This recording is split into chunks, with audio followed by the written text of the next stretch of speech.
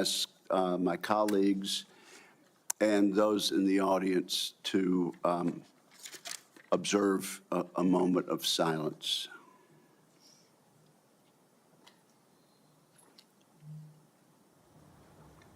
Amen. Thank you. I also want to take this opportunity to thank my good friend, Ranking Member Jack Reed.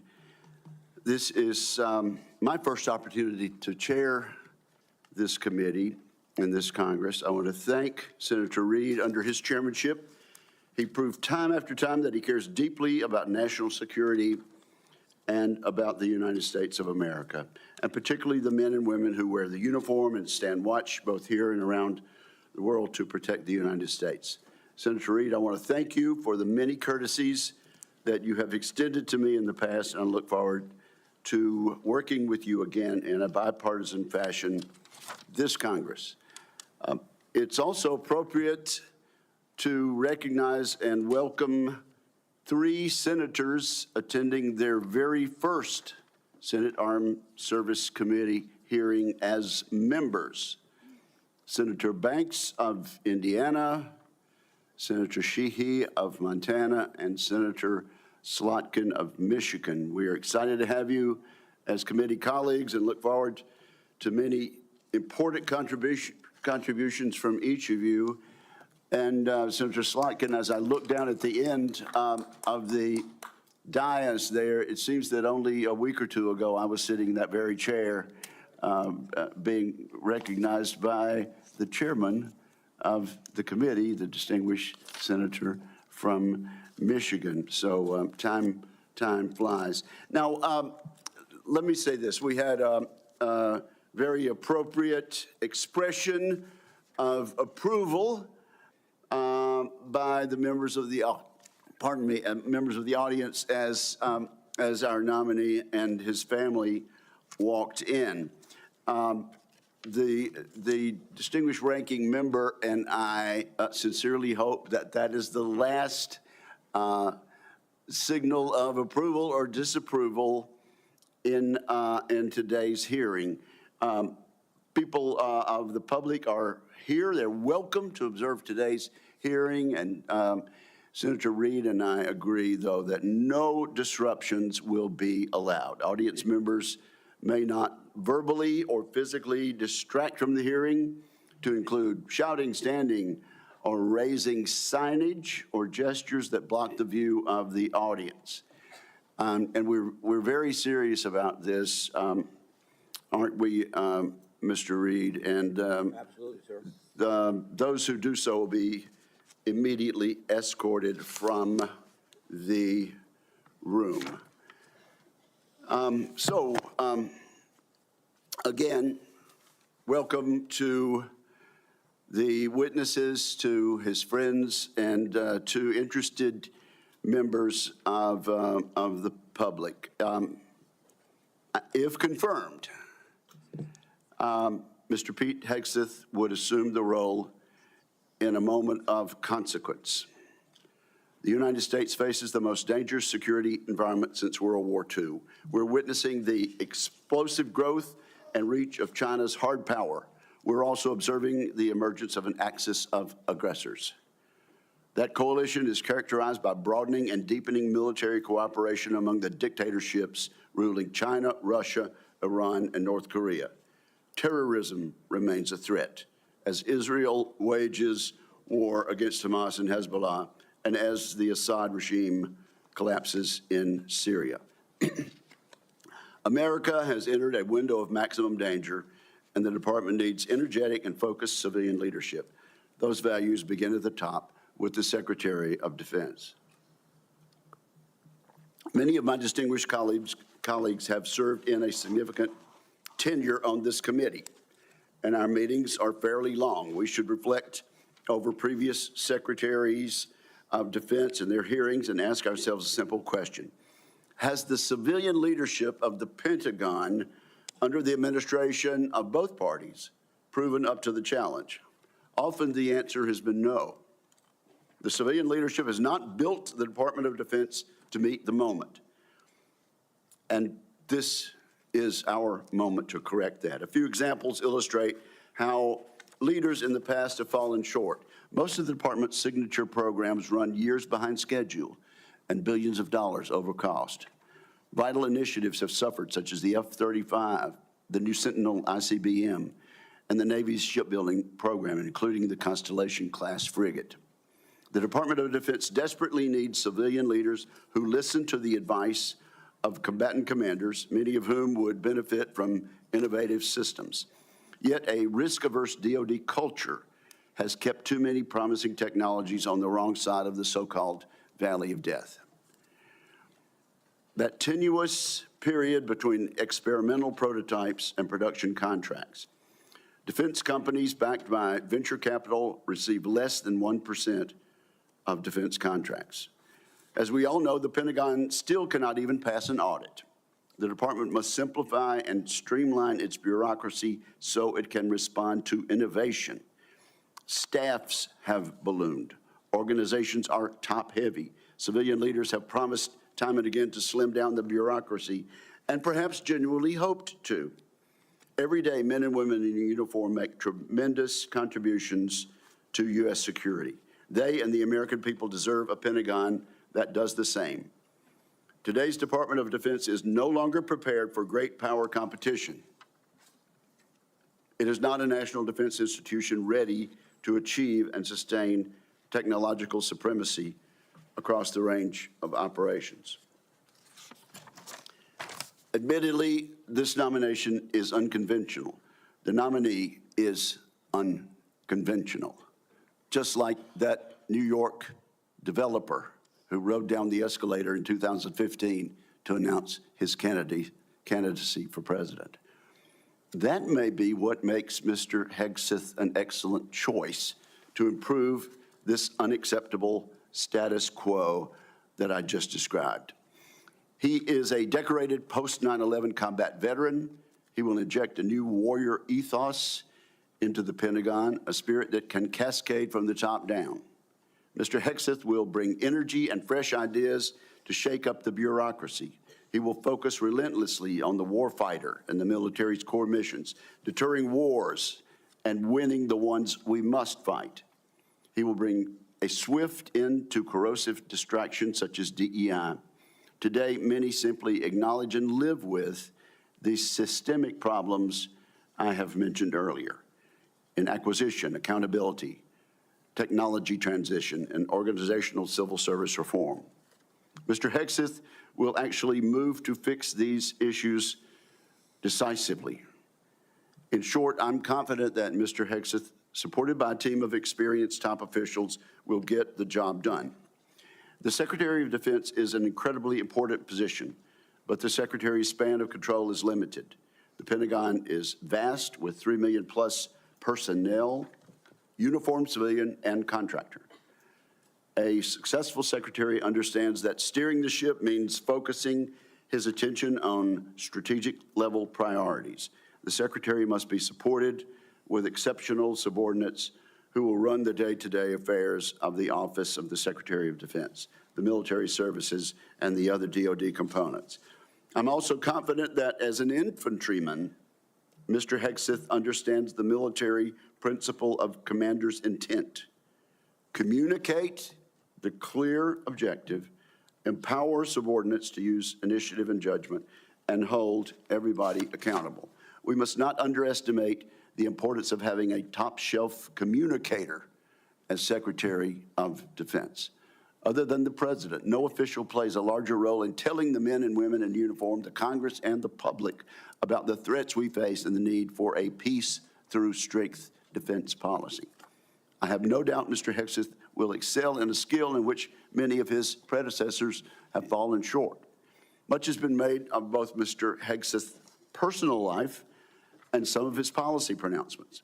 Regarding his personal conduct, Mr. Hegseth has admitted to falling short, as we all do from time to time. It is noteworthy that the vast majority of the accusations leveled at Mr. Hegseth have come from anonymous sources. Contrast these anonymous accusations with the many public letters of support and commendation. We have seen letters from people who served with Mr. Hegseth. These individuals have worked with him professionally. They really know him and his character. These patriotic Americans have been willing to put their names and reputations on the line to support Mr. Hegseth. I look forward to sharing these testimonials with the American people. Let me mention one right now. It comes from David Bellavia, who earned the Medal of Honor for heroic actions in combat in Fallujah, Iraq. David Bellavia writes the following: Pete is fearless, unflappable, and confronts conflicts head-on. He's a leader to the core. When Pete is confirmed as the next Secretary of Defense of the United States of America, this country will finally know the privilege of having a true ambassador able to speak on behalf of this generation and its two-decade global war on terror. Washington doesn't build men like Pete. Combat builds men like Pete. As I said, there are more letters expressing the same endorsement. Today, we'll hear from the nominee directly. I want to thank Mr. Hegseth as well as his loved ones for being here today. I look forward to discussing his nomination. I look forward to hearing from Mr. Hegseth about the ways he hopes to rebuild the American strength that secures the peace. And so now I turn to my friend and colleague, Ranking Member Reed, for his opening remarks. Well, thank you very much, Mr. Chairman. I'd like to first congratulate you on your chairmanship. I look forward to continuing our committee's strong tradition of bipartisanship and collaboration. And thank you for your thoughtful and conscientious service to the committee over many years. Thank you very much, Mr. Chairman. I'd also like to take a moment to join Chairman Wicker in welcoming our new members, Senator Slotkin, Senator Banks, and Senator Sheehy. Welcome. We look forward to working with you. Mr. Hegseth, I welcome you and your family to today's hearing, and I'm also glad to recognize my former colleague, Norm Coleman, and Congressman Mike Waltz. Thank you, Congressman. Mr. Hegseth, I want to begin by saying that I respect and appreciate your military service in the Army National Guard.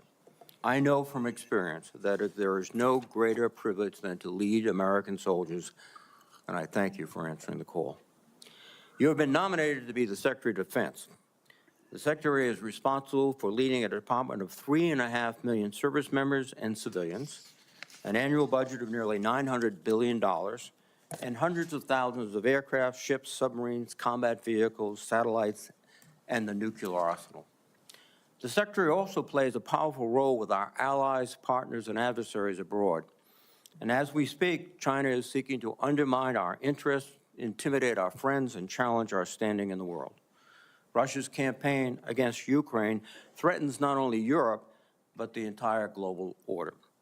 Ongoing violence in the Middle East has teetered on the edge of all-out war, and the ideologies and actions of violent extremists endanger our citizens, even on our own soil, as the recent tragedy in New Orleans painfully reminds us.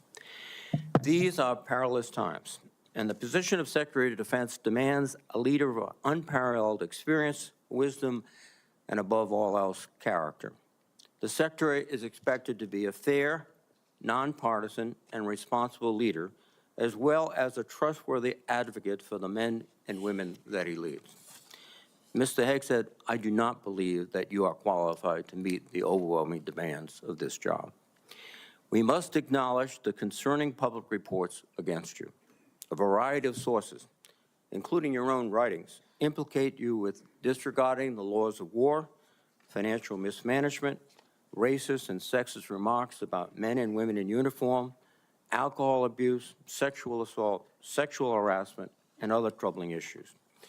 I have reviewed many of these allegations and find them extremely alarming. Indeed, the totality of your own writings and alleged conduct would disqualify any service member from holding any leadership position in the military, much less being confirmed as the Secretary of Defense. Nonetheless, I understand that you reject many of these reports as they involve whistleblowers, non-disclosure agreements, and anonymous, although numerous, sources, including those who have faced political intimidation for sharing their experiences. I hope you will address each of these allegations thoroughly and truthfully during your testimony. Just as importantly, I hope you will pledge to prevent any repercussions for whistleblowers, both civilian and military, if confirmed. Mr. Hegseth, during our meeting last week, you said that if confirmed, your top priority would be, quote, restoring a warrior culture to the Department of Defense, because you believe the U.S. military has been weakened by political correctness. Over the years, you have made clear your opinion of the military's diversity initiatives. As you have said, quote, diversity is not our strength, unity is. And on a recent podcast, you said, quote, I'm straight up just saying we should not have women in combat roles. When I joined the Army as a young officer in the 1970s, the U.S. military was rife with racial tension.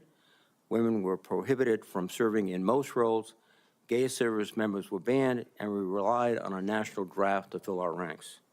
The soldiers I served with were proud to do so, but it was certainly not the nation's most capable military by any standard. We have made great progress since then. Today, the Department of Defense is fully integrated. Every race and religion is accepted. Women serve in all combat roles and leadership positions. Sexual orientation is irrelevant to service, and the all-volunteer force visibly reflects the nation it protects. Our military is more diverse than it has ever been, but more importantly, it is more lethal than it has ever been. This is not a coincidence. Mr. Hegseth, I hope you will explain why you believe such diversity is making the military weak and how you propose to undo that without undermining military leadership and harming readiness, recruitment, and retention. Mr. Hegseth, another reason I'm deeply concerned about your nomination is your disregard for the law of armed conflict and your support for service members who have been convicted of war crimes. You have championed the pardoning of military members who were turned in by their fellow soldiers and SEALs. And let me emphasize that. They weren't discovered by reporters. They were turned in by fellow soldiers and fellow SEALs. And also pardoning of military contractors convicted of killing 14 Iraqi citizens without cause. You have also advocated for the restitution of interrogation methods like waterboarding that have been defined as torture, and you have belittled the advice and counsel of the Judge Advocates General while on deployment. In your book, The War on Warriors, you write, quote, should we follow the Geneva Convention? If our warriors are forced to follow rules arbitrarily and asked to sacrifice more lives so that international tribunals feel better about themselves, aren't we just better off in winning our wars according to our own rules? Mr. Hegseth, I would ask that you explain how you, if confirmed, would maintain good order and discipline within our forces and the support of our allies and partners by rejecting international law and the law of war. I'm also concerned about your abilities as a competent manager of organizations far less complex than the Department of Defense. From 2008 to 2010, you led the organization Veterans for Freedom, which had an annual budget of less than $10 million. In each year you were in charge, expenses far exceeded revenues until the organization teetered on bankruptcy and had to be merged with another group. In fact, according to public reporting, an independent forensic accountant reviewed the organization's finances and discovered evidence of gross financial mismanagement. I would note that this report has not been made available to any government agencies, which is, I think, alarming. But a Republican advisor to you during your tenure at the organization who read the report stated, and I quote, I watched him run an organization very poorly, lose the confidence of donors. The organization ultimately folded and was forced to merge with another organization who individuals felt could run and manage funds on behalf of donors more responsibly than he could. I don't know how he's going to run an organization with an $857 billion budget and 3 million individuals. And that is the only comment we've had and the only access we've had to the forensic report. A similar thing happened with the Concerned Veterans for America, a second veterans group that you led from 2011 until 2016. During those 5 years, tax records show that the organization spent more than it raised. Just as troubling are reports that a significant amount of debt was incurred from social events and parties filled with excessive drinking and questionable personal behavior. Mr. Hegseth, I hope you will explain what actions you will take, if confirmed, to be a better steward of Defense Department's large budget. Finally, while I appreciate our meeting last week, it is unacceptable that you did not meet with any other Democratic members of this committee before this hearing. as has been our bipartisan tradition. During my time in the Senate, I have voted for and worked closely with Secretaries of Defense appointed by Republican presidents. While we may disagree politically, there was always an understanding that rank partisanship should have no place when it comes to providing for the men and women who serve in uniform. And Mr. Hegseth, I am troubled by the many comments you have made both as a commentator and in your published writings. For example, in your book, American Crusade, you wrote, quote, "Modern leftists who represent the soul of the modern Democratic Party literally hate the foundational ideas of America." You also wrote, "The other side, the left, is not our friend. We are not esteemed colleagues, nor mere political opponents. We are foes. Either we win or they win. We agree on nothing else." Mr. Hegseth, if confirmed as Secretary of Defense, you would lead an organization that, like the country it represents, is composed of Democrats and Republicans. Yet your language suggests that you regard many of these men and women as foes. And I would ask you to explain why service members and civilians who do not share your political opinions can trust that they will not be targeted during your tenure. Indeed, the challenge of the Secretary of Defense is to remove partisan politics from the military. You propose to inject it. This would be an insult to the men and women who have sworn to uphold their own apolitical duty to the Constitution. Mr. Hegseth, you are the 9th nominee for Secretary of Defense that I've had the honor to consider as a member of the Senate Armed Services Committee. I have voted in favor of all your predecessors, including those in the first Trump administration. Unfortunately, you lack the character and composure and competence to hold the position of Secretary of Defense. Thank you. Thank you, Senator Reid. And now it's my privilege and honor and pleasure to recognize two witnesses who have come forward to introduce our nominee. First, I recognize my former colleague and former Senator Norm Coleman of Minnesota for the purpose of an introduction. Norm, we are glad to see you and glad to have you back, and you are recognized for an introduction. Thank you, Mr. Chairman, Ranking Member Reid, members of the committee, my former colleagues. I'm honored to introduce a son of Minnesota to you, Pete Hegseth. As a senator from Minnesota, I spent many hours with this young man as he walked the halls of Congress advocating on behalf of America's veterans. And he is young in the best sense of the word. He is strong, focused, intelligent, incisive, a great listener, and is almost supernaturally energetic, just what we need in a Secretary of Defense in times of massive change. He is the real deal. F. Scott Fitzgerald was a writer in my city of St. Paul, and said the problem with America is that there are no second acts. He was wrong. Pete was a brave soldier, has been an able communicator, and I believe is about to begin a great second act as our Secretary of Defense. He has struggled and overcome great personal challenges. Please don't give in to the cynical notion that people can't change. We need the ones who can change to lead us, to be beacons of hope, and to remind us that grace can lead us home. 4 years ago, President Biden's nominee, Lloyd Austin, a good and honorable man, received 97 votes on the floor of the Senate. And we went through the debacle of the Afghanistan withdrawal. Putin invaded Ukraine. The Houthis endanger our shipping lanes.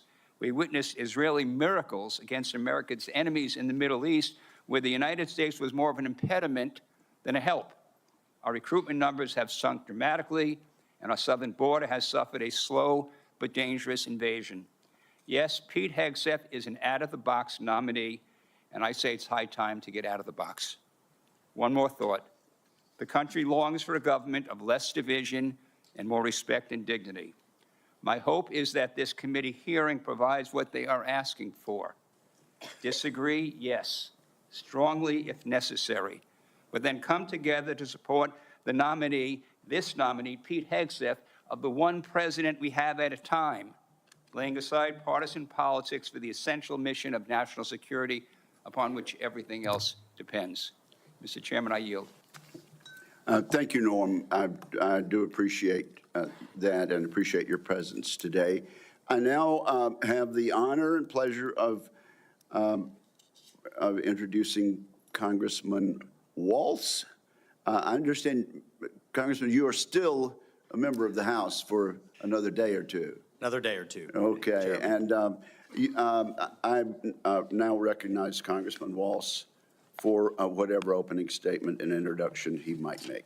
Thank you, Chairman Wicker, and Chairman has a very nice ring to it, so congratulations, Ranking Member Reed, distinguished members of this committee. It is a privilege to appear before you today and urge the members of this committee to confirm Pete Hegseth as our next Secretary of Defense. And I'm not here today just to advocate on behalf of a future colleague, but to speak on behalf of someone I consider a dear friend for over a decade now. Like Pete, I served in the U.S. Army. Like Pete, I'm a veteran. We deployed to Afghanistan and all over the world at the height of the war on terror, which is the war of our generation. And like thousands of other warfighters, we've witnessed the hardships of war. We've experienced the loss of friends in combat. We've endured too much time away from family and friends, and no one, I can promise you this, no one hates war more than those who have had to go fight it. No one does.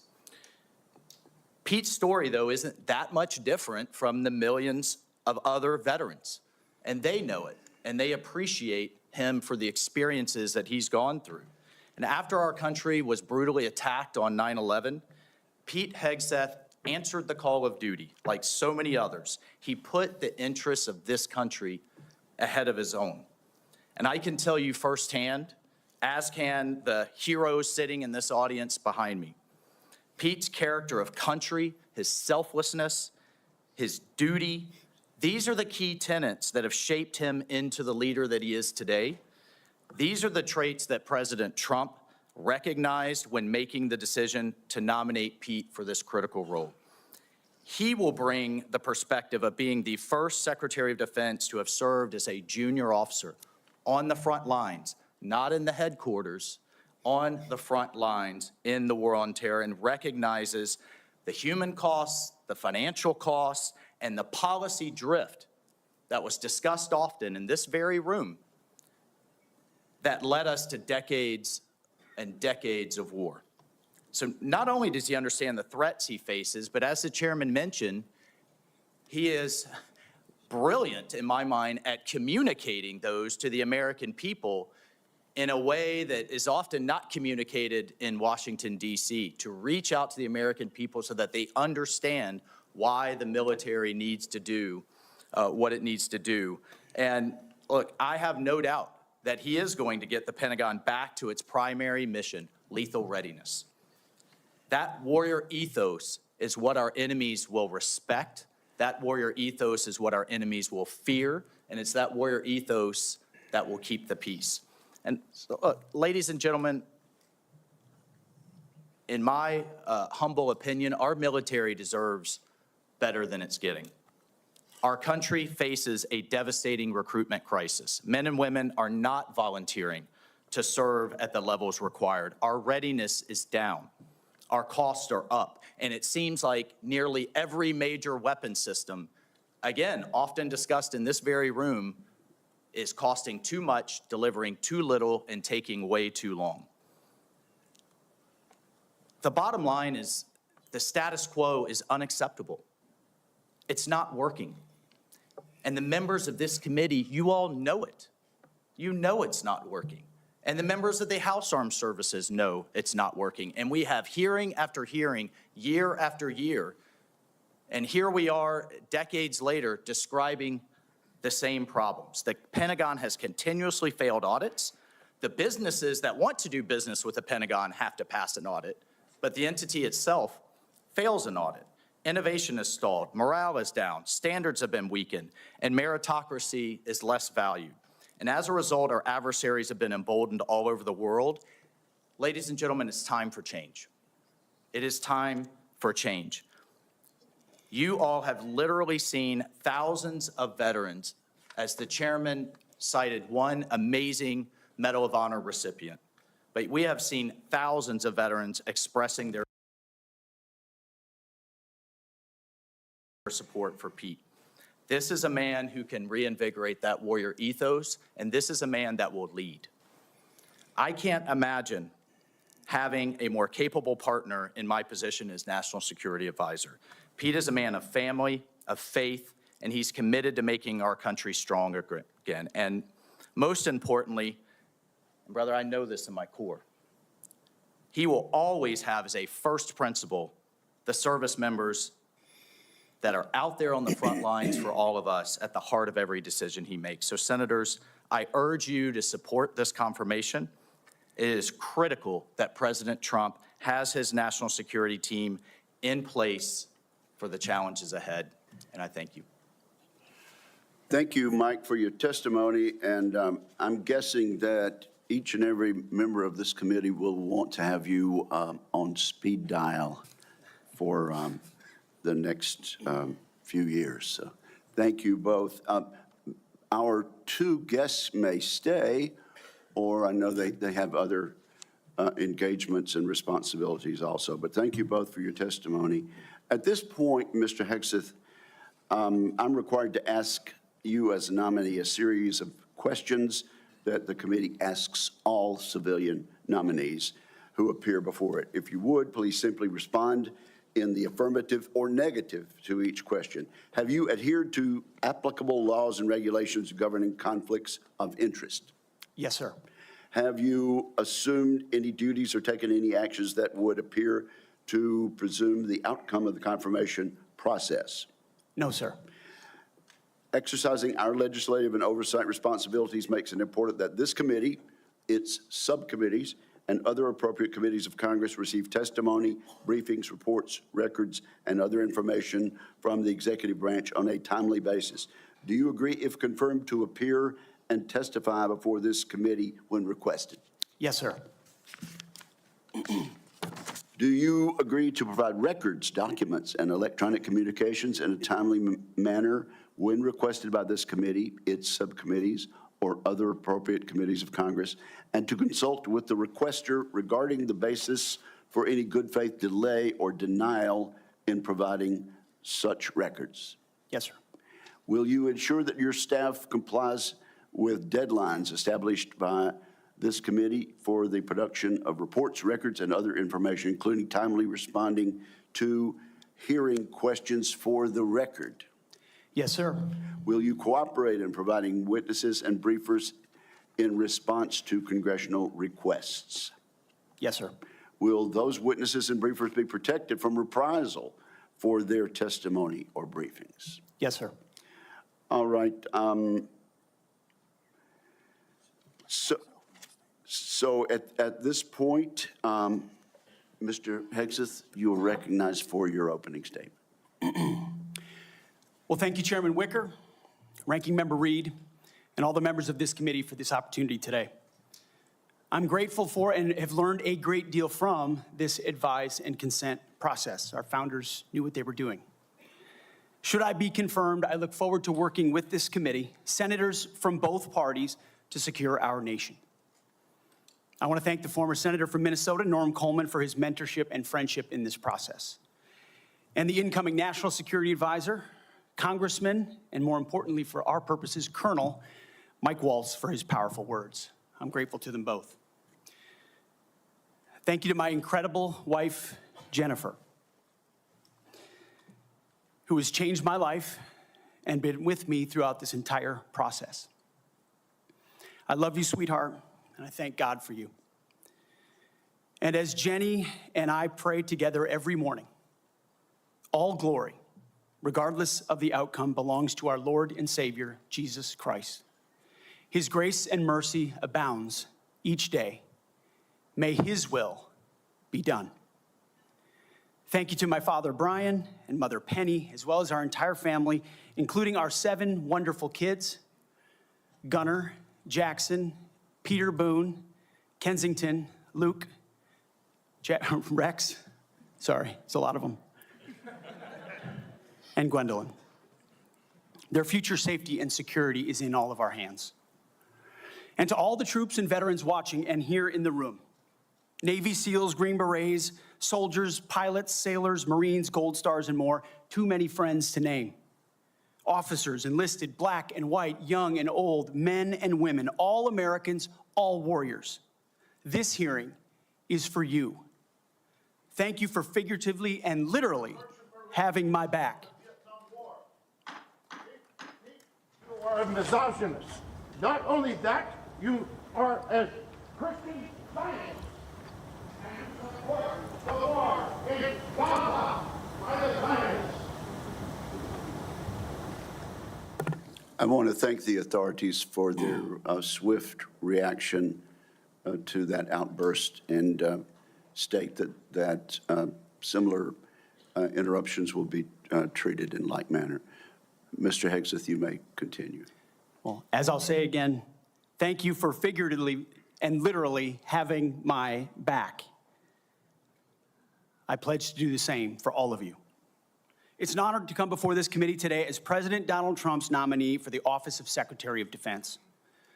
2 months ago, 77 million Americans gave President Trump a powerful mandate for change, to put America first, at home and abroad. I want to thank President Trump for his faith in me and his selfless leadership for our republic.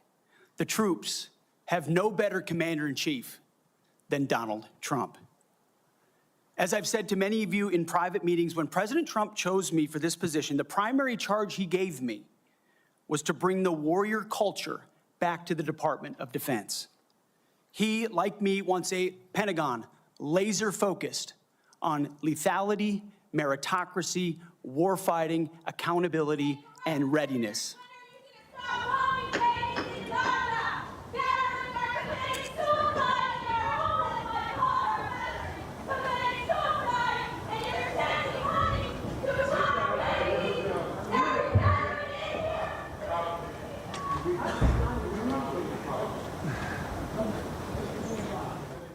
You may continue, sir. Returning the Pentagon back to warfighting, that's it. That's my job. Mr. Hegseth, suspend your remarks. Let me just say this. The Capitol Police are going to remove immediately individuals that are disrupting the hearing. I see a pattern attempted to be inflicted on the committee, and we're simply not going to tolerate that. You may proceed. To bring back warfighting, if confirmed, I'm going to work with President Trump and this committee to, one, restore the warrior ethos to the Pentagon and throughout our fighting force. In doing so, we will reestablish trust in our military, addressing the recruiting crisis, the retention crisis, and readiness crisis in our ranks. Members of the security force will remove members.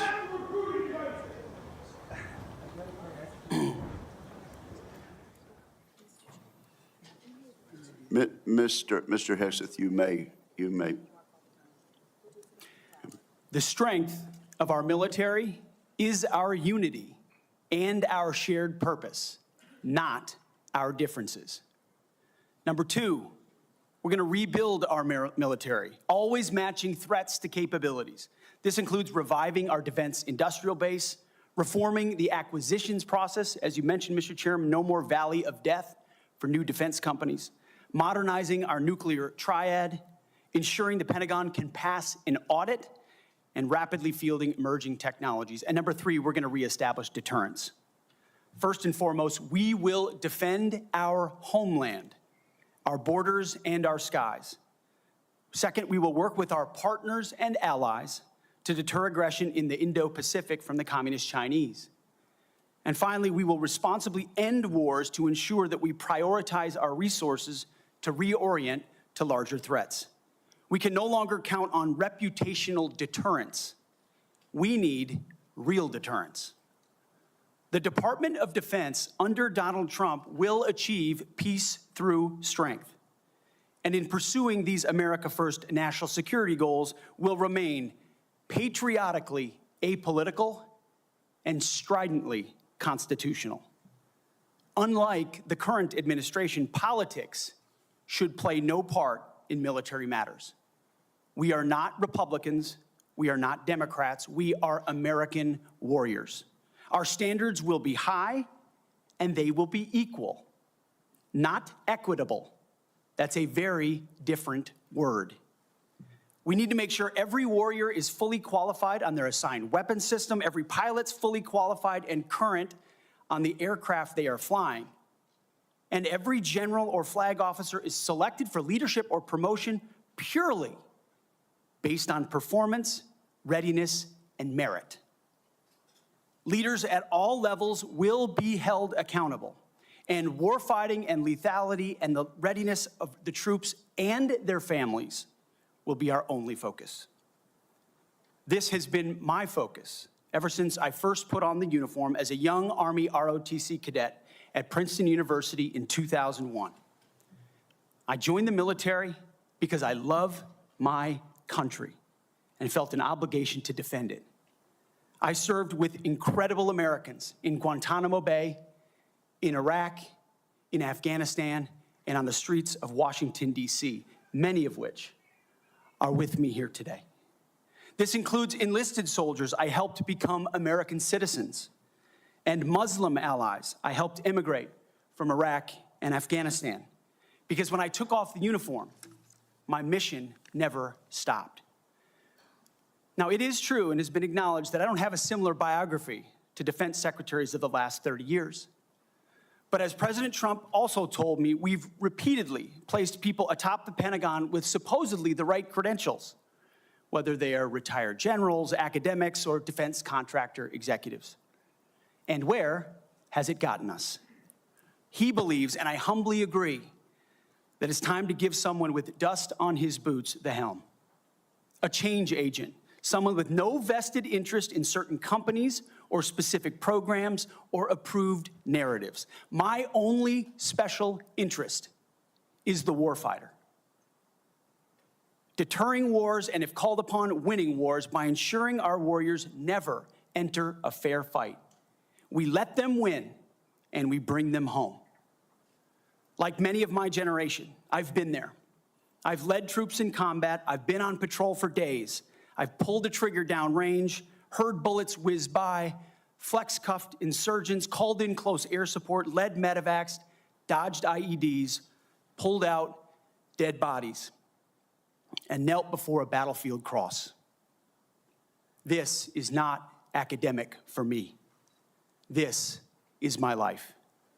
I led then, and I will lead now. Ask anyone who's ever worked for me or with me. I know what I don't know. My success as a leader, and I very much look forward to discussing my organization's successes at Vets for Freedom and Concerned Veterans for America. I'm incredibly proud of the work that we've done. But my success as a leader has always been setting a clear vision, hiring people smarter and more capable than me, empowering them to succeed, holding everyone accountable, and driving toward clear metrics. Build the plan, work the plan, and then work harder than everyone else around you. I've sworn an oath to the Constitution before, and if confirmed, I will proudly do it again. This time, for the most important deployment of my life. I pledge to be a faithful partner to this committee, taking input and respecting oversight. We share the same goals: a ready, lethal military, the health and well-being of our troops, and a strong and secure America. Thank you for the time, and I look forward to your questions. Thank you very much, Mr. Hegseth. Before we begin with member questions, I would like to remind my colleagues that, consistent with the bipartisan staff agreement from December, and in concert with exactly how this committee dealt with the last Secretary of Defense nominee, each member will be recognized for one round of 7 minutes to question the nominee. Out of respect for the time of all members of this committee, the time limits will be tightly enforced. We've now been here 45 minutes, and I think we've done very well with the time. But at this point, I will begin my questioning of the nominee. Mr. Hegseth, you and your family have endured criticism of your nomination since it was announced in November. Let's get into this allegation about sexual assault, inappropriate workplace behavior, alcohol abuse, and financial mismanagement during your time as a nonprofit executive. I should note that the majority of these have come from anonymous sources in liberal media publications. But I want to give you an opportunity to respond to these allegations, sir. Mr. Chairman, thank you for that opportunity. You are correct. We undertook this responsibility with an obligation to the troops to do right by them for our warfighters. And what became very evident to us from the beginning, there was a coordinated smear campaign orchestrated in the media against us. That was clear from moment one. And what we knew is that it wasn't about me. Most of it was about President Donald Trump, who's had to endure the very same thing for much longer amounts of time. And he endured it in incredibly strong ways. So we, in some ways, knew it was coming. We didn't understand the depth of the dishonesty that would come with it. So from story after story in the media, left-wing media, we saw anonymous source after anonymous source based on second or third-hand accounts. And time again, stories would come out, and people would reach out to me and say, you know, I've spoken to this reporter about who you really are, and I was willing to go on the record. But they didn't print my quote. They didn't print any of my quotes.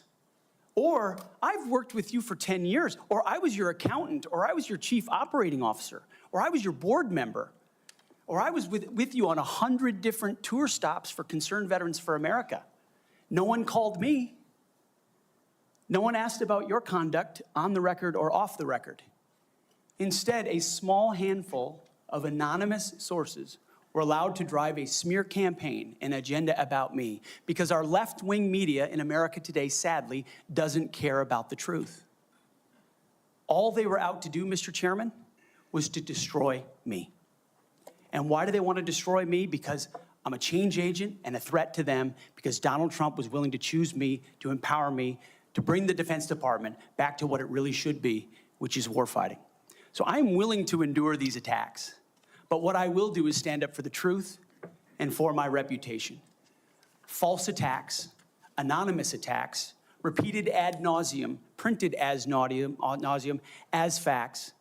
We have provided to the committee, Mr. Chairman, and I know you're going to share, on-the-record statement after on-the-record statement from people who have served with me, worked with me at Fox News, Concerned Vets, Vets for Freedom, you name it, from the top of the chain to the bottom, who will say, I treat them with respect, with kindness, with dignity.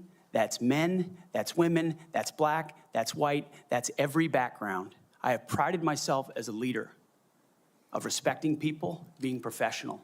That is the balance of mine. I'm not a perfect person, as has been acknowledged. Saved by the grace of God, by Jesus and Jenny. I'm not a perfect person, but redemption is real. And God forged me in ways that I know I'm prepared for. And I'm honored by the people standing and sitting behind me, and look forward to leading this Pentagon on behalf of the warfighters. Thank you, Mr. Hegseth. And frankly, I'm sure there are millions of Americans watching who would agree that they've experienced that same sort of redemption. So I do appreciate that. I realize that it involves a little bearing of the soul, but thank you for that. Now let's talk about top-line defense spending. I have a plan. I think you've read it. I issued another plan, Freedom's Forge, which you've also had a chance to look at. And you have noted correctly that the current trend line of defense spending falling below 3% of our GDP is a threat to national security. You also said building the strongest and most powerful military in the world must be done responsibly, but it cannot be done on the cheap. You still agree with that, do you not? Yes, sir, I do.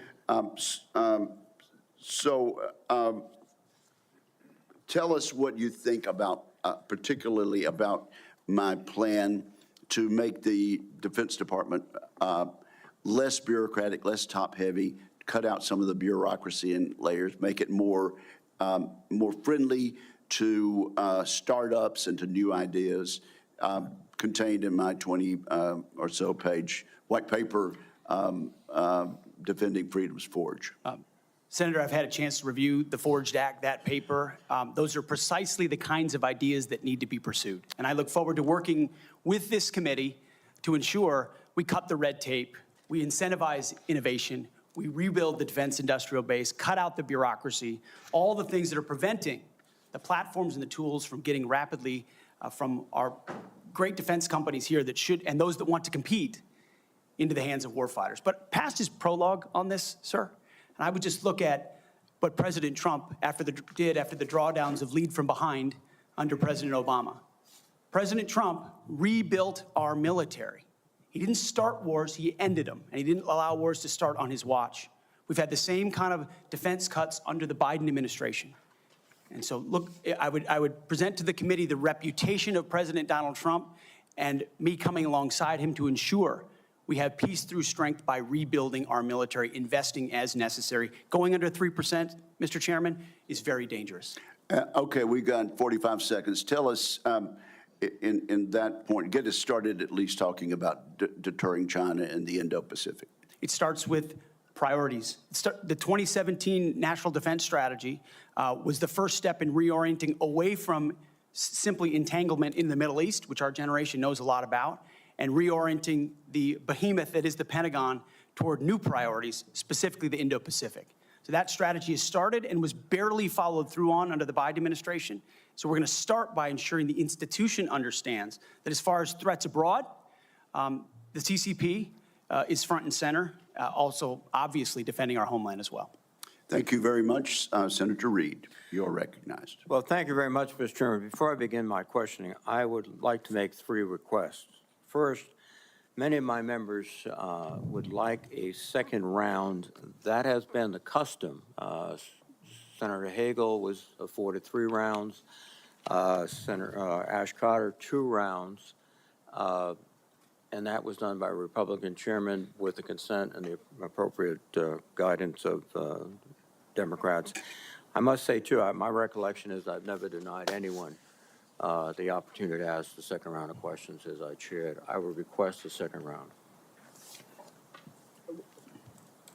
And my time is running. I think these are administrative. Oh, yeah, you're using your time. No, if the timekeeper will pause the time. I must say, I think we're going to have adequate time for questioning, and I know Democrat members have coordinated their questions as much as we have, and we are following the same exact precedent on all things that we did with Secretary Austin. So I respectfully understand what you're saying, but I think we have an agreement. It's been known for quite some time, and I intend to stick with that agreement which we made last December. What is your second request? Second, as been publicly reported, you and I have both seen the FBI background investigation of Mr. Hegseth. And I want to say for the record, I believe the investigation was insufficient, frankly. There are still FBI obligations to talk to people. They have not had access to the forensic audit, which I referenced to, and the person who had access to was quite critical of Mr. Hegseth. And I think people on both sides have suggested that they get the report. I know your colleagues have asked for it. Senator Thune assured me personally that he thought it was an appropriate idea. So I would ask, and I would say too, as a precedent, one of President Trump's appointees had similar, very complicated personal issues. The report was made available to all the members of the committee. We would be following precedent, and I ask that that be made possible. Again, there's been much discussion about this, and what I intend to do is follow the exact precedent that we've had for the last 2 hearings with regard to secretaries of defense. Not only Secretary Austin, but Secretary Mattis 8 years ago. And that was for the chair and the ranking member to see the report. And so that is my intention as chair of this committee. Finally, Mr. Chairman, I have several letters that I would include for the record. One from Count Every Hero, which is an organization of retired four-star generals and former secretaries of defense that is critical of the proposed purge panels. One from an organization for domestic violence. One for a Council on American Relations. And also several letters that raise questions. I would ask they be submitted for the record. Without objection, they will be submitted. And Mr. Reed, your time has now expired. Just kidding. Yeah. You're recognized for 7 minutes. Thank you. You're a very understanding chairman. I like that. I like that. Ms. Hegseth, you've written, and it's quote, "Oh yeah, and fire any general who hasn't carried water for Obama and Biden's extra constitution and agenda-driven transformation for our military. Clean house and start over." It's come to my attention that current serving military personnel have received emails threatening them with being fired for supporting the current DOD policies. One mail that was sent to a military officer with the subject line, "Clean house," reminiscent of your specific comment, states, and I quote, "With the incoming administration looking to remove disloyal, corrupt, traitorous, liberal officers such as yourself, we will certainly be putting your name into the list of those personnel to be removed. We know you support the woke DEI policies and will ensure you never again influence anyone in the future. You and the redacted spouse's name will be lucky if you're able to collect your military requirement," end quote.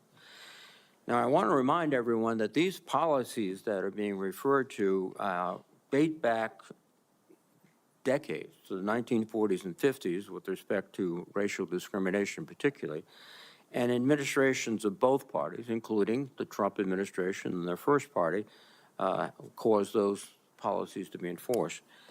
Mr. Hegseth, are you aware of these emails being sent to officers? Senator, you mentioned the word accountability, which is something we have not had for the last 4 years. Are you aware of these messages being sent to officers? Certainly, I'm not aware of that. It's not one of my efforts, but there's been no accountability for the disaster of the withdrawal in Afghanistan. And that's precisely why we're here today. Excuse me. Is that leadership has been unwilling to take accountability. It's the time to restore that to our most senior ranks. You've written publicly that DI policy is a distraction and have military personnel walking on eggshells.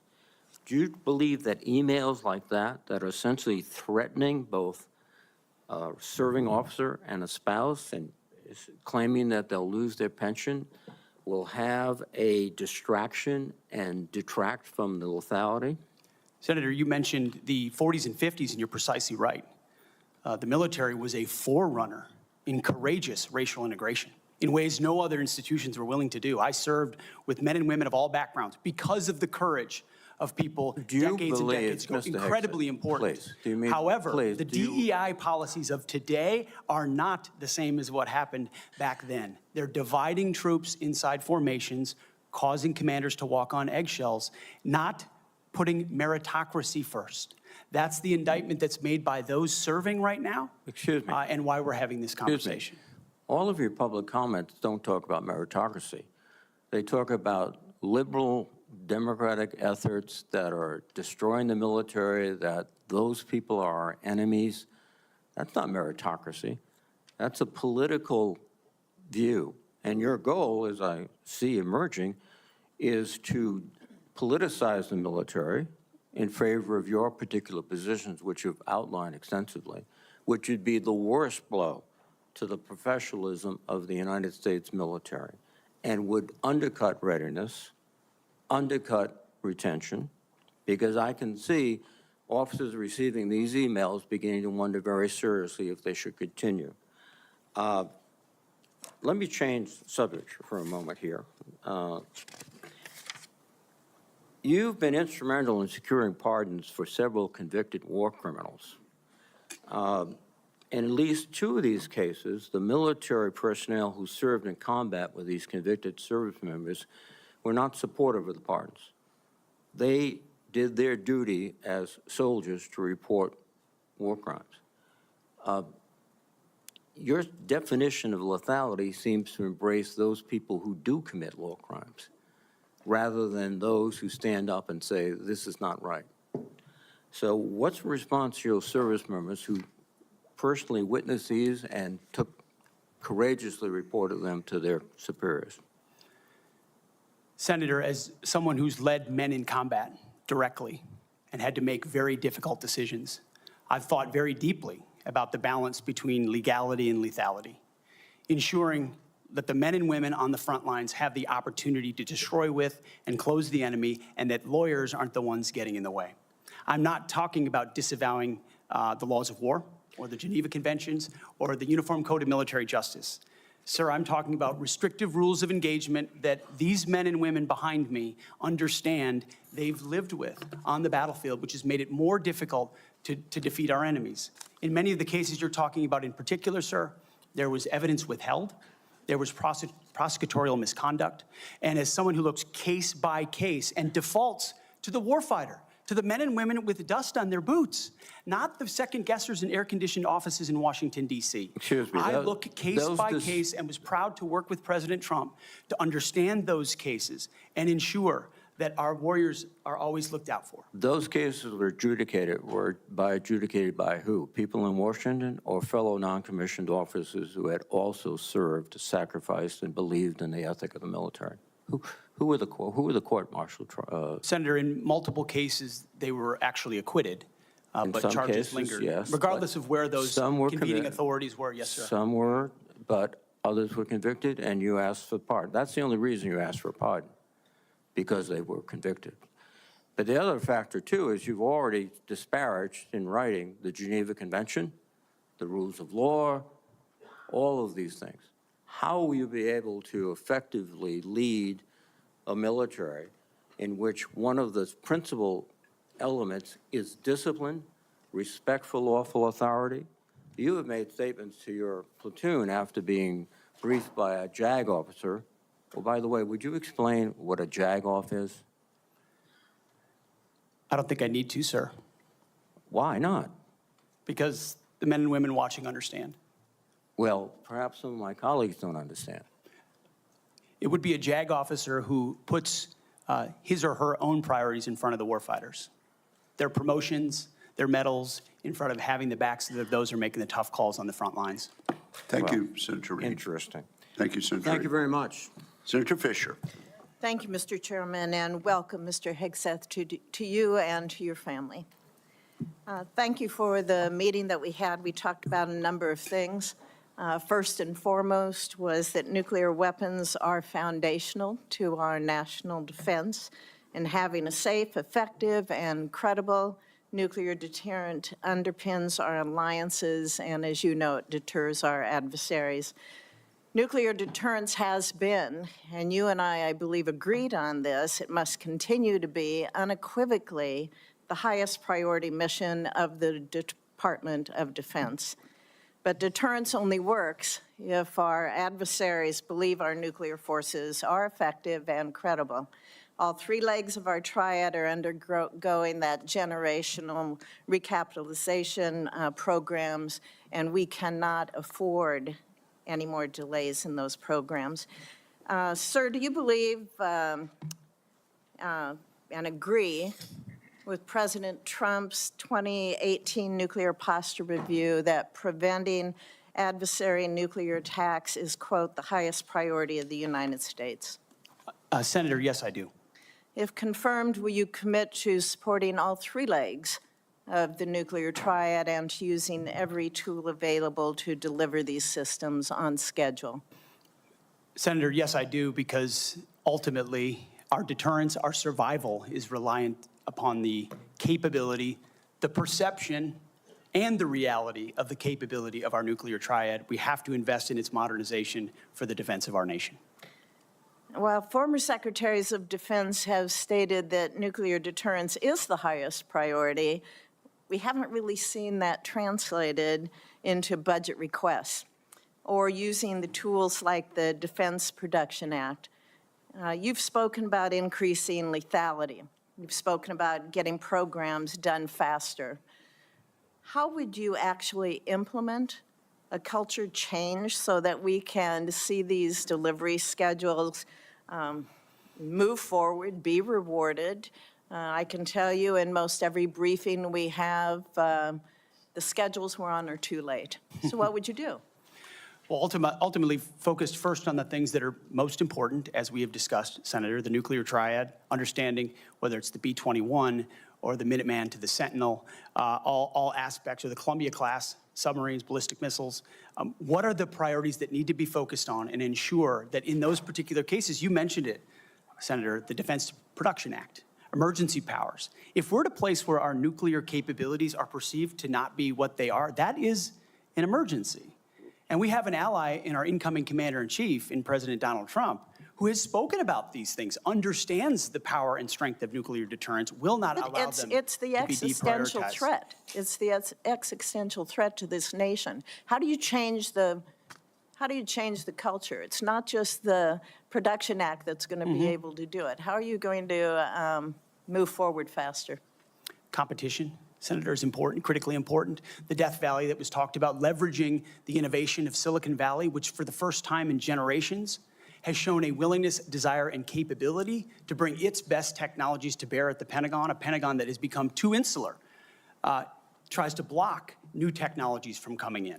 So we have to embrace that, there's some great Office of Strategic Capital, DIU initiatives that provide loans to companies to participate, because you have to invest in the defense industrial base for the longer term projects. We have the capability, the missiles and the munitions, but also to rapidly field emerging technologies that we need on the battlefield right now. So as we learn things, say in the war in Ukraine, those technologies, as we look at threats we're gonna face, find ways to rapidly field those using off-the-shelf technologies or standard designs, modular designs.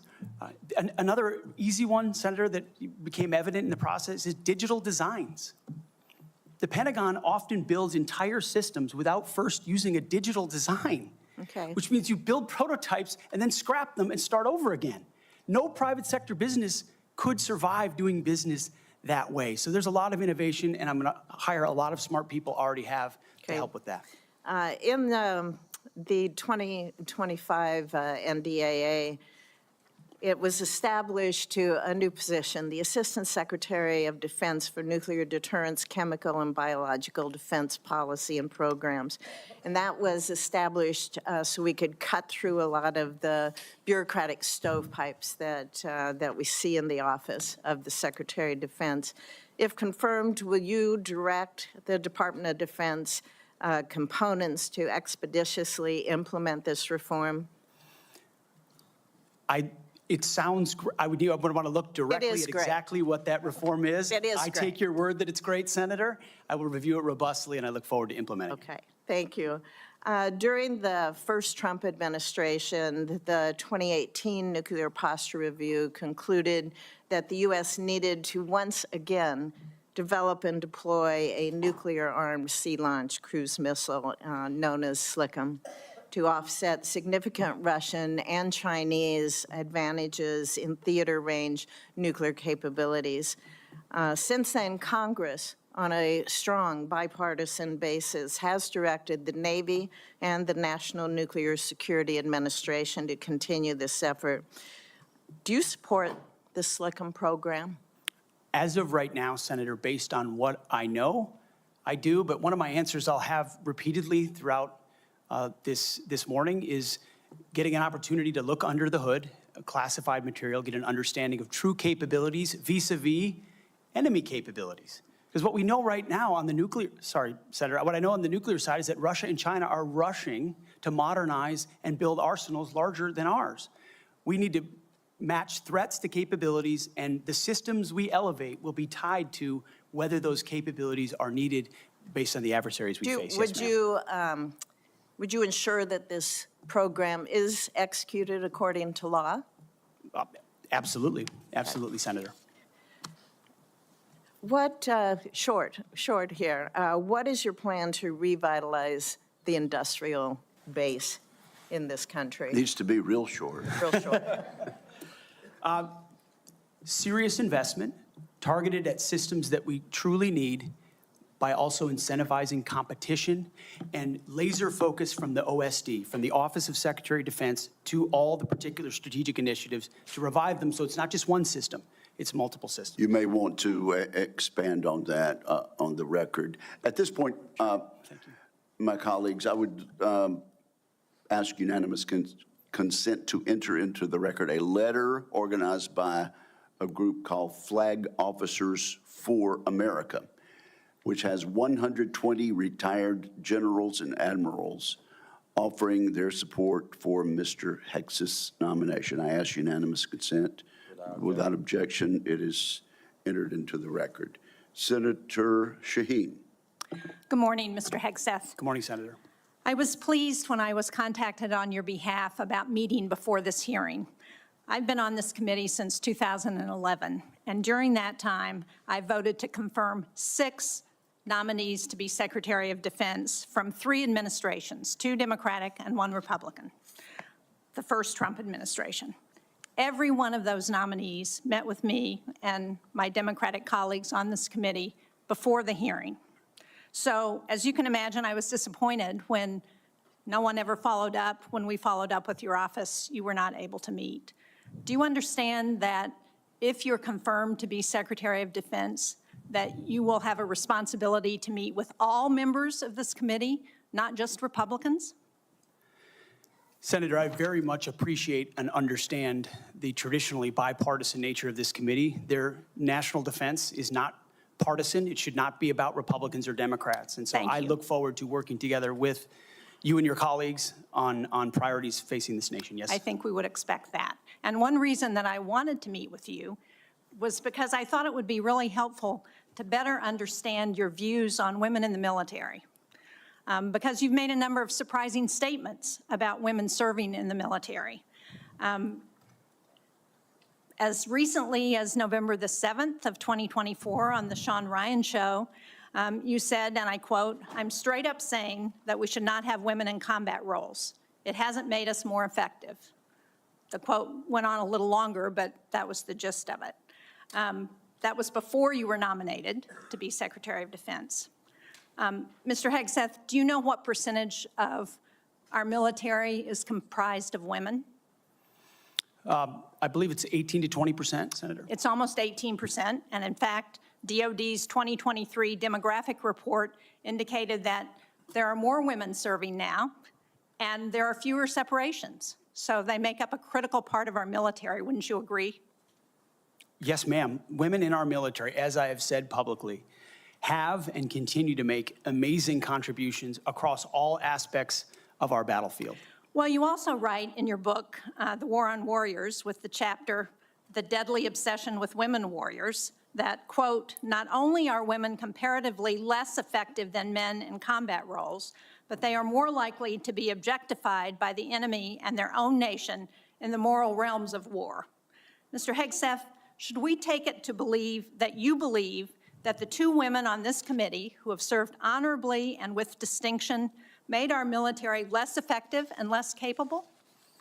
I'm incredibly grateful for the 2 women who've served our military in uniform and including in the Central Intelligence Agency, contributions on the battlefield, indispensable contributions. Senator, I would like to clarify, when I'm talking about that issue, it's not about the capabilities of men and women, it's about standards.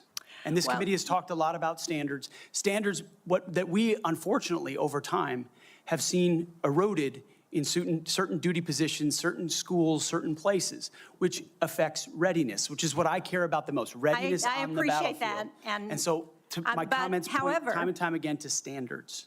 Your statements publicly have not been to that effect. After your nomination, you did state to a group of reporters that you, quote, "support all women serving in our military today who do a fantastic job across the globe, including combat." So what I'm confused about, Mr. Hegseth, is which is it? Why should women in our military, if you were the Secretary of Defense, believe that they would have a fair shot and an equal opportunity to rise through the ranks? If on the one hand, you say that women are not competent, they make our military less effective. And on the other hand, you say, oh no, now that I've been nominated to be the Secretary of Defense, I've changed my view on women in the military. What do you have to say to the almost 400,000 women who are serving today about your position on whether they should be capable to rise through the highest ranks of our military? Senator, I would say I would be honored to have the opportunity to serve alongside you, shoulder to shoulder, men and women, black, white, all backgrounds, with a shared purpose. Our differences are not what define us. Our unity and our shared purpose is what define us, and you will be treated fairly and with dignity, honor, and respect, just like every man and woman in uniform, just like the men and women that I've worked with in my veterans organizations, to include when I was a headquarters and headquarters company commander in the Minnesota National Guard. Well, and I we had women in appreciate our your ranks as 11th well. hour conversion. But, Mr. Chairman, for the record, I would like to submit Chapter 5, the deadly obsession with women warriors, for the record. Mr. Hegseth, But without objection, it will be submitted. and are you accepted. familiar with the Women, Peace, and Security agenda at the Department of Defense? Yes, ma'am, I am. This is a law that was signed during President-elect Trump's first term. It was legislation that I sponsored with Republican Senator Capito of West Virginia. It was co-sponsored by Marco Rubio, the nominee to be the President-elect's Secretary of State. It was led in the House of Representatives by Kristi Noem, the President-elect's nominee to be the Secretary of Homeland Security. It mandates that women be included in all aspects of our national security, including conflict resolution and peace negotiations. And at the Department of Defense, it has been the law for 8 years under both the Trump and Biden administrations. The DoD has incorporated women throughout its decision-making as a result. Every single combatant commander across 2 administrations has told this committee that this law and its implementation at the Department of Defense provides them a strategic advantage operationally. Based on your comments, it appears that the example that you would like to set, not only for women in this country, but for women across the globe, 50% of the world's population, as the prospective nominee to lead the most combat-credible military in the entire world, is that women should not have an equal opportunity in our military. So will you commit to preserving the Women, Peace, and Security law at DoD and including in your budget the requisite funding to continue to restore and resource these programs throughout the DoD? Senator, I will commit to reviewing that program and ensuring it aligns with America First national security priorities, meritocracy, lethality, and readiness. And if it advances American interests, it's something we would advance. If it doesn't, it's something we would Well, look at. since former President Trump signed the law, I hope that he agrees with you. Thank you, Senator Shaheen. At this point, I would ask unanimous consent to enter into the record 5 letters of support from female service members and combat veterans who support Mr. Hegseth's nomination. These women represent diverse viewpoints, from a retired colonel with over 25 years of service to an active duty Navy surface warfare commander to a senior airman. They support Mr. Hegseth and comment on his focus on merit, warfighting readiness, military training status, and the warrior ethos. So without objection, it will be entered into the record. And now I'm honored to recognize Senator Cotton for 7 minutes. Mr. Hegseth, let's continue on this line of questioning about what's sometimes referred to as women in combat. I think that phrase is something of a misnomer. Many members of this committee have served in combat in the last 25 years, to include women and men. I'm sure all those men served with women, whether they were military police officers or they were pilots or whether they were intelligence analysts or medics or what have you. You served. I assume you served with women who were on the front lines as well. Is that correct? Yes, sir. And were those women anything other than skilled, brave, and honorable in their service? They were some of the best soldiers I worked with. So women have been serving in combat for a long time. Women have even been serving in combat units like infantry battalions for a long time in roles like medics or mechanics or what have you. So what we're talking about here specifically is women in ground combat roles in jobs like infantrymen or artillerymen or special forces. Now, Until about 10 years ago, that wasn't the case. Under Secretary Panetta, those roles were opened up to women to serve in. Has President Trump indicated at all that he plans to rescind or alter that guidance? You're correct to point out, Senator, that these are the decisions that the Commander-in-Chief will have the prerogative to make. He has not indicated to me that he has plans to change whether or not women would have access to these roles. However, I would point out, ensuring that standards are equal and high is of importance to him and great importance to me. Because in those ground combat roles, what is true is that the weight of the ruck on your back doesn't change. The weight of the 155 round that you have to carry doesn't change. The weight of the 240 Bravo machine gun you might have to carry doesn't change. And so whether it's a man or a woman, they have to meet the same high standards. And Senator, in any place where those things have been eroded or in courses, criteria have been changed in order to meet quotas, racial quotas or gender quotas, that is putting a focus on something other than readiness, standards, meritocracy, and lethality. So that's the kind of review I'm talking about, not whether women have access to ground combat. Okay, so thank you. So you expect no change to that guidance, but as you point out, in these specific jobs, there are irreducible physical demands. We expect our intelligence analysts and our mechanics to be physically fit in the military, but it's different when you're in the infantry or the artillery. You just mentioned a few things. Let me point it out. An artillery shell weighs almost 100 pounds. An Abrams tank round weighs around 50 pounds. The M240 Bravo machine gun with its tripod weighs almost 50 pounds.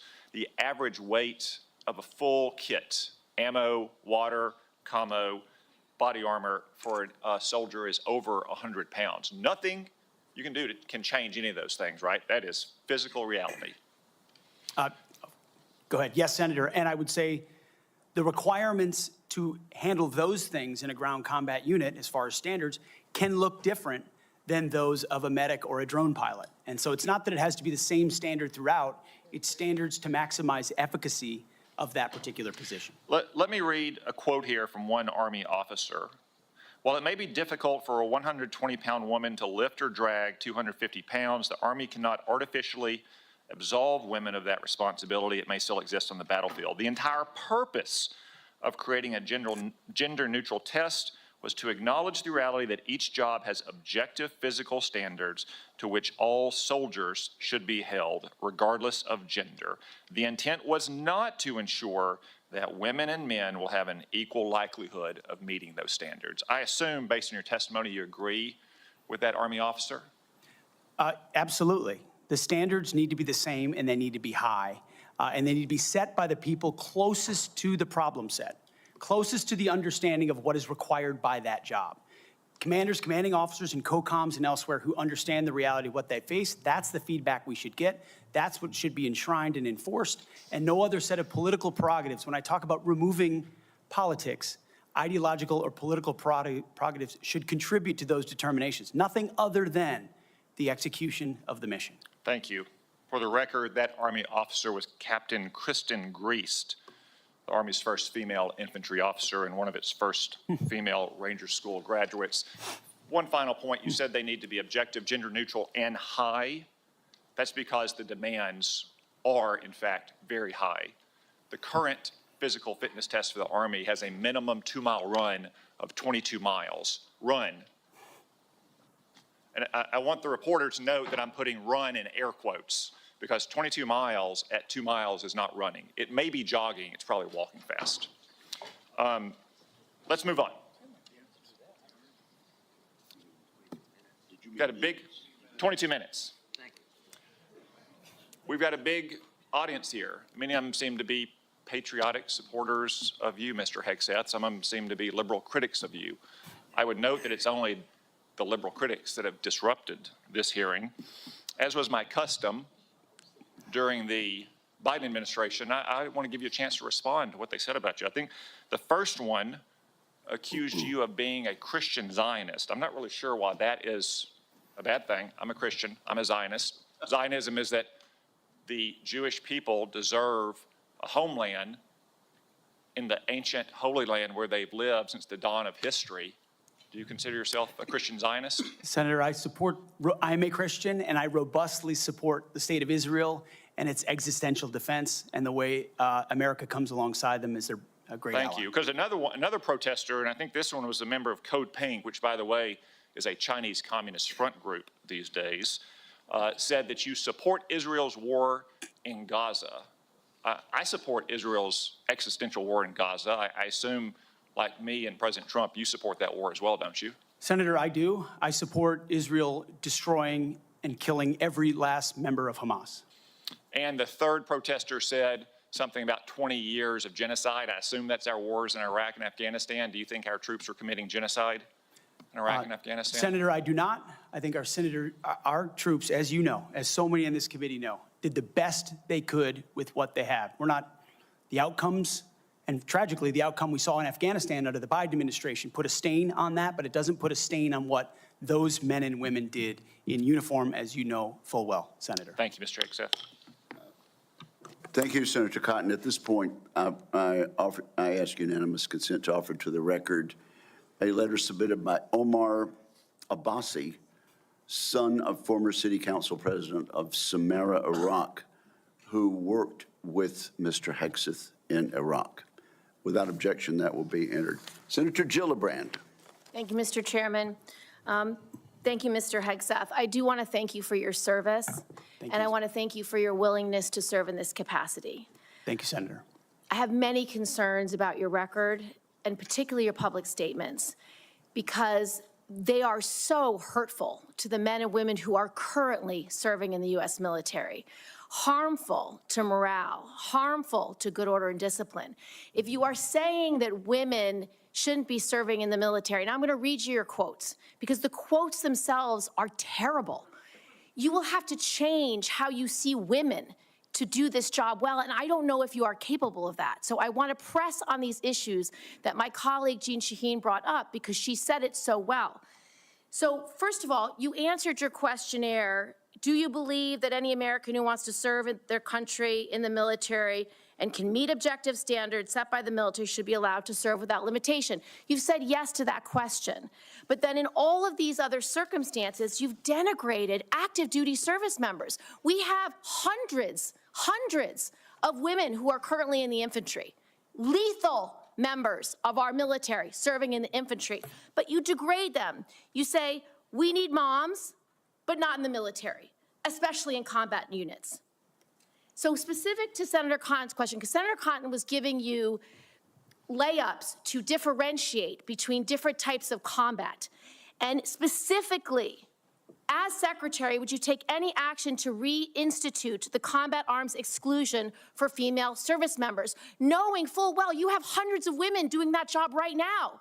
And the standards, your 2-mile run, Tom, is about the Army Combat Fitness Test. It is not the requirements to have an MOS 11 Bravo, which is the infantry. These are the requirements today for people serving in the industry, men and women. They are gender neutral, and they are very difficult to meet. They have not been reduced in any way, and our combat units, our infantry is lethal.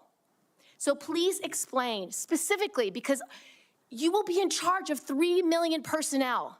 It is a big job. And when you make these public statements, and I get you were not Secretary of Defense then, I get you were on TV, I get you were helping veterans, I get it was a different job. But most recently, you said this in November of 2024, knowing full well you might have been named as Secretary of Defense. So please explain these types of statements, because they're brutal and they're mean and they disrespect men and women who are willing to die for this country. Well, Senator, I appreciate your comments, and I would point out I have never disparaged women serving in the military. I respect every single female service member that has put on the uniform, past and present.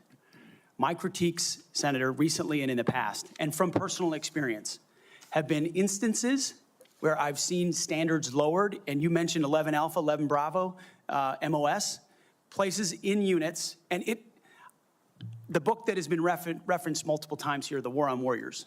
I spent months talking to active duty service members, men and women, low ranks, high ranks, combat arms and not combat arms. And what each and every one of them told me, and which personal instances have shown me, is that in ways direct, indirect, overt, and subtle, standards have been changed inside infantry training units, ranger school, infantry battalions, to ensure that Give me one commanders meet. example. Please give me an example. I get you're making these generalized Commanders meet statements. quotas to have a certain number of female infantry officers or infantry enlisted, and that disparages those women who are Commanders do incredibly not have to capable meet of meeting quotas that for the infantry. standard. Commanders do not have to have a quota for women in the infantry. That does not exist.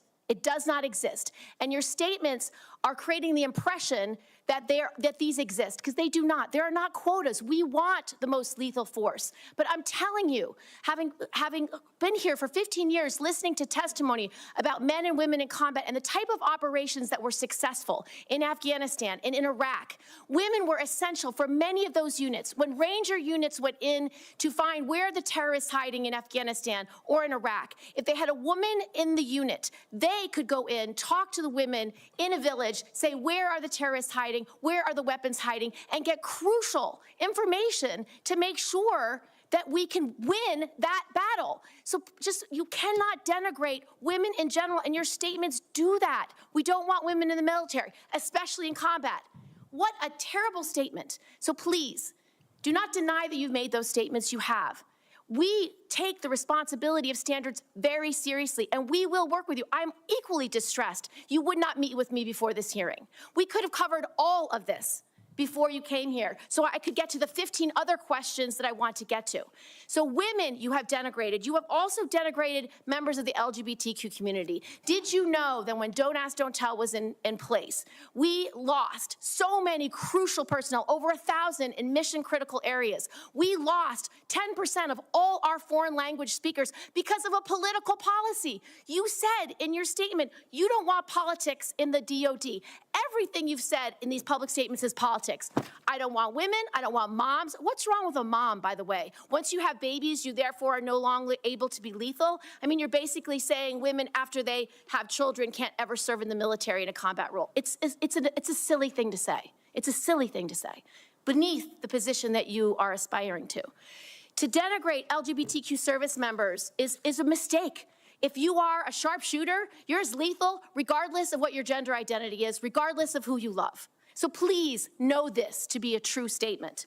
So you say it was a political thing. You say it undermined us, social engineering. I don't know why someone having to publicly say or not publicly say who they love is social engineering. I think having that policy in the first place was highly problematic. And as you said in your statement, do you agree anybody should be able to serve in the military if they meet the standards?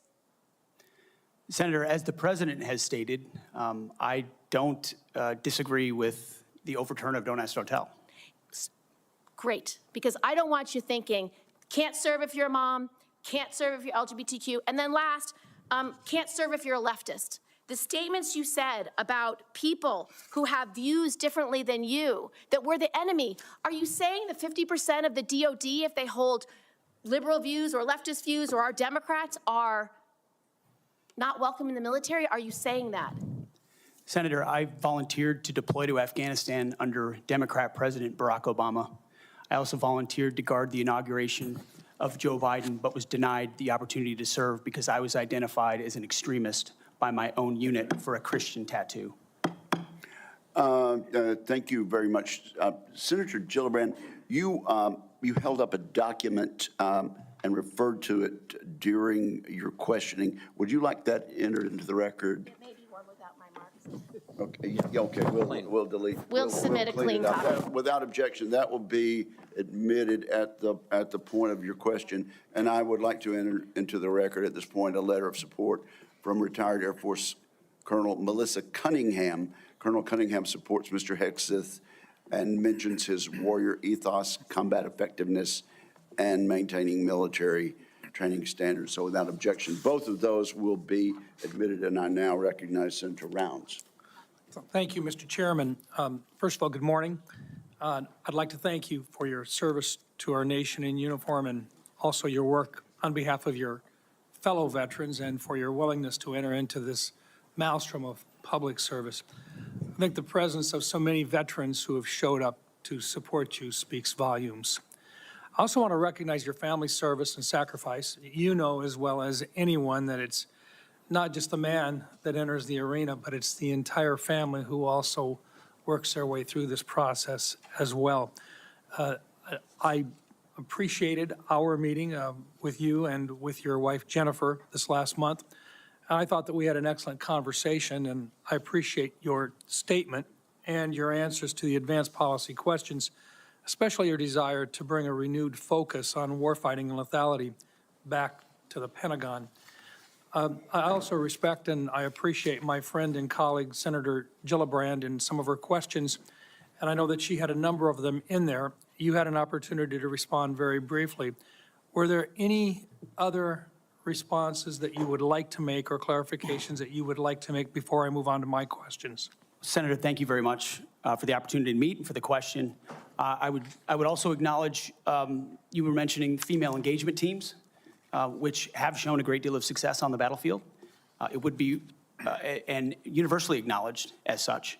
I've been in Iraqi homes where the language and gender barrier was real, and the ability to have someone there to help in that process would be a massive accelerant in mission success. So I recognize that reality. I also recognize that female engagement teams assigned to a SEAL team or a Green Beret team meet different standards also, which is okay because of the duty positions involved in that job. As far as politics, Senator, it has been the joy of my life to lead men and women in military outfits. When you're in combat or in training, there's a lot of conversations that happen. And you start to realize that a lot of people you're serving with share your political ideals or they don't. You find out there's Republicans, there's Democrats, there's Libertarians, there's Independents, there's Vegetarians, everything in between. None of that matters. It never mattered in how I led men and women, how I interacted with them, what missions we undertook. Politics has nothing to do with the battlefield, which is why President Trump has asked me to say, let's make sure all of that comes out. This is about warfighting capability, setting standards high, and making sure we give our boys, our men and women, everything they need to be successful on the battlefield. So politics can play no part in that, and I look forward to infusing that, as we always have inside our units. I appreciate you making that very clear. And one of the areas that we want to do our best is to provide for the equipment and the technical capabilities so that no young man or woman enters into a battle as a fair fight, and that they always have the advantage. Those are the types of questions that I'd like to get into right now, and I want to start by talking about something that sometimes gets a little bit into the weeds, but I think it's critical. Mr. Hegseth, from what I've heard from 24 senior DOD officials in hearings over the last 2 years, including the Secretary of Defense, every service chief, and 8 combatant commanders, is that sharing the portion of the spectrum, and this is in the weeds, I know, but I'm going to ask it to get it on the record, the 3.1 to 3.5 gigahertz band would have extremely serious consequences and very costly consequences on our warfighting capabilities. In fact, the Department of the Navy alone has estimated that relocating their systems to a different part of the spectrum band would cost them $250 billion. That's just for the destroyers that defend our coasts with the radars that they have in them. If confirmed, what will you do to make sure that the Department of Defense can maintain its access to and the use and to be able to maneuver within the electromagnetic spectrum at home and abroad?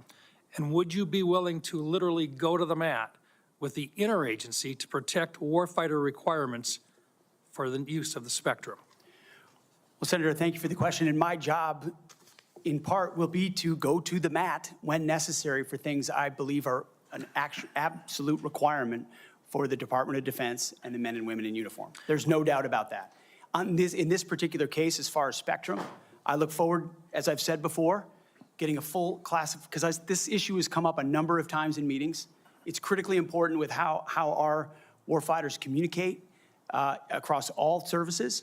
So I'm going to get a classified briefing immediately about how it would impact the spectrum if it were to allow other companies or it to be Rest auctioned off. assured, So we have to know. China would love to have our ability to use that part of the spectrum restricted. They would And love that. Absolutely right. And so I will go in with eyes only toward ensuring we have the capabilities we need and there's no disruption when I take that brief. Thank you. In your advanced policy questions, you recognize a cooperative approach by China, Russia, Iran, and North Korea to undermine U.S. influence around the world. As you point out, aggression by any one actor would be an opportunity for others to engage the U.S. on multiple fronts along the continuum of the conflict. As we discussed in my office, neither of us wants to send our troops into a fair fight. We want to make sure that they have every advantage that the United States can give them, and that requires resources and reforms.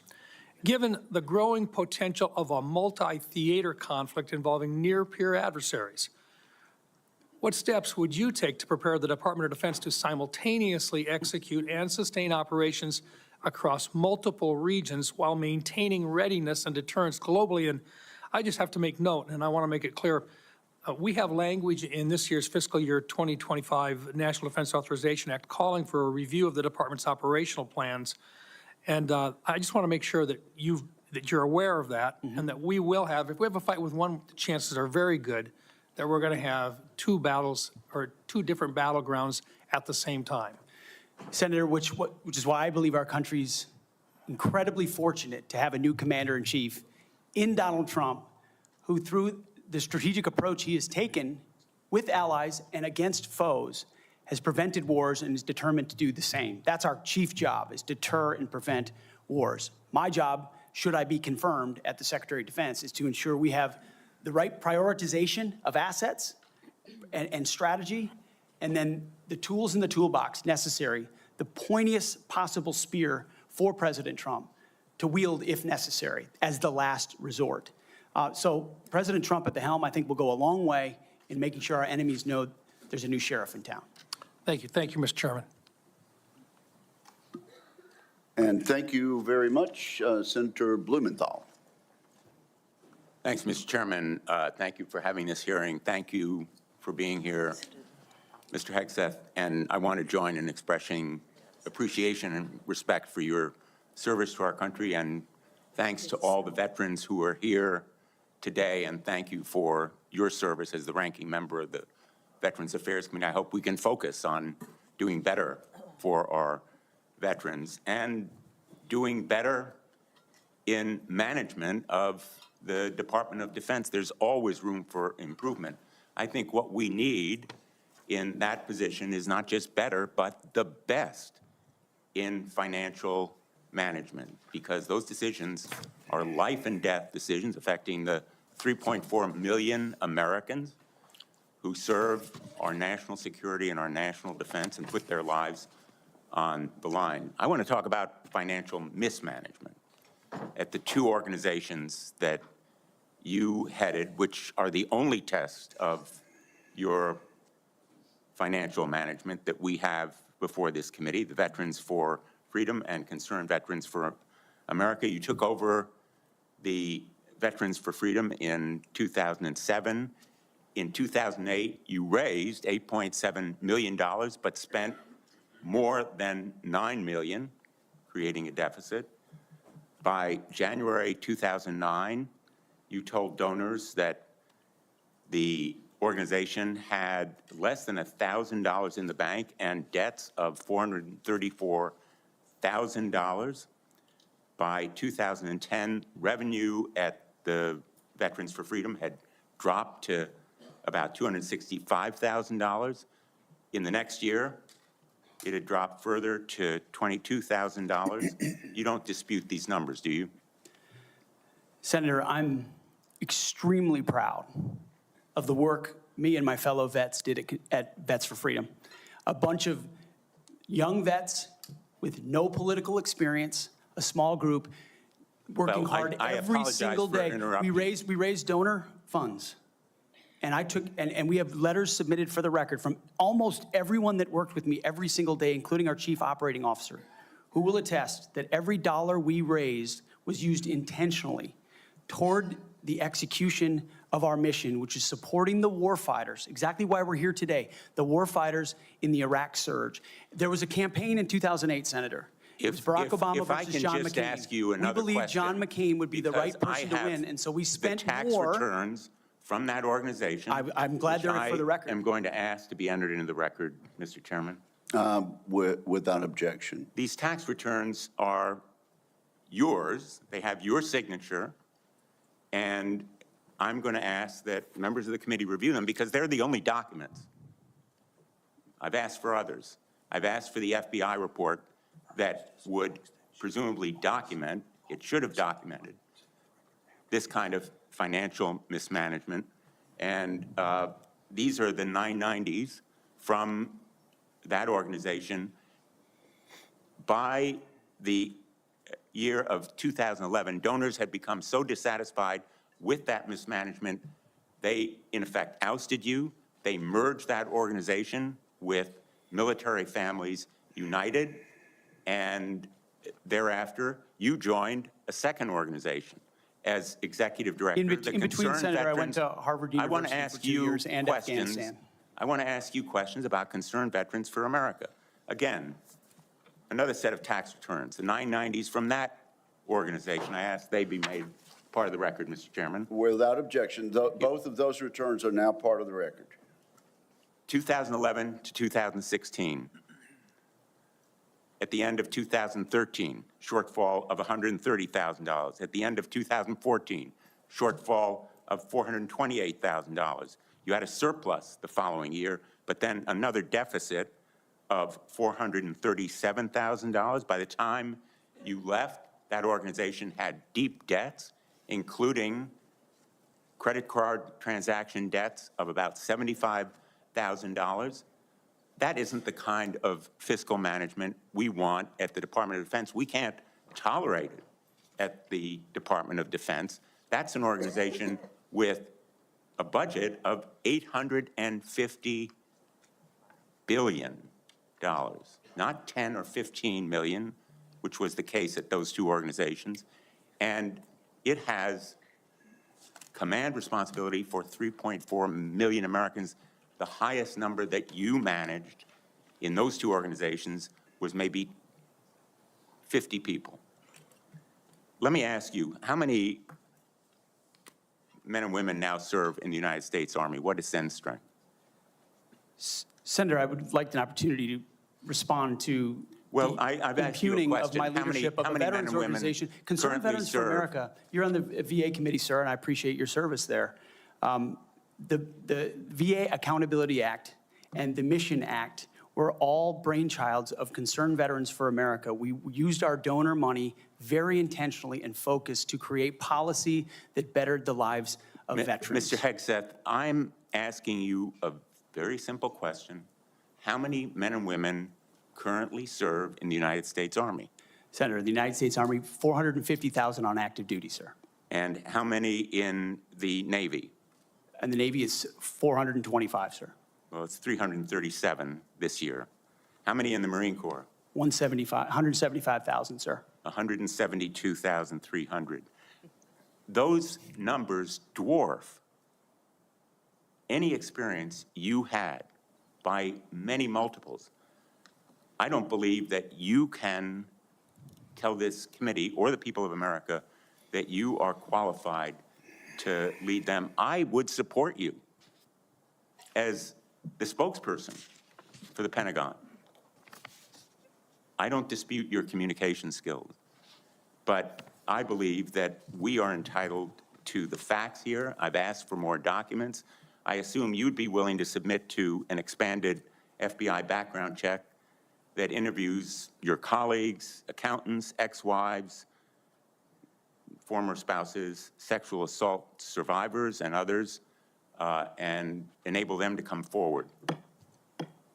Senator, I'm not in charge of FBI background checks.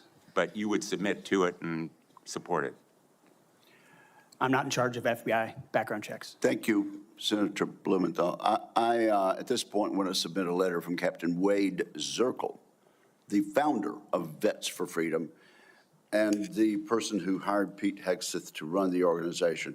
Although the two 2008 financial crisis dried up fundraising for nonprofits, Captain Zirkle says, and I quote, "Pete responded to this crisis with decisive action by reducing staff and renegotiating all debts with creditors until they were fairly resolved, an impressive feat and a testament to Pete's character." Pete departed VFF in 2010 to take on a new role with Concerned Veterans for America. Pete departed on good terms. Without objection, that will be added to the record. Senator Ernst, you are recognized for Yes. 7 minutes. Thank you, Mr. Chair, and I ask unanimous consent to enter into the record a letter submitted by Mr. Mark Lucas, who is a fellow Iowan and Iowa Army National Guard member. Mr. Lucas and I served together in the Iowa Army National Guard. He succeeded Pete Hegseth as Executive Director of Concerned Veterans for America. And in his letter, Mr. Lucas says that Mr. Hegseth, quote, laid a strong foundation that postured CVA for long-term success, end quote. And that Mr. Hegseth, quote, continued to be an invaluable asset to both me as a leader and the organization, end quote. So I would ask for unanimous consent to enter this Washington Times article and the letter from Mr. Mark Lucas into the record. Without objection. Okay, thank you, Mr. Chair. Good morning, Mr. Hegseth, and thank morning, you very Senator. much. I appreciate your service to our nation. It's something that I know you are very proud of, and it is something that we have in common and that we share. You and I have had many productive conversations. And just for our audience, we have had very frank conversations. Is that correct, Mr. Hegseth? Senator, that is a correct characterization. You know that I don't keep anything hidden, pull no punches. My colleagues know that as well. So I do appreciate you sitting down and allowing me the opportunity to question you thoroughly on those issues that are of great importance to me. Just to recap those issues, 3 that are very important. One is the DOD and making sure that we have a clean audit. The second is women in combat, and we'll talk a little bit more about that in a moment. And the third was maintaining high standards and making sure that we are combating sexual assault in the military. Okay, so Mr. Hegseth, I'm going to address the issue because this will tie into some of the financial concerns that have been raised here as well. And it's why, you know, I, trusting my fellow Iowan, asked for unanimous consent of his letter to go into the record. But like me, a lot of Iowans are really concerned and upset about the wasteful Washington spending and of course, in our Pentagon. It's an issue that I have been combating for years. So there's significant room for greater efficiency and cost cutting within the department. And the DOD is the only federal agency that has never passed an audit. As the Senate DOJ caucus chair and founder, that's unacceptable to me, and it should be unacceptable to you as well. So I appreciate that you mentioned that in your opening statement. What are those steps that you will take to ensuring the Pentagon has a clean audit by the year 2028? Senator, I appreciate your work on this topic, which you've been involved in for a long time. You mentioned Concerned Veterans for America. I just want to clarify. We have very generous donors who set a very clear budget that we stuck to every single year. So the latitude there was restricted, and we worked very hard and diligently inside it. You've also been a leader on the Pentagon audit for a very long time. I think when we met, Senator, I said 2014 was the first year. Mm-hmm. We discovered a 2013 op-ed I wrote about the need for a Pentagon audit because an audit is an issue of national security and frankly, respect to American taxpayers who give $850 billion over to the Defense Department and expect that we know where that money goes. And if that money is going somewhere that doesn't add to tooth and instead goes to fat or tail, we need to know that. Or if it's wasted, we need to know that. So I think previous secretaries of defense, with all due respect, haven't necessarily emphasized the strategic prerogative of an audit. And myself, my deputy SecDef and others already know that a Pentagon audit will be the comptroller, others central to ensuring we find those dollars that can be used elsewhere legally under the law inside the Pentagon. So you have my word, it will be a priority. Okay, thank you.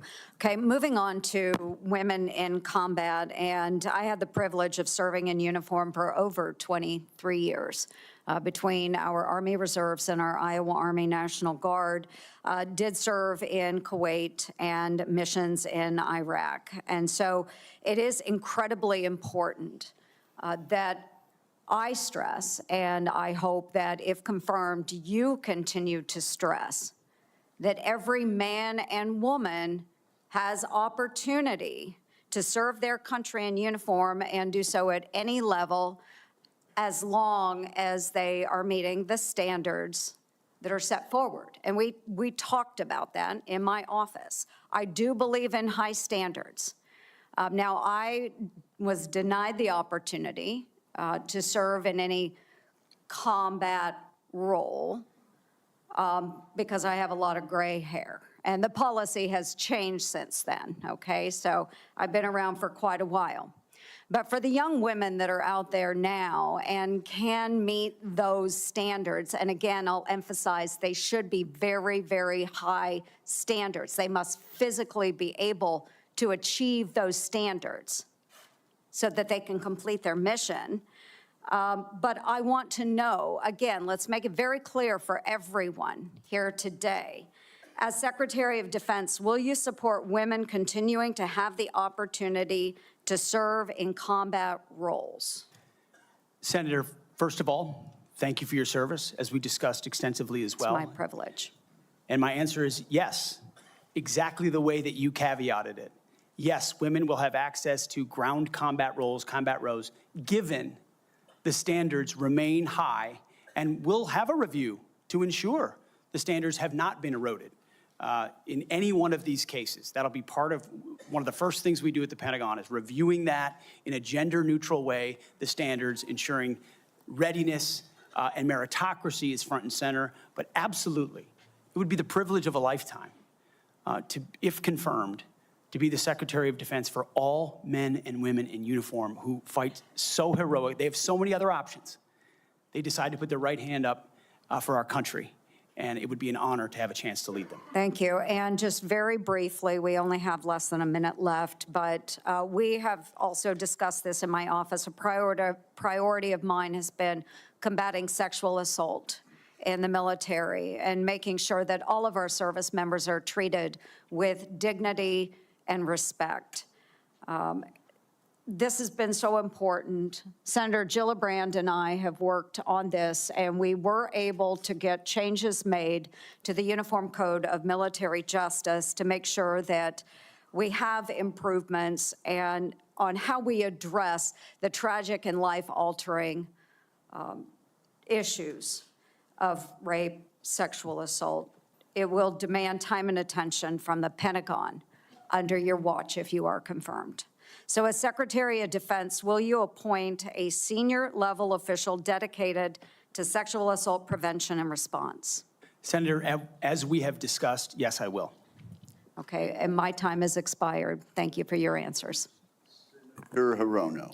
Thank you, Mr. Chairman. Mr. Hegseth, welcome. Thank you. I am focused on your fitness to serve, including your character and temperament and your overall qualifications to do the job.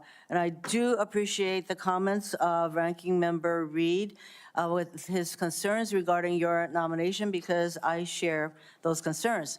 As part of my responsibility as a member of this committee to ensure the fitness of all nominees to come before any of the committees on which I sit, I ask the following two initial questions. First, since you became a legal adult, have you ever made unwanted requests for sexual favors or committed any verbal or physical harassment or assault of a sexual nature? No, Senator. Have you ever faced discipline or entered into a settlement relating to this kind of conduct? Senator, I was falsely accused in October of 2017. It was fully investigated, and I was completely cleared. I don't think completely cleared is accurate, but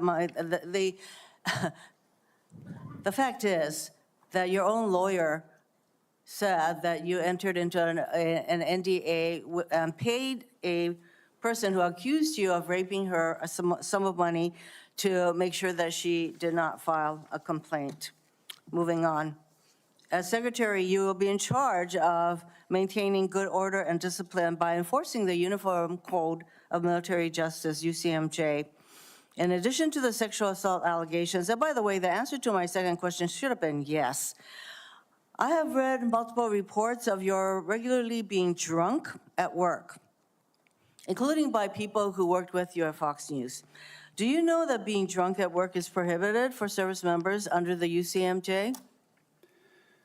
Senator, those Yes or no? are multiple false anonymous reports peddled by NBC Do you News know that that run directly drinking on the job contradictory to is the dozens of men and women at Not Fox News contemplated Channel and- who I'm not I work hearing- with, I'm who not came hearing on the the answer to my record question. and said they've In your never opening seen statement, that. Mr. Hegseth, you commit to holding leaders accountable at all levels. That includes you, of course. And frankly, as secretary, you will be on the job 24/7. You recently promised some of my Republican colleagues that you stopped drinking and won't drink if confirmed, correct? Absolutely. Will you resign as Secretary of Defense if you drink on the job, which is a 24/7 position? I've made this commitment on behalf of the Will you men and women I'm resign serving. as Secretary of Defense I've if made this you commitment drink on on the behalf of job? the men and women I'm serving. I'm not because it's the hearing- most important deployment I'm not of my hearing an life. answer to my question, so I'm going to move on. While you have made that commitment, you will not commit to resigning if you drink on the job. As Secretary of Defense, you will swear an oath to the Constitution and not an oath to any man, woman, or president, correct? Senator, on multiple occasions, including as a young second lieutenant, I have sworn an oath to the Answer is Constitution, yes. and I'm proud to do so. Yes, ma'am. In June of 2020, then President Trump directed former Secretary of Defense Mark Esper to shoot protesters in the legs in downtown D.C., an order Secretary Esper refused to comply with. Would you carry out such an order from President Trump? Senator, I was in the Washington, D.C. National Guard unit that was in Lafayette Square during those Would you events, carry holding out a an riot order to shield on shoot behalf of my protesters country. in the legs? I saw 50 as Secret directed Service agents to get injured Secretary by Esper? rioters trying to jump over the fence, set Again, the church on fire, and destroy You know a what, statue. that sounds to me that you will Chaos. comply with such an order. You will shoot protesters in the leg. Moving on. President-elect has attacked our allies in recent weeks, refusing to rule out using military force to take over Greenland and the Panama Canal, and threatening to make Canada the 51st state. Would you carry out an order from President Trump to seize Greenland, a territory of our NATO ally Denmark, by force, or would you comply with an order to take over the Panama Canal? Senator, I will emphasize that President Trump received 77 million votes to be the lawful We're commander-in-chief not of talking this about country. the election. My question is, would you use our military to take over Greenland or an ally of Denmark? Senator, one of the things that President Trump is so good at is never strategically tipping his hand. And so I would never in this public forum give one way or another direct what orders the president would give me in any context. That sounds to me that you would contemplate carrying out such an order to basically invade Greenland and take over the Panama Canal. Current DoD policy allows service members and eligible dependents to be reimbursed for travel associated with non-covered reproductive health care, including abortions. Will you maintain this common sense policy? Senator, I've always been personally pro-life. I know President Trump has as well, and we will review all policies, but our standard is whatever the president wants on this particular Okay, issue. so With my advice, I will take a if look the at. president but tells you that this I don't common believe sense the federal- policy will I- not be maintained, you will not enable our service members to seek reproductive care. So it I sounds don't like to believe the me. federal government I'm should not be hearing funding answers to my questions, travel for Mr. abortion. Chairman. I just want to note that the other area that of serious concern to me is President Trump saying that he wants to use the military to help with mass deportations, which will cost billions of dollars. And what that will do to readiness is very, very concerning. Mr. Hegseth, I have noticed a disturbing pattern. You previously have made a series of inflammatory statements about women in combat, LGBTQ service members, Muslim Americans, and Democrats. Since your nominations, however, you have walked those back on TV in interviews and most recently in your opening statements. You are no longer on Fox and Friends, Mr. Hegseth.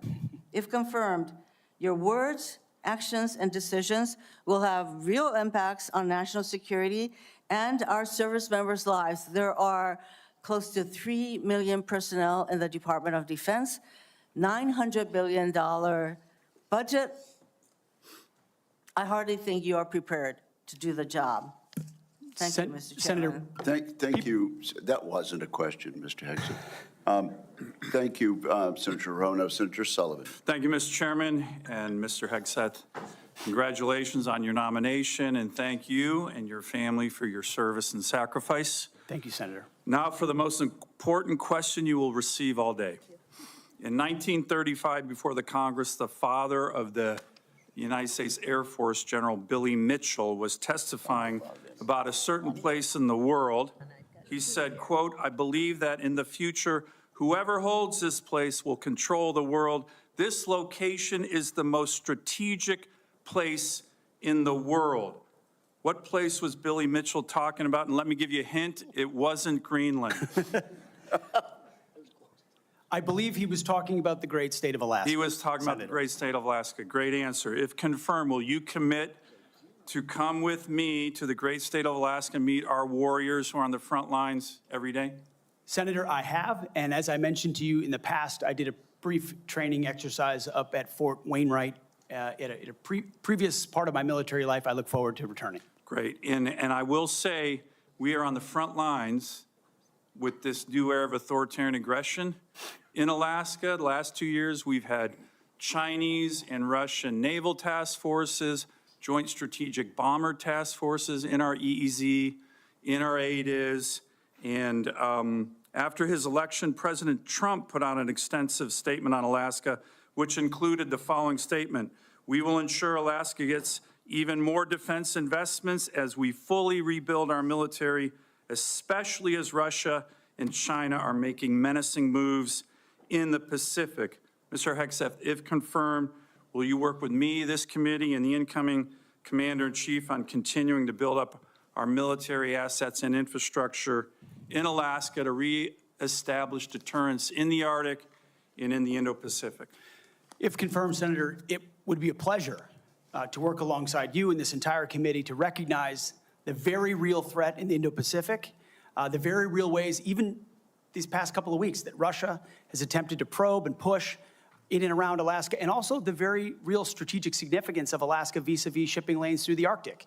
There are many, many ways in which Alaska is strategically significant, and with a necessary shift toward Indo-PACOM, Alaska, by necessity, will play an important role in that. Thank you, Ms. Hegseth. I very much appreciate your focus on lethality and warfighting. We desperately need it.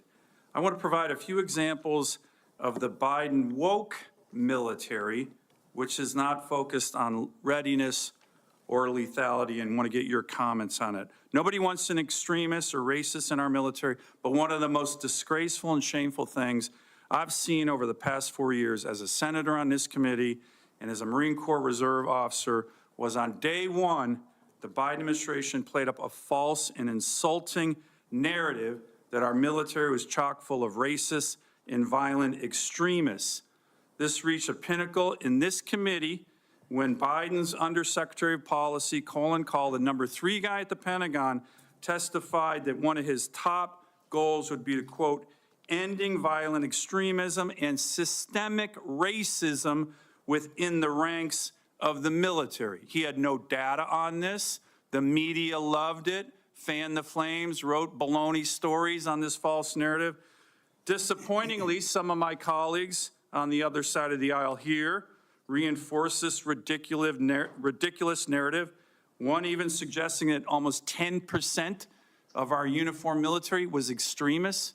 200,000 members. Ridiculous, by the way, from this committee on the other side of the aisle. Mr. Hegseth, unlike Undersecretary Call, you have a lot of experience with our military. Do you believe the military is a systemically racist organization? And if confirmed, will you commit to defend, not denigrate our troops?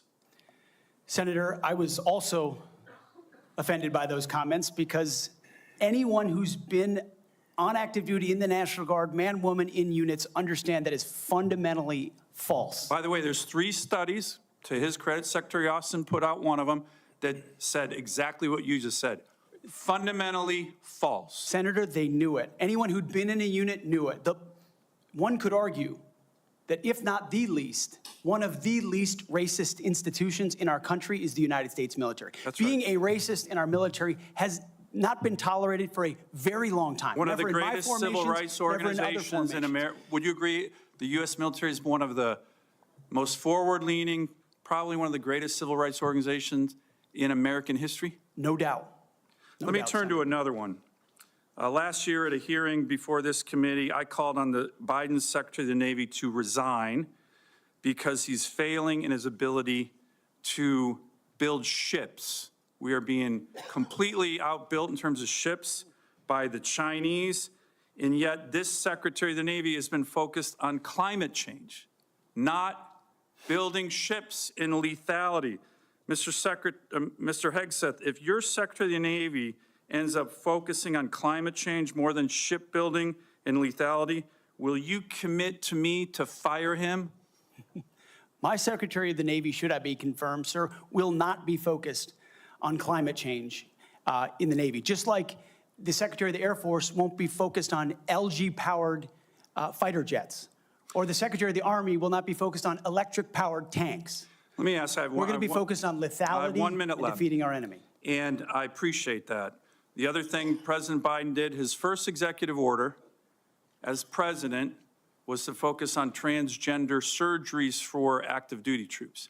This is all, I'm describing the woke military here under Biden over the last 4 years. If confirmed and you issue an order saying we are going to rip the Biden woke yoke off the neck of our military and focus on lethality and warfighting, how do you think the troops will react? Senator, I know the troops will rejoice. They will love it. They will love it. And we've already seen it in recruiting numbers. There's already been a surge since President Trump won the election of recruiting. The Army says And do you think our military will surpass its and our recruiting military goals. will follow that order? Our military will follow that order, Senator. Gladly. Gladly, because they want to focus on lethality and warfighting and get all the woke, political prerogative, politically correct, social justice, political stuff out of the military. Thank you, Senator Sullivan. Thank you, Senator Mr. Kane. Thank you, Mr. Hegseth. I'm looking forward to this opportunity to talk. I want to return to the incident that you referenced a minute ago that occurred in Monterey, California in October 2017. At that time, you were still married to your second wife, correct? I believe so. And you had just fathered a child by a woman who would later become your third wife, correct? Senator, I was falsely charged, fully investigated, and completely cleared. So you think you were completely cleared because you committed no crime? That's your definition of cleared? You had just fathered a child 2 months before by a woman that was not your wife. I am shocked that you would stand here and say you're completely cleared. Can you so casually cheat on a second wife and cheat on the mother of a child that had been born 2 months before, and you tell us you are completely cleared? How is that a complete clear? Senator, her child's name is Gwendolyn Hope Hegseth, and she's a child of God, and she's 7 years old. And she I'm was, glad and she's here. you cheated on the mother of that child less than 2 months after that daughter was born, didn't you? Those were false charges. Well, It no, was fully investigated, and I was completely cleared. And I am so grateful for the marriage I have to this amazing woman behind me. You've admitted that you had sex at that hotel in October 2017. You said it was consensual, isn't that correct? Anything, You've admitted that it was consensual, and you were still married, and you just had a child by another woman. again, How do you explain your completely judgment? false charges against me, You fully investigated, and I was you- completely cleared. You have admitted that you had sex while you were married to wife 2 after you just had fathered a child by wife 3. You've admitted that. Now, if it had been a sexual assault, that would be disqualifying to be Secretary of Defense, wouldn't it? It was a false claim then and a false claim now. If it had been a sexual assault, that would be disqualifying to be Secretary of Defense, wouldn't it? That was a false claim.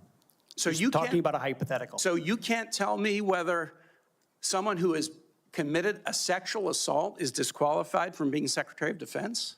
Senator, I know in my instance, and I'm talking about my instance only, it was a false claim. But you acknowledge, And it was but you fully acknowledge investigated. that you cheated on your wife and that you cheated on the woman by whom you had just fathered a child. You have admitted that. I will allow your words to speak for themselves. You're not retracting that today. That's good. I assume that in each of your weddings, you've pledged to be faithful to your wife. You've taken an oath to do that, haven't you? Senator, as I've acknowledged to everyone in this committee, not a perfect person, not claiming to be. But no, I just asked a simple question. You've taken an oath, like you would take an oath to be Secretary of Defense in all of your weddings to be faithful to your wife. Is that correct?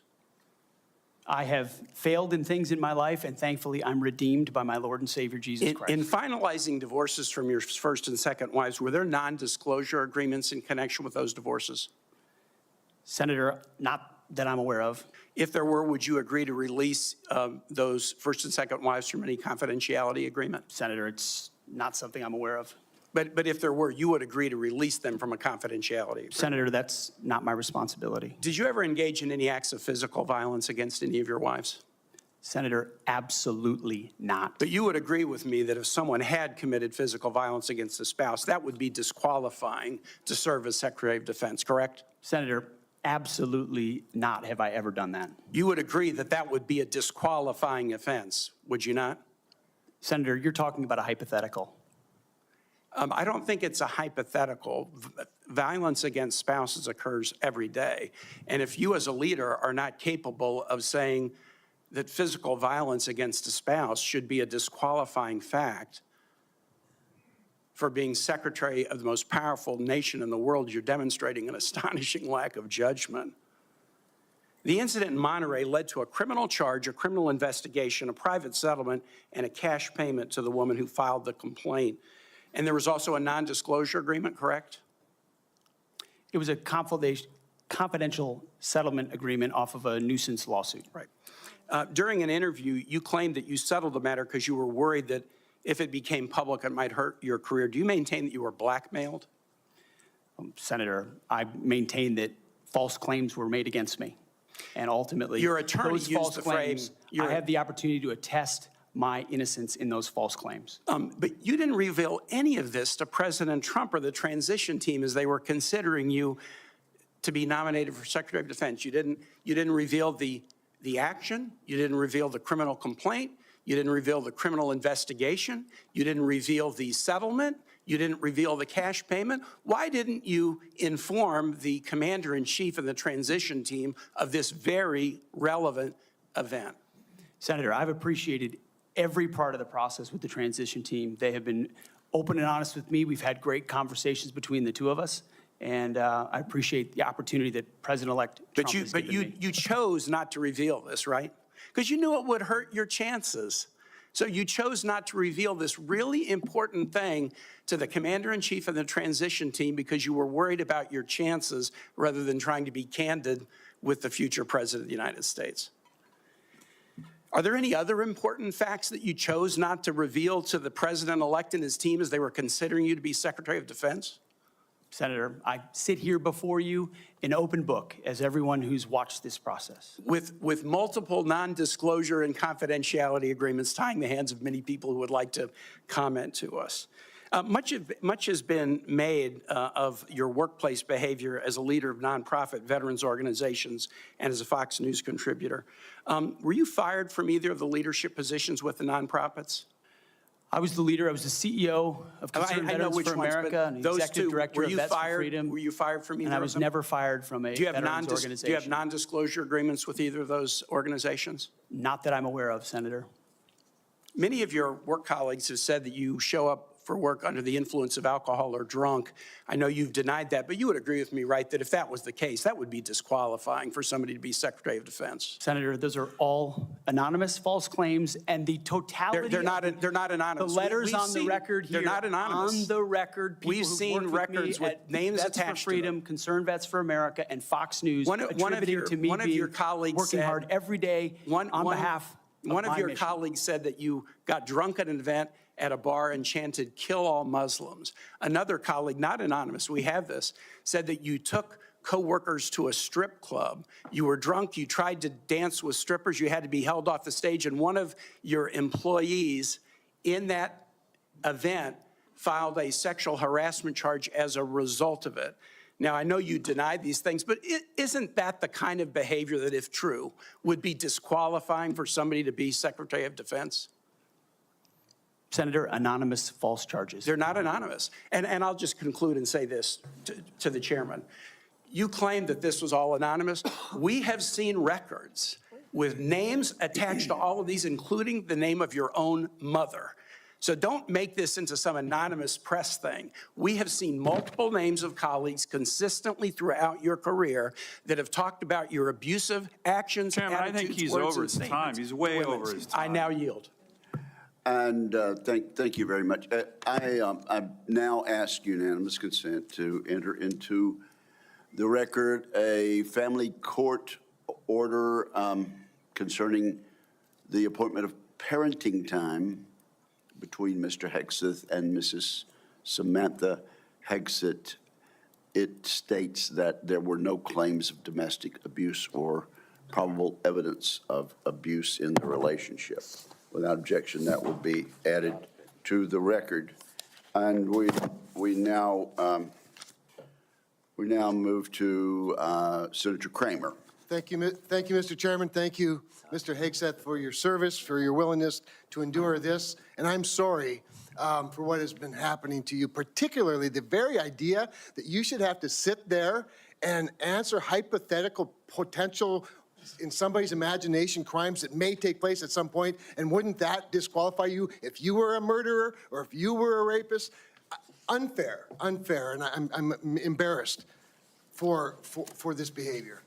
But first, I want to say thank you for your strong proclamation, unapologetic proclamation of faith in Jesus Christ. I sat here and listened to your opening statement and thought, wow, this is a guy who in today's culture is willing to stand up and say the first thing is first, faith in Jesus Christ. And I was reminded of what Christ said in Matthew, seek ye first the kingdom of God and his righteousness, and these things shall be added unto you. You are going to have a great future as our secretary, and I look forward to that day happening. I also want to get back to, you mentioned, and it got rather dismissed quickly, pivoted, as a lot of things do. You'd mentioned that you were not able to serve with your National Guard unit in the protection of the inauguration of Joe Biden because of a tattoo, a Christian tattoo. Can you elaborate just a little bit on what is this very offensive, extremist, racist tattoo that you have? It's a tattoo I have right here, Senator. It's called the Jerusalem Cross. It's a historic Christian symbol. In fact, interestingly, recently I attended briefly the memorial ceremony of former President Jimmy Carter on the floor of our National Cathedral. On the front page of his program was the very same Jerusalem Cross. It is a Christian religious symbol. And when the events happened before preceding the Biden inauguration, I was a part of the mobilization to defend that inauguration as someone who'd been a proud supporter of Donald Trump, but also a member of the military, had orders to come to Washington, D.C. to guard that inauguration. And at the last minute, those orders were revoked. I'd never had orders revoked before. I'd been on orders to a lot of places to do a lot of difficult and dangerous things. They were revoked, and I was not told why. Later, when I wrote my book, I was able to get information. It was because I had been identified. Someone who'd served in Iraq, in Afghanistan, in Guantanamo Bay, holding a riot shield outside the White House. I'd been identified as an extremist, as someone unworthy of guarding the inauguration of an incoming American president. And if that's happening to me, Senator, how many other men and women, how many other patriots, how many other people of conscience? We haven't even talked about COVID and the tens of thousands of service members who were kicked out because of an experimental vaccine. In President Trump's Defense Department, they will be apologized to, they will be reinstituted with pay and rank. Things like focusing on extremism, Senator, have created a climate inside our ranks that feel political when it hasn't ever been political. Those are the types of things that are going to change. And Senator Sullivan, you mentioned that study. After a whole study was held, extremism working group study, 100 extremists were identified in the ranks of 3 million. And most of those were gang-related. So it was a made-up boogeyman to begin with. You, Mr. Hegseth, are not the extremist. The people who would deny you your expression of faith are the extremists.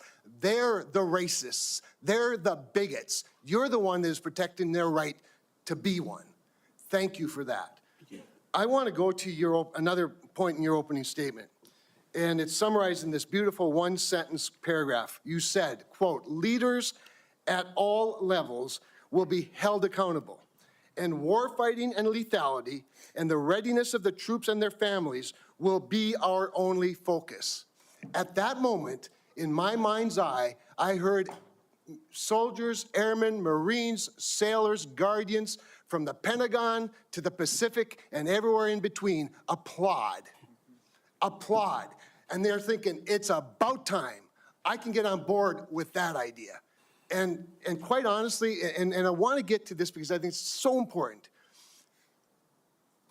I would say, I don't know, just about maybe everyone, I'm trying to think of an exception to this, that wears the uniform that has ever come before this committee or that I've met with privately, publicly, that I've been on tours with, that I've traveled with, that wear the uniform, whether it's with 4 stars or no stars, agrees with that statement. And I just want to caution you, and I'd be interested in your feedback on this. You know, there's been a lot of talk about firing woke generals, creating the purge group, and all those things you and I have talked about. I would say give those men and women a chance under new leadership.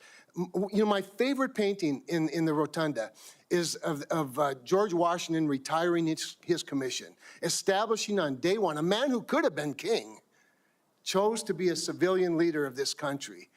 And I just would encourage you to trust them first, and look forward to them saluting the civilian leadership of this country. So just maybe if you could spend a minute just elaborating a little bit about the wokeness, where it comes from, and who will be held accountable. The wokeness comes not from the uniform ranked, Senator, but from the political class. On day one, on January 20th, when President Trump is sworn in, he will issue a new set of lawful orders. And the leadership of our services will have an opportunity to follow those lawful orders or not. Those lawful orders will not be based on politics. They will be based on readiness, accountability, standards, and lethality. That is the process by which leaders will be judged. And accountability is coming, because everybody in this room knows if you're a rifleman and you lose your rifle, they're throwing the book at you. Mm-hmm. But if you're a general who loses a war, you get a promotion. That's not going to happen in Donald Trump's Pentagon. There will be real standards for success. Everyone from the top, from the most senior general to the most lowly private, will ensure that they're treated fairly, men and women, inside that system. I also just want to commend you for your answers to Senator Fisher's questions about nuclear deterrence, but I also appreciate the fact that you emphasize reputational deterrence, because deterrence is not a weapon system, it is an attitude, and you project an attitude of deterrence. Thank you. Thank you, Mr. Chairman. Thank you, Senator Kramer. Senator King. Thank you, Mr. Chairman. Mr. Hegseth, welcome to the committee. Thank you, Senator. You've made several references to your religion today. I share that devotion to Christianity, but I must say I've been reminded somewhat of Saul on his way to Damascus. You seem to have been converted over the last several weeks and several months. You wrote in your book just last year that, but if we're going to, this is the book, War on Warriors, but if we're going to send our boys to fight, and it should be boys, we need to unleash them to win. later on, our boys should not fight by rules written by dignified men. Which is it? Is it only boys can fight? I mean, you've testified here today that you believe in women in combat, but you didn't just last year. How do you explain your conversion? Senator, my testimony is clear. Writing a book is different than being Secretary of Defense, and I look forward to leading the men and women of our military. And my comment there, Senator, was about the burdensome rules of engagement that members of our generation, men and women, have seen on the battlefield. And one thing President Trump changed in meaningful ways that led to meaningful developments on the battlefield. When President Trump took control in the first term, ISIS was raging across Iraq. And as someone who spent a lot of time there with other men and women who invested in that mission, it was a very difficult moment to see the black flag of ISIS fly. And what President Trump did was untie the hands of warfighters. He changed the rules of engagement, untied the hands of warfighters, and allowed them to complete their mission and crush ISIS. It has not just tactical implications, operational and strategic implications, how you allow warfighters to go about winning and fighting their wars. President Trump understands that, and within the laws of war and the Uniform Code of Military Justice, we are going to unleash warfighters to win wars so that wars don't drag on forever, as our generation has seen. So are you rejecting Title 18 and Title 42, I think, also has provisions that incorporate the Geneva Convention and the laws of armed combat? Are you saying that those laws should be repealed? That is the law of the land right now. Senator, we have laws on the books from the Geneva Conventions into the Uniform Code of Military Justice, and then underneath that you have layers in which standard or temporary rules of engagement are put into place. We fight enemies also, Senator, as our generation understands, that play by no rules. They use civilians as human shields. So are you saying they target that women and children? The Geneva Convention should not be observed? We follow rules. We follow rules, but we don't need burdensome rules of engagement that make it impossible for us to win these wars. You're saying two different things. You're saying we follow rules, but we don't have to follow the rules in all cases. Is that correct? Senator, I'm making some rules. Senator, I'm making an important tactical distinction that warfighters will understand. That there are the rules we swear an oath to defend, which are incredibly important, and this committee understands and helps set them. And then there are those echelons above reality, from, corps to division to brigade to battalion, and by the time it trickles down to a company or a platoon or a squad level, you have a rules of engagement that nobody recognizes. And then it makes you incredibly difficult to actually do your job on the battlefield. That's the kind of assessment and look that an Army major will give to this process if I was confirmed to be the Secretary of Defense. Your quote is, true understanding of that. Your quote in 2024, our boys should not fight by rules written by dignified men in mahogany rooms 80 years ago. That would be the Geneva Convention. America should fight by its own rules, and we should fight to win or not go in at all. Are you saying that the Geneva Convention provisions, which clearly outlaw torture of prisoners, should not apply in the future? Senator, how we treat our wounded, how we treat our prisoners, the applications of the Geneva Conventions are incredibly important. But we would all have to acknowledge that the way we fought our wars back when the Geneva Conventions were written are a lot different than the asymmetric, non-conventional environment of counterinsurgency that I confronted in Iraq and Afghanistan. I was the senior counterinsurgency instructor in Afghanistan. My job was to understand how the Taliban and Al-Qaeda operated so that NATO units coming in could be informed of what was happening. They knew our rules of engagement, and when they were more restrictive, they took advantage of them, and it put our men and women in a more dangerous and difficult place. And you believe For future wars we fight, we need to have someone atop the Pentagon, sir, who understands how those ripple effects Well, I just want to understand your position. Your position is torture's okay. Is that correct?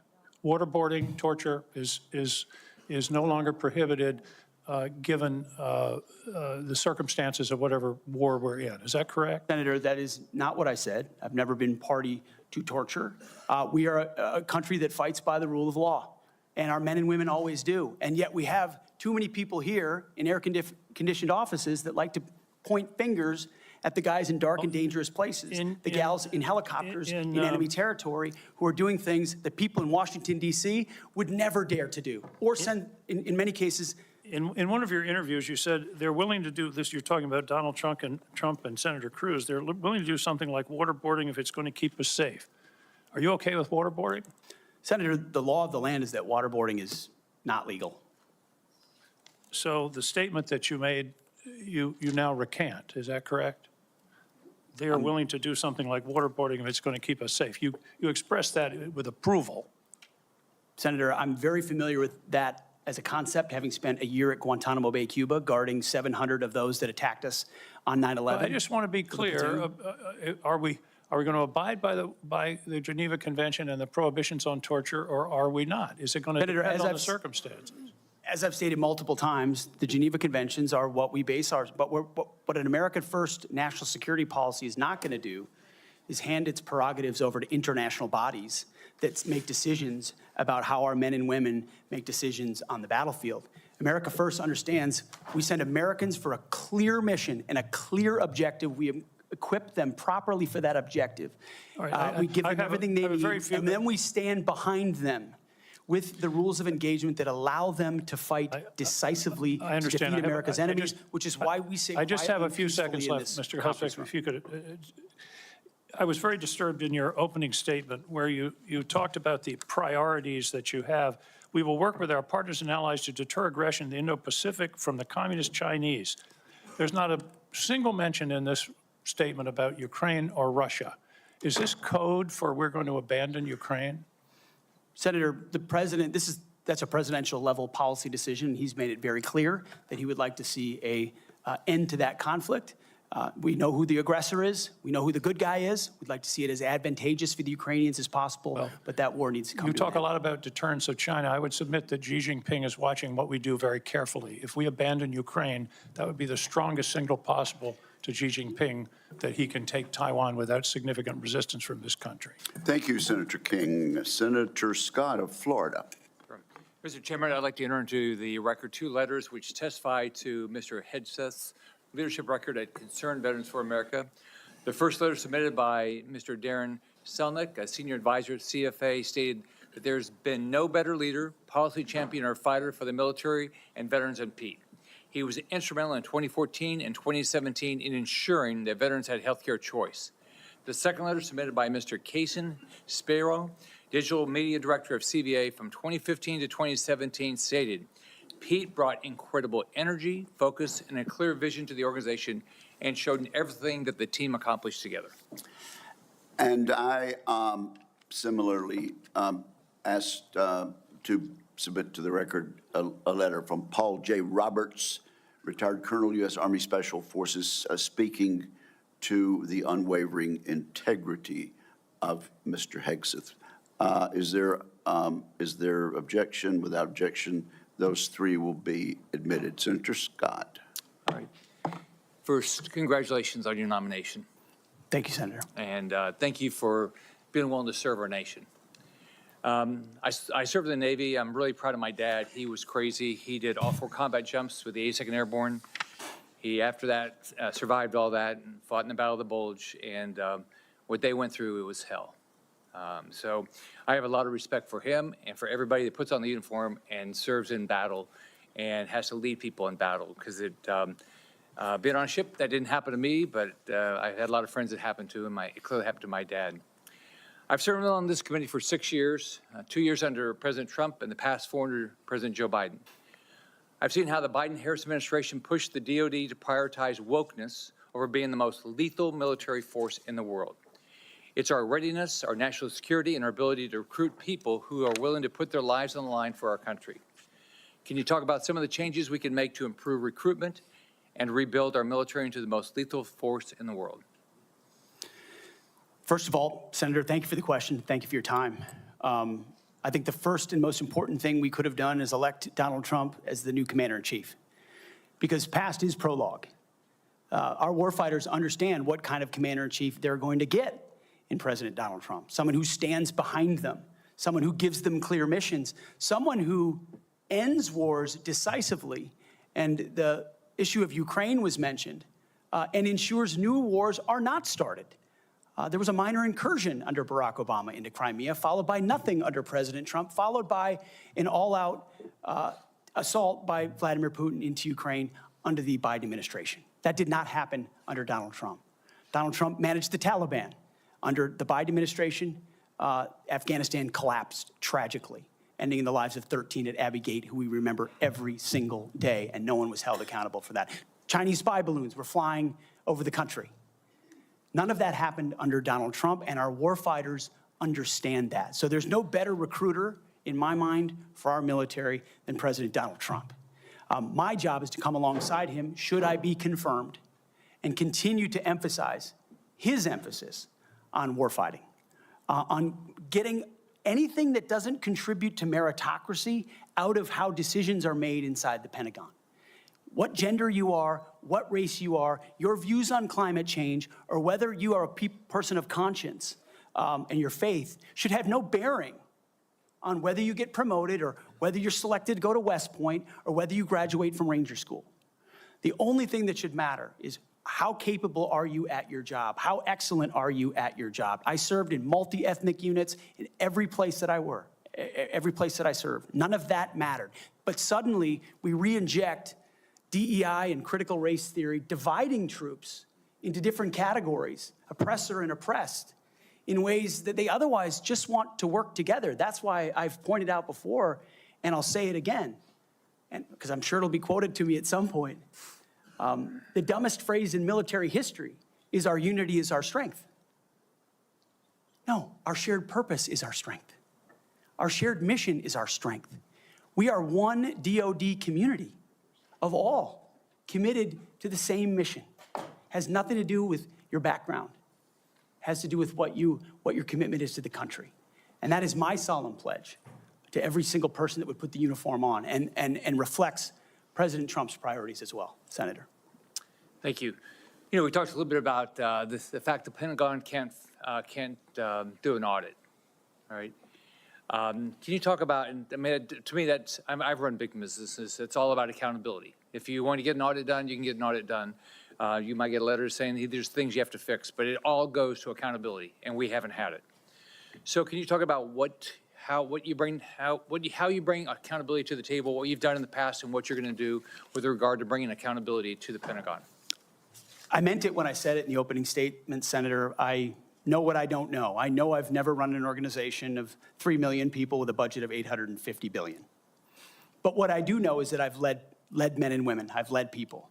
And it's leadership of people and motivation of people and a clear vision of people where you build a team, cast that vision, empower people properly. I want smarter and more capable people around me than me. And you will get that at the department. I cast the clear vision, build the plan, work it, we set the metrics, and everyone is held accountable. I know our incoming businessman president believes in accountability and holding people accountable. That will happen at the Pentagon. I mean, this has been a problem for a long time. Secretary Rumsfeld gave a speech on September 10th, 2001 that's mostly forgotten. But it was about the need for acquisition reform, cutting tail to give to teeth to warfighters. And then 9/11 happened. And these are problems that have been persistent for a long time. But now we have new threats.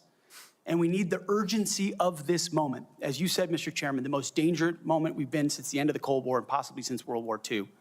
The urgency to do everything possible to get the capabilities into the hands of warfighters, Emergency Powers Defense Production Act, whatever it takes, and an audit is certainly part of it. Why do you want to do this? Why do you want to do this job? What drives you? You have 30 seconds.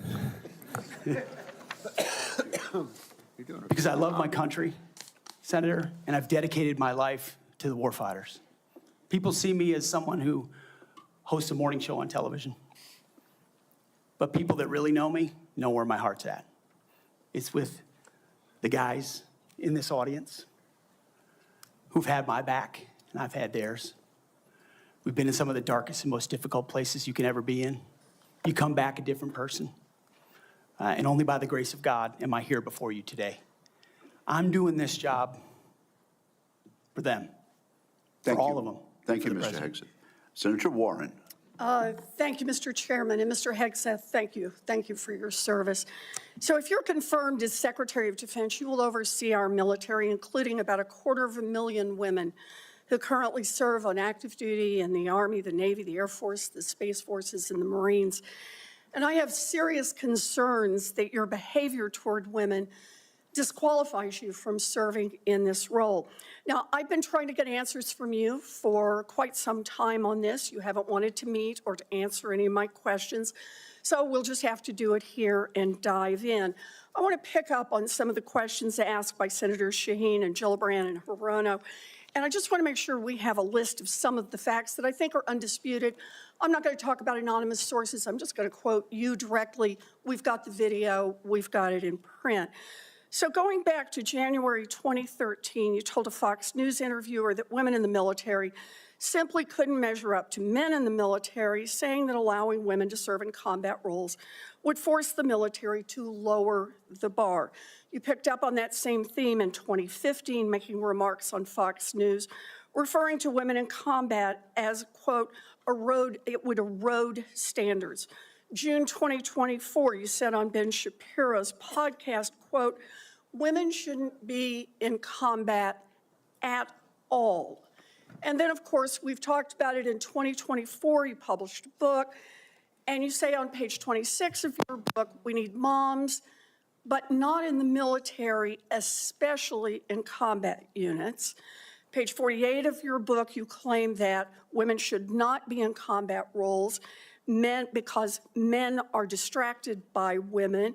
And then 10 weeks ago, you appeared on the Sean Ryan show and said, I'm straight up just saying we should not have women in combat roles.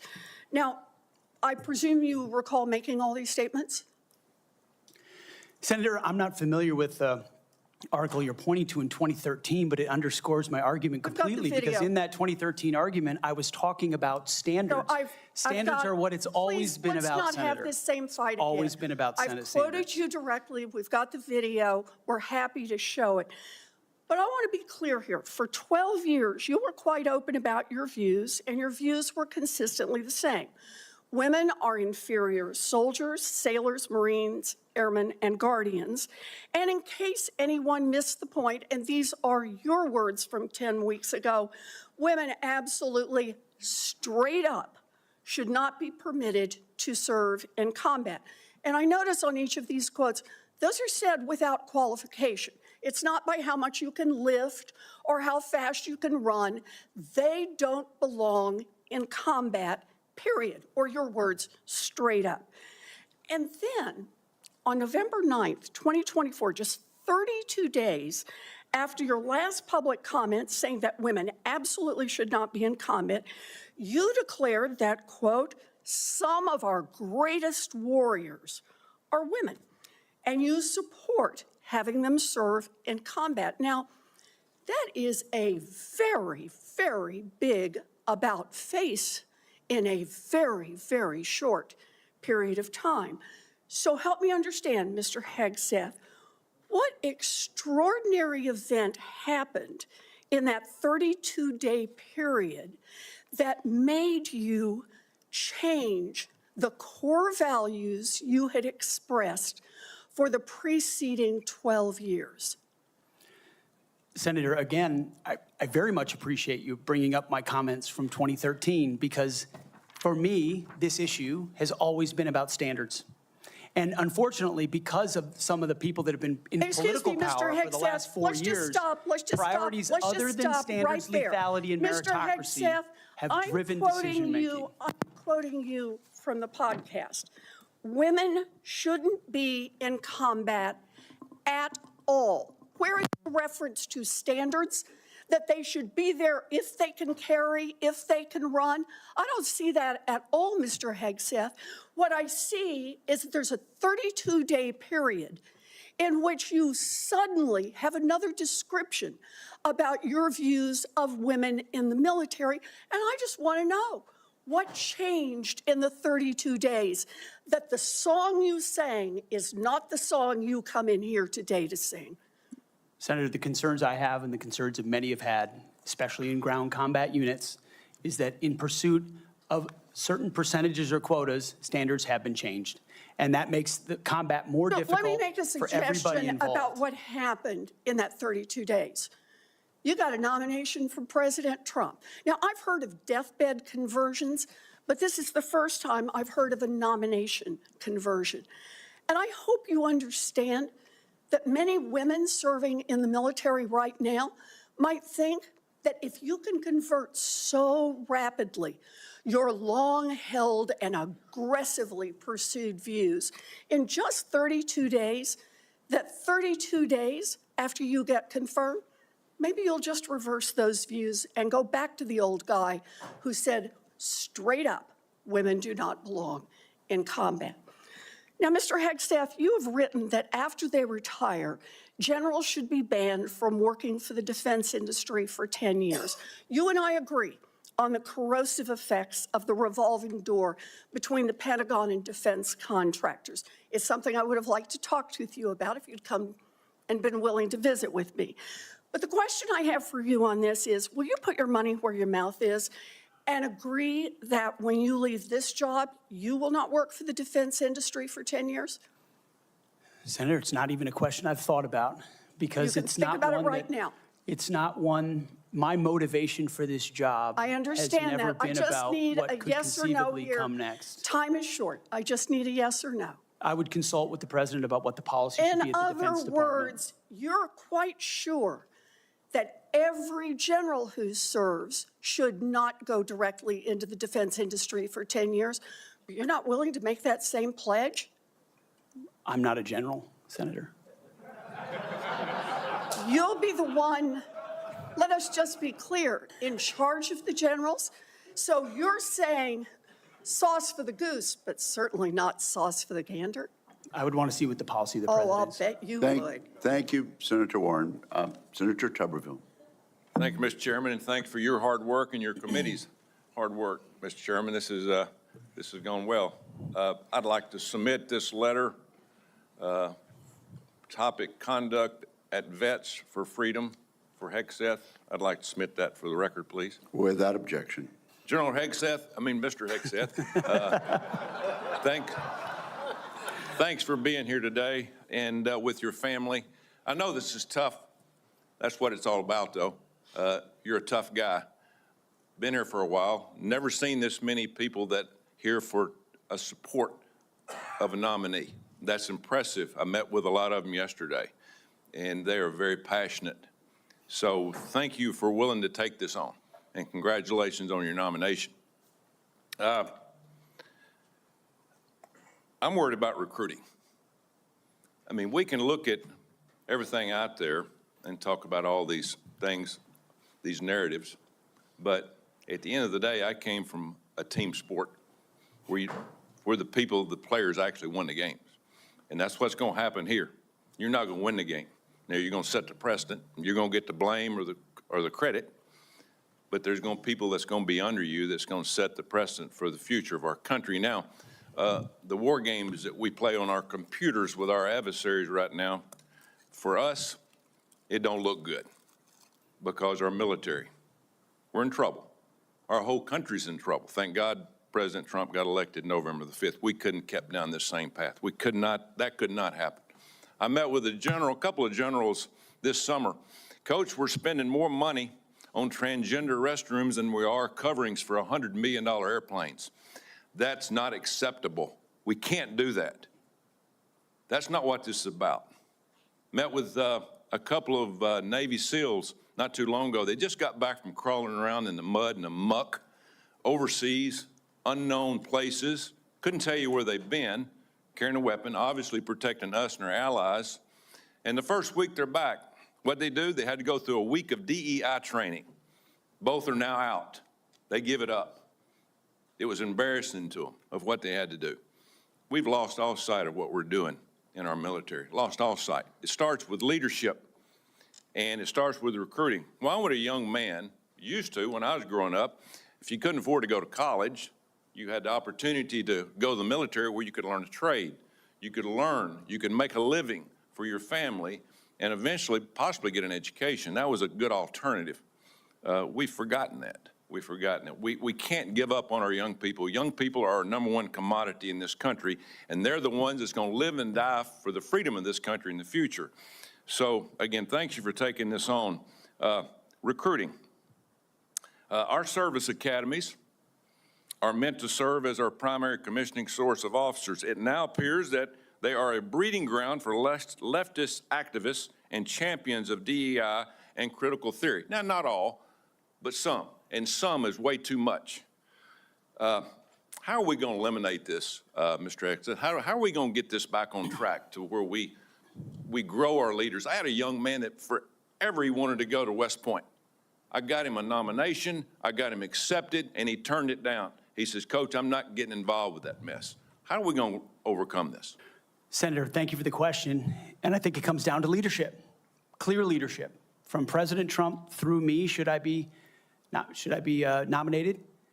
And that's what soldiers, sailors, airmen, Marines, and Guardians see, is clear leadership. It says, this is what we believe. This is the mission we're going to give you. Here's the equipment we're going to give you, and here's how we're going to support you. Because the military, at a lot of levels, Senator, has been for generations a family business. You know, my grandfather served, my father served, I served, my daughter served. That chain has started to break with generations of people my age and older talking to their kids and grandkids, wondering, pondering, do I want them to serve? Will my country use them responsibly? When that kind of doubt is cast, you get serious recruiting problems like we do right now. You get questions about whether I want my son or daughter to follow my path in West Point, which I've heard multiple times. Would I want my, and so you have to rip, root, and branch the politics and divisive policies out of these institutions and then focus them on creating and preparing actual future military leadership. West Point traditionally is focused on engineering, and rightfully so, because in our fighting forces across all services, we need the best and brightest minds in engineering, in addition to military studies. That's what I did at ROTC at Princeton, military science.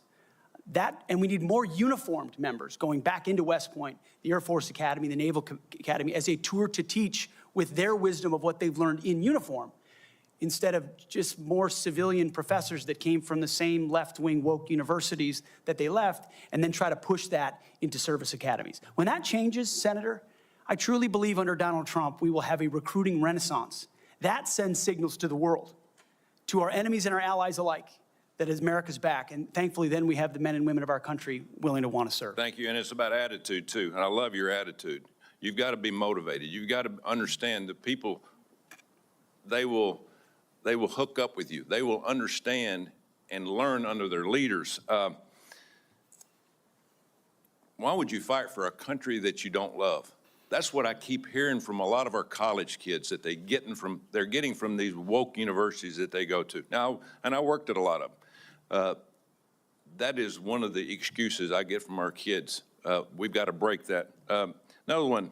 According to the Pentagon, between 2001 and 2024, the number of civilian employees in the Office of the Secretary of Defense has nearly doubled from 1,500 to 3,000. Civilians on Joint Chiefs has increased from 191 to almost 1,000. Our military end strength goes down. Our staff numbers are exploding. What are you going to do about that? Senator, we're going to address that. We won World War II with 7 four-star generals. Today, we have 44 four-star generals. There's an inverse relationship between the size of staffs and victory on the battlefield. We don't need more bureaucracy at the top. We need more warfighters empowered at the bottom. So it's going to be my job working with those that we hire and those inside the administration to identify those places where fat can be cut so it can go toward lethality. Thank you, Senator Tuberville. Senator Peters. Thank you, Mr. Chairman. Mr. Hegseth, welcome to this committee. Thank you. You know, we have far too much partisanship in our country right now. I think it's eating away at the fabric of what has always made this country great, about bringing people together from all sorts of backgrounds, all sorts of experiences. And we know that in our motto, together as one, we are strong. And so we in this committee, and certainly I speak for myself, but I think I speak for many of my colleagues, want to take partisanship out of this proceeding as much as we can. I'm not naive. It's out there. I get it. But we've got to try to take that out. And I want you to know that as a member of this committee, I have voted in a bipartisan way for secretaries of defense. I voted for 2 secretaries of defense when Donald Trump was previously president. We had those 2. We had, I think, 5 total secretaries of defense during that 4-year period. So we want to keep that in mind as to what we might see in this coming administration. But I voted, and we voted by a big margin for those folks as well. But part of that was the process and having an opportunity to get to know the person and understand their qualifications and understand the standards. You know, I made repeated requests to meet with you prior to this meeting. I know many of my other colleagues also wanted to meet with you. I did that with the other nominees that I was happy to vote for. I thought they were highly qualified individuals and true professionals. And yet I could never get a meeting with you. Was there a reason you were afraid to have one-on-one meetings with some of my colleagues before the hearing? Senator, I know there was a great deal of outreach to multiple offices. Schedules get full. There's a lot going on. I was ready. And I welcome the opportunity, pending ready. my schedule, to have an opportunity to sit down. I was ready. It would have been so much better to have that opportunity to talk beforehand. I think that's a big mistake, and it doesn't set us on a good course when you refuse to meet with people and have a professional conversation about the huge challenges that we face at the Department of Defense. My colleagues, the folks who introduced you and others, the chairman has mentioned about the management of the DoD is a concern, cost overruns, delays on weapon systems. We need strong management at the Department of Defense, first and foremost. We've got to have someone who's going to grab the reins and give the taxpayers value for having the most lethal fighting force in the world that defends freedoms, but we've got to do it in an efficient way. I've heard about the jobs you've had in the past. Let's just talk about qualifications. I know you had 2 previous positions. How many people reported to you in those positions? Senator, at Vets for Freedom, we were a small upstart. Our focus was just the number, working please. on Capitol Hill, going back to the battlefield Just to the support number. warfighters. Just the number, please. We probably had 8 to 10 full-time staff and lots of volunteers. So you had 8. Has there been any other, we've heard about the 2, and certainly there's been a lot of talk about the mismanagement, et cetera, et cetera. I'm just curious, I won't go into that, just curious. So you had 8 there.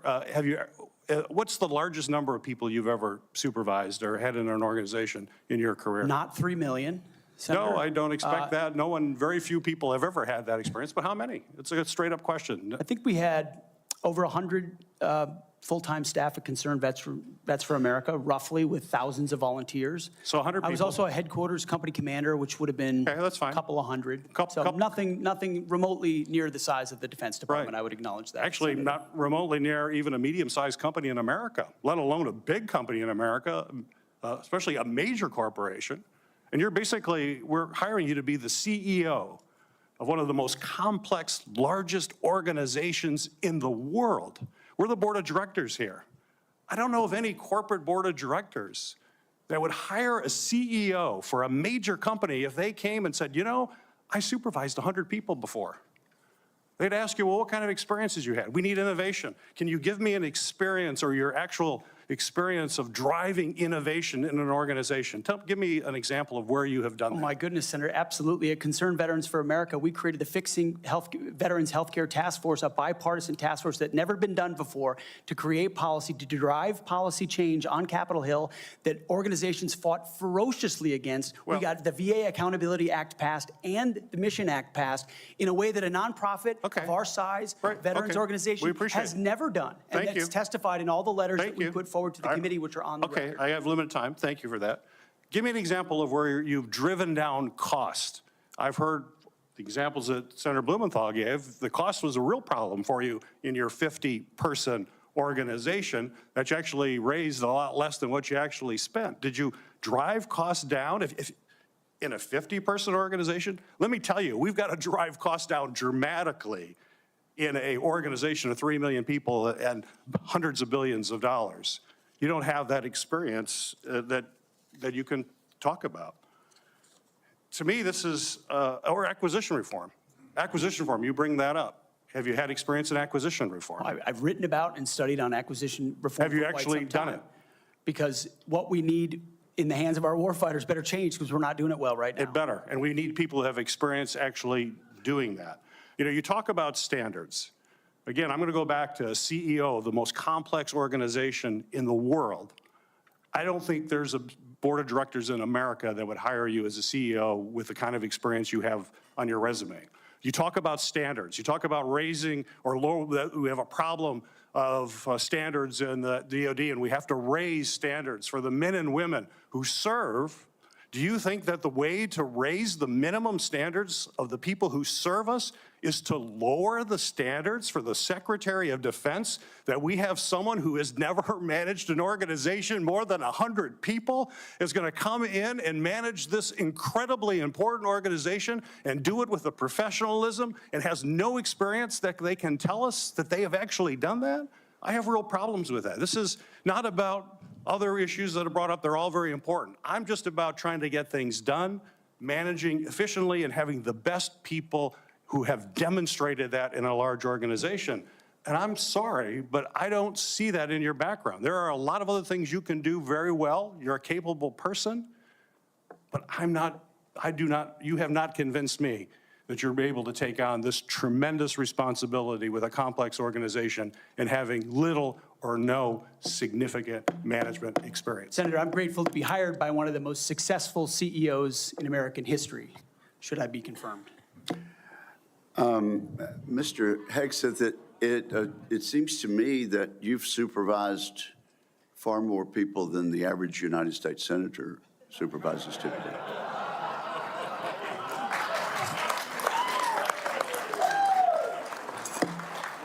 And Except for former governors, Mr. Chairman. Senator Mullen, I understand you are yielding back your time and do not wish to ask a question. I was misinformed. Senator Mullen, Okay. that's right. Caught me totally off guard there. I'd like to submit for the record signatures by 32 members of the House of Representatives who are veterans. The signatures call on the Senate to honor the constitutional duty of advise and consent by conducting a fair, thorough confirmation process that evaluates his nomination solely on the substance and merits. His distinguished military service, academic credentials, and a bold vision for revitalizing the national defense. I ask unanimous consent to enter into the record. Without objection. You know, there's a lot of talk going about, talking about qualifications and then about us hiring him if we are the board, but there's a lot of senators here I wouldn't have on my board because there is no qualifications except your age, and you got to be living in the state and you're a citizen of the United States to be a senator. Other than the fact we got to convince a lot of people to vote for us. And then when we start talking about qualifications, for if you're qualified for it, could the chairman tell me what the qualifications are for the Secretary of Defense? Mr. Chairman, could you tell me what the qualifications are for the Secretary of Defense? I'd be happy I'll read it. for you to do that. Yeah. Let me read it for you because I Googled I it. was getting some advice from my second in command. Yeah, but I'm just making a point because there's a lot about qualifications, and I think it's so hypocritical of senators, especially on the other side of the aisle, be talking about his qualifications, not being able to lead the secretary or be the Secretary of Defense, and yet your qualifications aren't any better.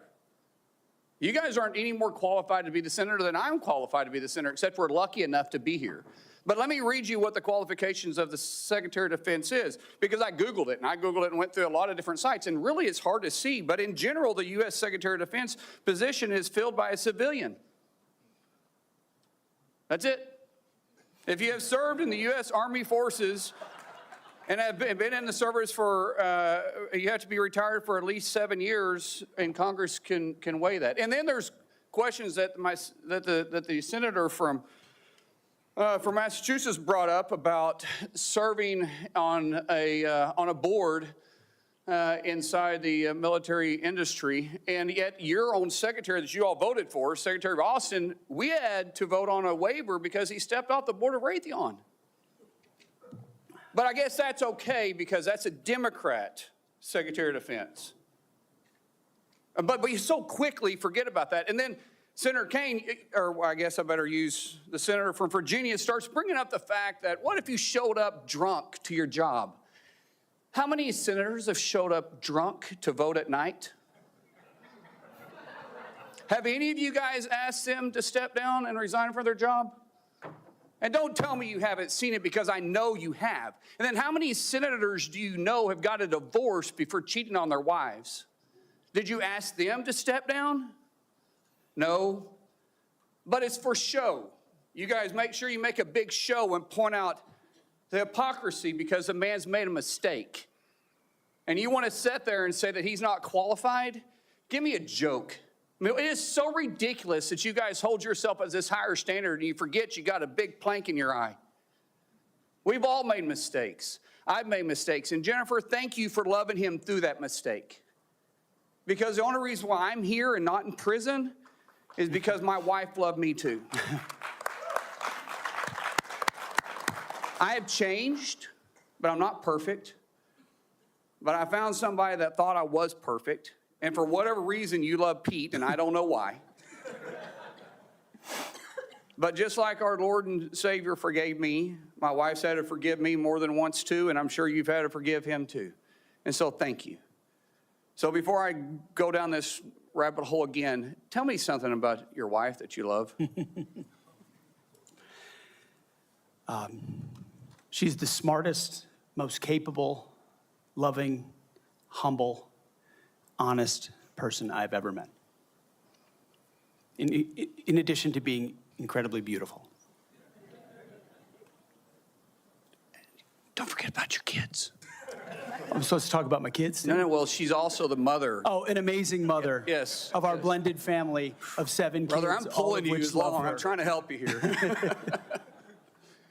You know, do you believe that you're going to be running the Secretary or the Department of Defense by yourself?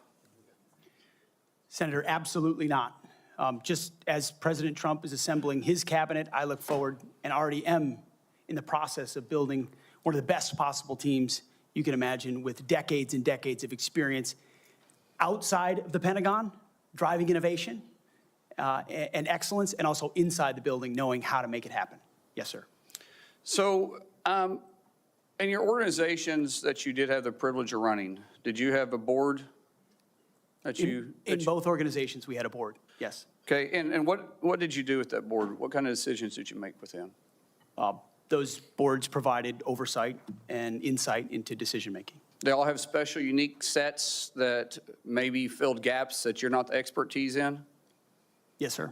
So do you believe you're capable of surrounding yourself with capable individuals that you're going to be able to run those same ideas by, and surround yourself with people that are smarter and better equipped in maybe areas that you don't necessarily carry those expertise with?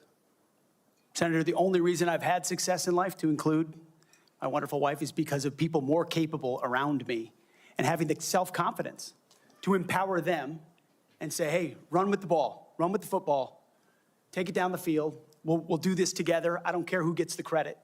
And in this case, that's how the Pentagon will be run. Let's end with this, Mr. Chairman, about the qualifications. You got a man who has literally put his butt on the line, who served 20 years in the service, multiple deployments, has heard the bullets crack over the top of his head, has been willing to go into combat, been willing to see friends die for this country, and he's willing to still put himself through this. His wife is willing to still stand beside him, knowing he wasn't perfect, knowing that all this was going to be brought up, and he's still willing to serve the country. What other qualifications does he need? That I yield back. Thank you, Senator Mullen. Senator Duckworth. And again, we really are going to strictly enforce the rule about no demonstrations or noise. The distinguished ranking member. Just a point of personal privilege to make a correction. The reason that General Austin required a waiver was not because of his participation in a corporate enterprise. It was because he did not have 7 years of interruption between his service and his appointment. Second point is that if any of us were appointed as Secretary of Defense, we would be subject to the same types of questions. And the case in point is Senator John Tower was nominated for Secretary of Defense. It was discovered by his colleagues that his behavior was not commensurate with the responsibilities despite his service, and he was voted down. Thank you. Thank you, Mr. Chairman. Senator Duckworth, you are recognized. Thank you, Mr. Chairman. And also, Secretary Mattis had to have this waiver as well. Mr. Hegseth, this hearing is about whether you are qualified to be Secretary of Defense. And one of the qualifications, to answer my colleague's question, is to actually win the votes of every member of this committee and to be confirmed by the United States Senate. And you need to convince us that you're worthy of that vote, because the people of the state of Illinois voted for me to be their senator so that I could cast that vote when it comes to picking who is going to be the next Secretary of Defense. This hearing now seems to be a hearing about whether or not women are qualified to serve in combat, and not about whether or not you are qualified to be Secretary of Defense. And let me just say that the American people need a SecDef who's ready to lead on day one. You are not that person. Our adversaries watch closely during times of transition, and any sense that the Department of Defense that keeps us safe is being steered by someone who's wholly unprepared for the job puts America at risk, and I am not willing to do that. With that in mind, Mr. Hegseth, I want you to try to explain to the American people, this committee, who have to vote for you, and to our troops who are deployed around the world, why you are qualified to lead the Department of Defense. We already know that you've only led as large as a 200-person organization. We already know that you so badly mangled a budget that after you left, they had to bring in a forensic accountant to figure out what went wrong, and that the largest budget you ever managed was about $18 billion. You know, that is about 51,560 times lower than the Department of Defense budget of $825 billion. $16 million is 51,568 times smaller than the defense budget. Please describe to me, Mr. Hegseth, you talk about DOD passing an audit. Please describe to me a time or an organization when that you led underwent an audit, because you say you're going to hire smarter people than you to run this audit. I'm not asking you to be an accountant. I want you to be able to tell me what kind of guidance will be given to those employees, what will happen whether or not you pass that audit. Have you led an audit of any organization, yes or no? I don't want a long answer, yes or no. Have you led an audit of any organization of which you were in charge? Senator, in both of the organizations I ran, we were always completely fiscally responsible. Yes or no, did you lead an audit? And the way my leadership has been stated, did you lead an audit? Yes or no? Completely what are you afraid of? You can't answer this question. Yes or no, did you lead an audit? Do you not know this answer? Senator, every part of my leadership of these organizations has been misrepresented. I will take that as a no. What were the findings? So there were no findings because you've never led an audit. What guidance did you give the auditors? None, because you've never led an audit. Nobody expects you to be an accountant, Mr. Hegseth. What we expect is for you to understand the complexity of this Pentagon budget process that is absolutely necessary to outfit our warfighters. Look, the Secretary of Defense is required to make quick decisions every single day with high-level information that's being provided for them.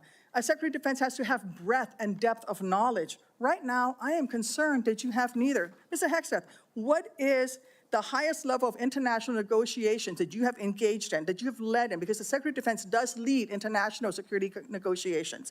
There are three main ones that the Secretary of Defense leads and signs. Can you name at least one of them? Could you repeat the question, Senator? Sure. What is the highest level of international security agreement that you have led?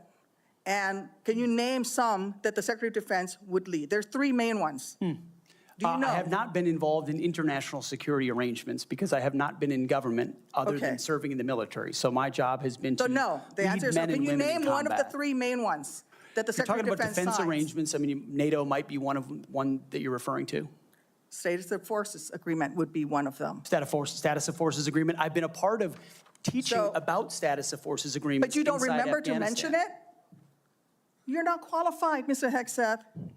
You're not qualified. You talk about repairing our defense industrial complex. You're not qualified to that. You could do acquisition and cross-servicing agreements, which essentially are security agreements. You can't even mention that. You've done none of those. You talked about the Indo-Pacific a little bit, and I'm glad that you mentioned it. Can you name the importance of at least one of the nations in the ASEAN, and what type of agreement we have with at least one of those nations? And how many nations are in ASEAN, by the way? I couldn't tell you the exact No, you amount of couldn't, nations in because you've that. not But I even know we have bothered to allies do- in South Korea and Japan and in AUKUS with Australia, trying to work Okay. on submarines with them. Mr. and data Hegseth, transfers none with of those them. countries We are have in allies ASEAN. across. None of those 3 countries that you've mentioned are in ASEAN. I suggest you do a little homework before you prepare for these types of negotiations. Listen, Mr. Hegseth, this is,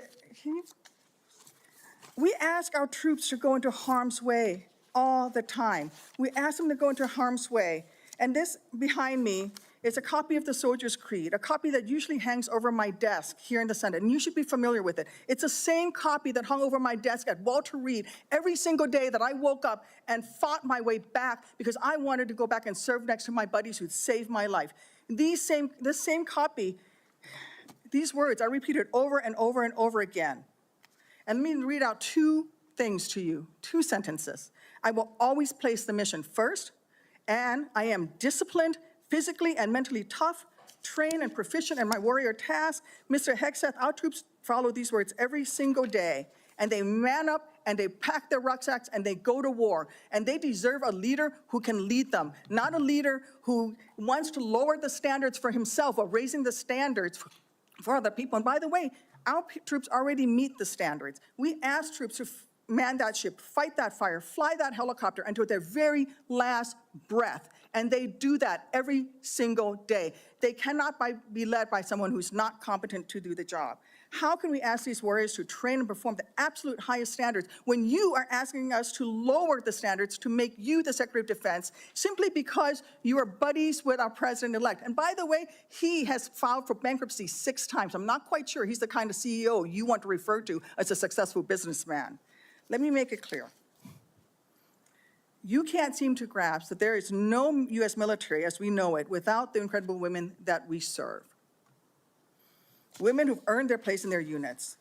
You have not earned your place as Secretary of Defense. You say you care about keeping our armed forces strong and that you like that our armed forces are meritocracy, then let's not lower the standards for you. You, sir, are a no-go at this station. Thank you, Senator Duckworth. I would like to submit for the record a letter submitted by Mr. Brian Marriott that says anyone who would claim that Pete mismanaged funds at Vets for Freedom is ignorant of the facts. Without objection, it will be admitted to the record. Senator Budd. Thank you, Chairman Wicker, and congrats on your chairmanship of this committee. I want to thank you for your leadership and your handling of this today. I think you're doing a great job. So I want to also submit for the record a letter submitted by Mr. Daniel Catlin, the former operations manager at Vets for Freedom. Mr. Catlin's letter states that Mr. Hegseth and Mr. Catlin conducted weekly meetings to meticulously review every dollar that the organization spent. Pete's hands-on approach and dedication to financial responsibility ensured that Vets for Freedom operated within its budget. Mr. Catlin's letters also states that Pete treated his staff with the utmost respect, regardless of race or gender. So I ask unanimous consent to enter this into the record, Mr. Chairman. Without objection, so ordered. Thank you. Mr. Hegseth, congratulations on your nomination. Thanks for appearing before the committee today. I enjoyed meeting you in my office before Christmas, and I've enjoyed our friendship before that. You know, you stated in your advanced policy questions that the American people need to be informed, engaged, and inspired to join our military. I wholeheartedly agree with that. And we also have a problem, though, with obesity and falling academic standards. It's very concerning. And we've talked about that before. So if confirmed, how would you approach increasing the number of Americans eligible to serve in the military, but without lowering standards?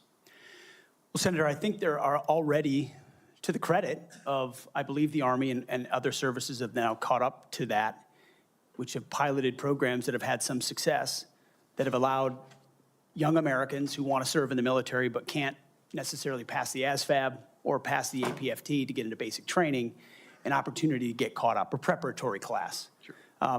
Unfortunately, yes, we do have a problem of obesity in our country, not necessarily something that the, if I'm confirmed, Secretary of Defense is able to address. But I do think leading from the front matters. I do think having a Secretary of Defense that will go out and do PT with the troops matters. that has been out there and done that before. And hopefully that's a motivating factor for young people. But the reality of obesity and criminal backgrounds and medical problems have long been an issue of recruitment in America, unfortunately. What changed is the perception of military service because of the condition of the services, and frankly, because of, in some ways, the way our schools don't teach young people to love the country anymore. And if you don't love the country, why do you want to serve that country? That's a deeper problem. But all of those things need to be addressed to revive recruiting, and obesity is certainly a part of it. Thank you for that. So I've had multiple conversations, young folks back in North Carolina, young men, young women, and we get to meet a lot of them. But, you know, I hear from some of these folks who I encourage to join the military. They say that they're concerned that it's become politicized. And if confirmed, would you commit to working with my office to address the military recruiting crisis and ensuring the military is focused on warfighting? Senator, absolutely. Number one, from day one, with a mandate from the Commander-in-Chief, who received that mandate when Americans spoke out loudly and said, we want peace through strength, we want America first foreign policy, and we don't want political ideology driving decisions inside our Defense Department. That was clear. It's an infection that the American people are acutely aware of, which the men and women in this room have lived firsthand. I've lived it firsthand. And that's why it will be a priority. And I truly believe, and I'm humbled by this, the response we've already seen from young men and women who've decided to join the military when they had said, I wasn't going to. But seeing a Commander-in-Chief, Donald Trump, reassured them. Seeing the possibility, if confirmed, of a Secretary of Defense that would have their back reassured them. And so in the first couple of months after President Trump's election, we have already seen, the numbers are there, a recruiting surge in all the services that I would welcome the opportunity to continue. And it's humbling to think that families across this country would have confidence in us to deliver for their young men and women. There's no more important task. Thank you for that. So shifting gears a bit, I want to hear some of your thoughts on the growing fighter aircraft capacity gap with China and what this means for a potential fight in the Indo-Pacific. So if confirmed, what policy recommendations will you make to the President on procurement and maintenance of 4th and 5th generation fighters while we continue to research and develop 6th generation and collaborative combat aircraft? Senator, that's a very important conversation, one that I've been looking at a great deal. A lot of it, just to be clear, involves classifications and understanding precisely cost and capabilities, including capabilities of enemy systems, both not just 4th and 5th, but potential 6th generation, which we've already seen a prototype released from the Chinese. That's a dangerous development, considering at least the publicly understood condition of NGAD, which I look forward to the opportunity to looking underneath the hood on that. But ensuring 4th and 5th are capable and upgraded as necessary will be a part of our contingency. But when you look at what's happening in the Indo-Pacific, say operability, range is going to matter because it's such a large battle space. That will all factor in decisions that are made. And that's where I feel, frankly, a little bit liberated, is that I didn't work at Lockheed or any number of, pick a defense contractor. I didn't mean to point one out in particular. Pick any. I don't have a special interest in any particular system or any particular company or any particular narrative. I want to know what works. I want to know what defeats our enemies, what keeps us safe, what deters them, what keeps our enemies up at night. Whatever that is, I want more of it, and I want to invest in it. And I know that's the view that President Trump has as well. Thank you. You know, some have commented recently about the need to eliminate immediately a manned aircraft. So I'd say maybe one day, but that day's not now, and certainly not before 2027, especially in the Indo-Pacific. So if confirmed, will you commit to work with my office in this committee to ensure the proper mix of fighters, manned and unmanned? I look forward to working with you on that, Senator, because unmanned will be a very important part of the way future wars are fought. Just the idea of survivability for a human being drives cost and time in ways that unmanned systems do not. But I look forward to that conversation, Senator. Thank you, Senator Budd. I now recognize Senator Reed for a unanimous consent request. Mr. Chairman, I would ask unanimous consent that 2 letters be submitted for the record. One letter is signed by numerous organizations, including the Government Accountability Project, the other signed by several organizations, including the Truman National Security Project. Without objection, so ordered. Now, Senator Kelly,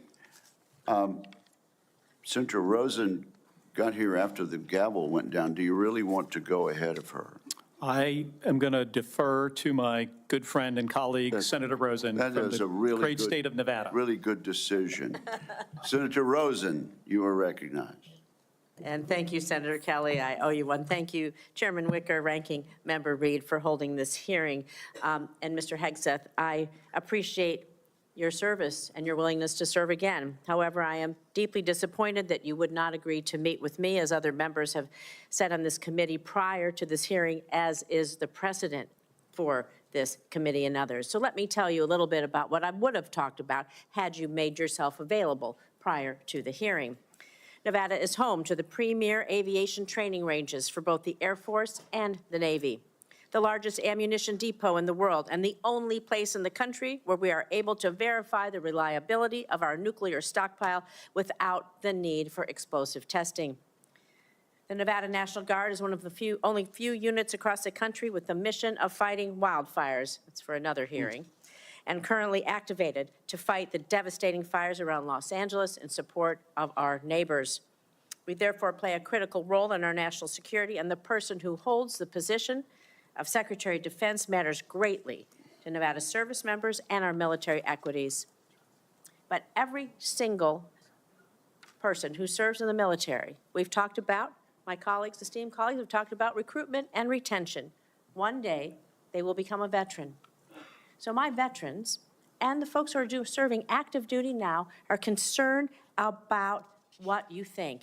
DOD does not have jurisdiction over Nevada's 200,000 plus veterans, but I am interested in your views about the service members once they've transitioned out of the military, given the influence you would have while they're in service if confirmed.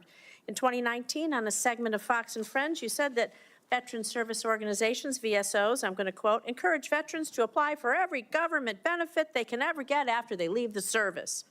You stated you don't want to, quote, be dependent on government assistance from the VA based on injuries or illnesses that might have arisen from your military service. So I'm just going to ask you a few yes or no questions about veterans, understanding you don't have jurisdiction, but this is important to our morale, it's important to our recruitment, and is important to our retention, and it is important to how we respect others in this country.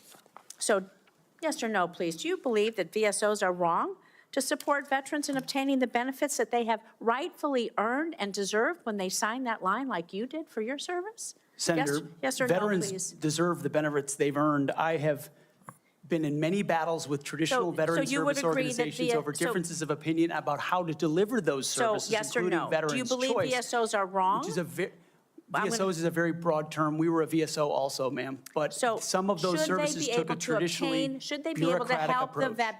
the veterans obtain the benefits that they have earned? Yes or no? Should anyone be able to help? Every veteran should have Right, rapid thank you. access to Do you all the believe that benefits that veterans they've should earned. be ashamed for Absolutely. having sought and obtained the benefits that they have earned? Do you think veterans should be ashamed to seek out benefits? Senator, I think Yes or we no? should be ashamed as a nation of the amount of veterans that commit you think suicide veterans because they hit a brick should be wall. ashamed? They commit suicide because This is they hit not a the brick question, wall sir. of the I'm going to bureaucracy move on. of the I'm going to VA. take that And as a reformers yes. are not courage enough. How about veterans who suffer lasting Take it on. injuries or illnesses due to their military service? Do you think they deserve our support and assistance?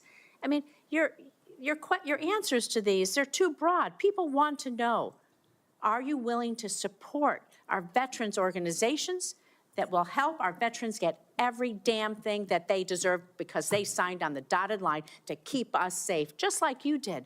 I respect that. Will you? Senator, with all due humility, I don't know that there's anyone in this room over the last 20 years that have worked harder to ensure that our veterans are taken care of. It has So been do a you think passion veterans of are my life, dependent on the- alongside with so many on this dais, to make sure that veterans receive, and it is a recruiting crisis. But you've When said that veterans are veterans are not treated dependent well, on the government. they don't You've want said their veterans are sons and daughters dependent to on the join. government. Do you believe that veterans getting these benefits are dependent on the government? Or do you believe it's a benefit they've earned and deserved through their service? It's a Are they benefit they've dependent? earned and Then- a hand up to But the these are next your chapter of their words then. life. So you have again Absolutely. changed your position. Where you believe the veterans are dependent, now you believe they've earned and deserved it. I just think it's disrespectful to change that position. These are benefits that people may need throughout their life and may not know when they need them or how they're going to need them, and they need to be there when they do. Thank you. I'm going to move on to my next question. America's role in the world. Our alliances, the threats America's facing, they're serious, they're wide-ranging, from China to Russia to Iranian-backed terrorism. So do you agree with the National Defense Strategy that the U.S. cannot compete with China, Russia, and their partners alone, and certainly cannot win a war that way? And this is a quote from the National Defense Strategy. Is your interpretation that American first foreign policy is America alone? Does that include abandoning our allies and partners such as NATO, Taiwan, Israel, and others? And if we can't win alone and we don't strengthen our strategic partnerships, I would say that position, your position, places on a strategic path to lose to our adversaries.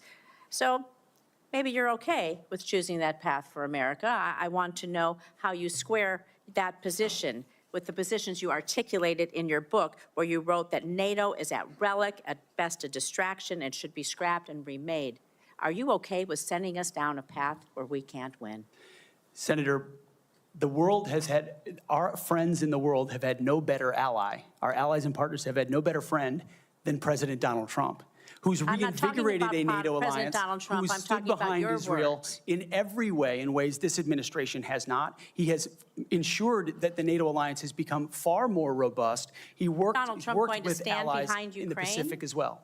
Is Donald Trump going to stand behind Ukraine? Are you going to stand behind Ukraine? You say he's the strongest president. President-elect Trump said he will end the war in Ukraine before he takes office. Okay, so less than a week before he's inaugurated, to the best of your knowledge.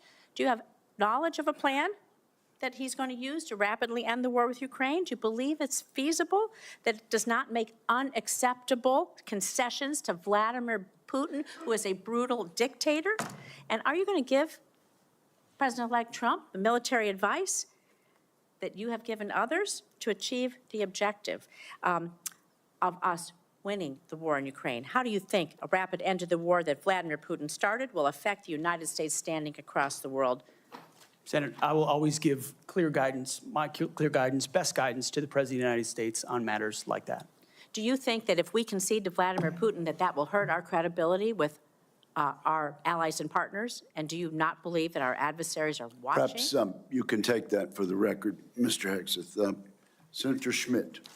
Thank you, Mr. Chairman. I'd like to submit for the record a letter submitted by Mr. Christopher Ahn, the former Director of Operations for Vets for Freedom. Mr. Ahn, his letter states that the suggestion, quote, the suggestion that funds were misused for personal gain, lavish parties, or other improper purposes is categorically false. Throughout my time working with Pete Hegseth, he consistently demonstrated exceptional integrity and leadership. I asked unanimous consent to enter this letter into the record. Without objection, so ordered. Senator Schmidt. Thank you, Mr. Chairman. Mr. Hegseth, good to see you here today. Thank you for your service. Thank you, Senator. And your willingness to serve. I also want to thank you for your clarity in articulating the vision you have for the Department of Defense in restoring an ethos, a warrior ethos. Which is in stark contrast to the ethos we've seen the last 4 years, which is of weakness and wokeness. And I want to drill down on a few things specifically and exactly how we've gotten to where we've gotten with recruiting and morale. DEI. There's been a little bit of discussion about this, but for those watching at home, DEI is not about giving everybody opportunity. It is rooted in cultural Marxism. The idea that you pit the room, any room, with oppressor versus oppressed. It's race essentialism, and it is poison. It has no business whatsoever in our military. I think the American people have spoken loudly and clearly about this.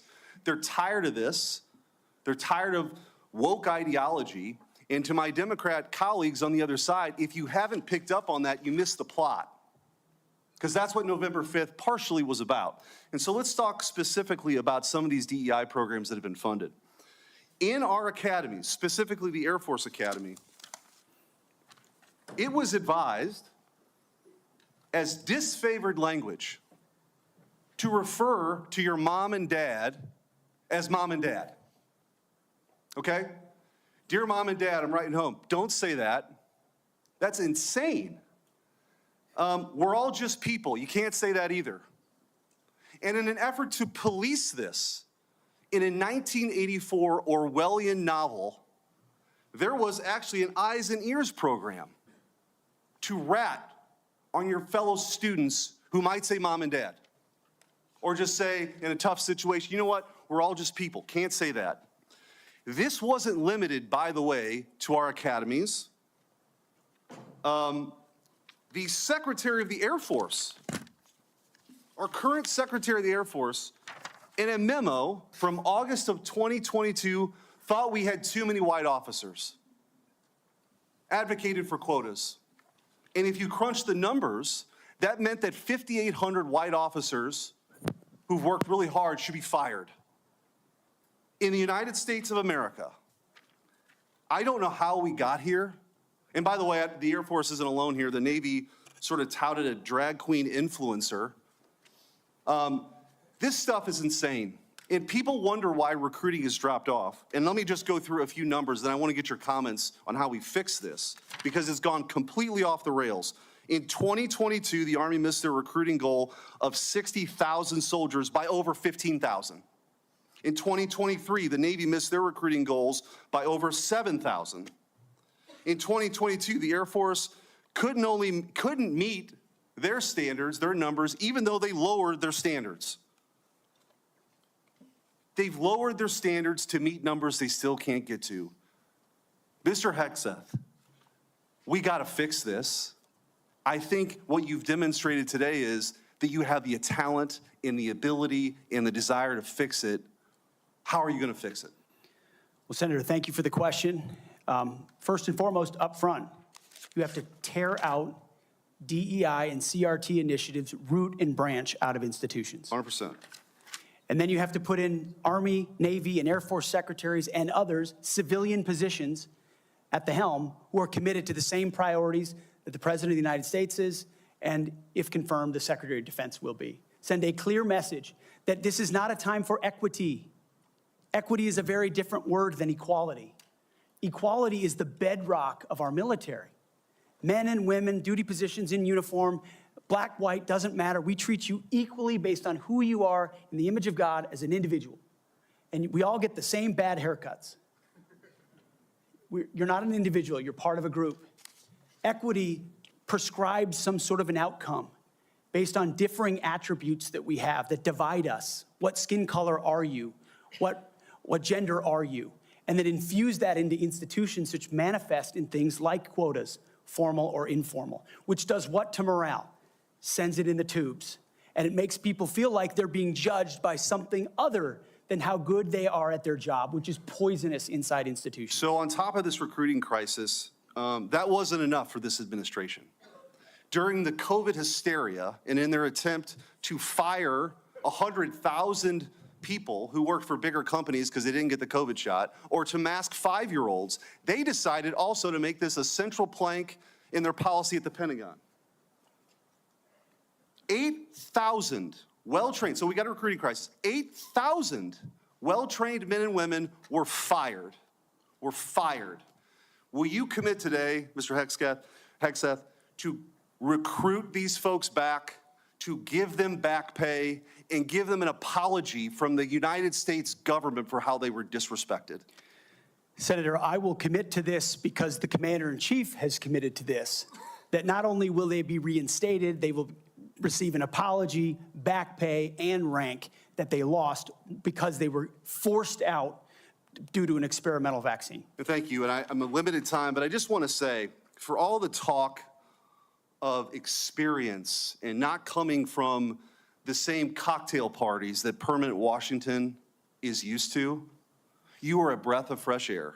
And again, if you weren't paying attention to what this election was all about, it was about the disruptors versus the establishment. And the American people have had enough of business as usual for the same people that we line up for these same jobs who give us the same results. We need somebody who's going to go in there and fight for innovation, fight for change. I think you're that person, and I appreciate your willingness to sit here and listen to some of these undignified attacks. It's ridiculous. Thank you. Captain Mark Kelly, you're recognized. Thank you, Mr. Chairman. Congratulations on your chairmanship. I want to make a request to the committee that we have a second round of questions. Pursuant to the bipartisan staff agreement that we reached late last year, this will be one round of 7-minute questions. All right. Thank you. Thank you, Mr. Chairman. I'll be happy to recognize my colleague, Mr. Reed. I think it's important to note for the record that when Secretary Hagel was here, we had 3 rounds of questioning. When Secretary Carter was here, we had 2 rounds of questioning. And I cannot recall any time where I have denied, as the chairman, a member to ask for a second round and receive the second round. So we are, I think, violating the principles of the committee, and I just want to go on the record. And your comment is noted. Thank you. Mr. Hegseth, thank you for being here today. Thank you for your service to this country. Thank you, Senator. Few nominees come into this room with all the necessary experience to do this job, to be Secretary of Defense. We get that. It's a reflection on just how big of a job this is. What I want to understand is whether or not you bring any of the necessary experience that this job requires. And here's where I'm concerned.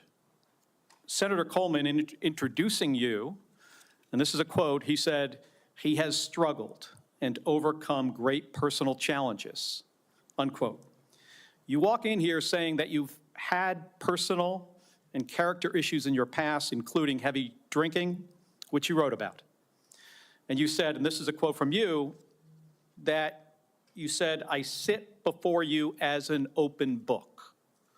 Yet you haven't actually said what personal challenges it is that you've overcome when you've been asked about them. So I'm going to give you an opportunity here to be as forthright as you say you want to be.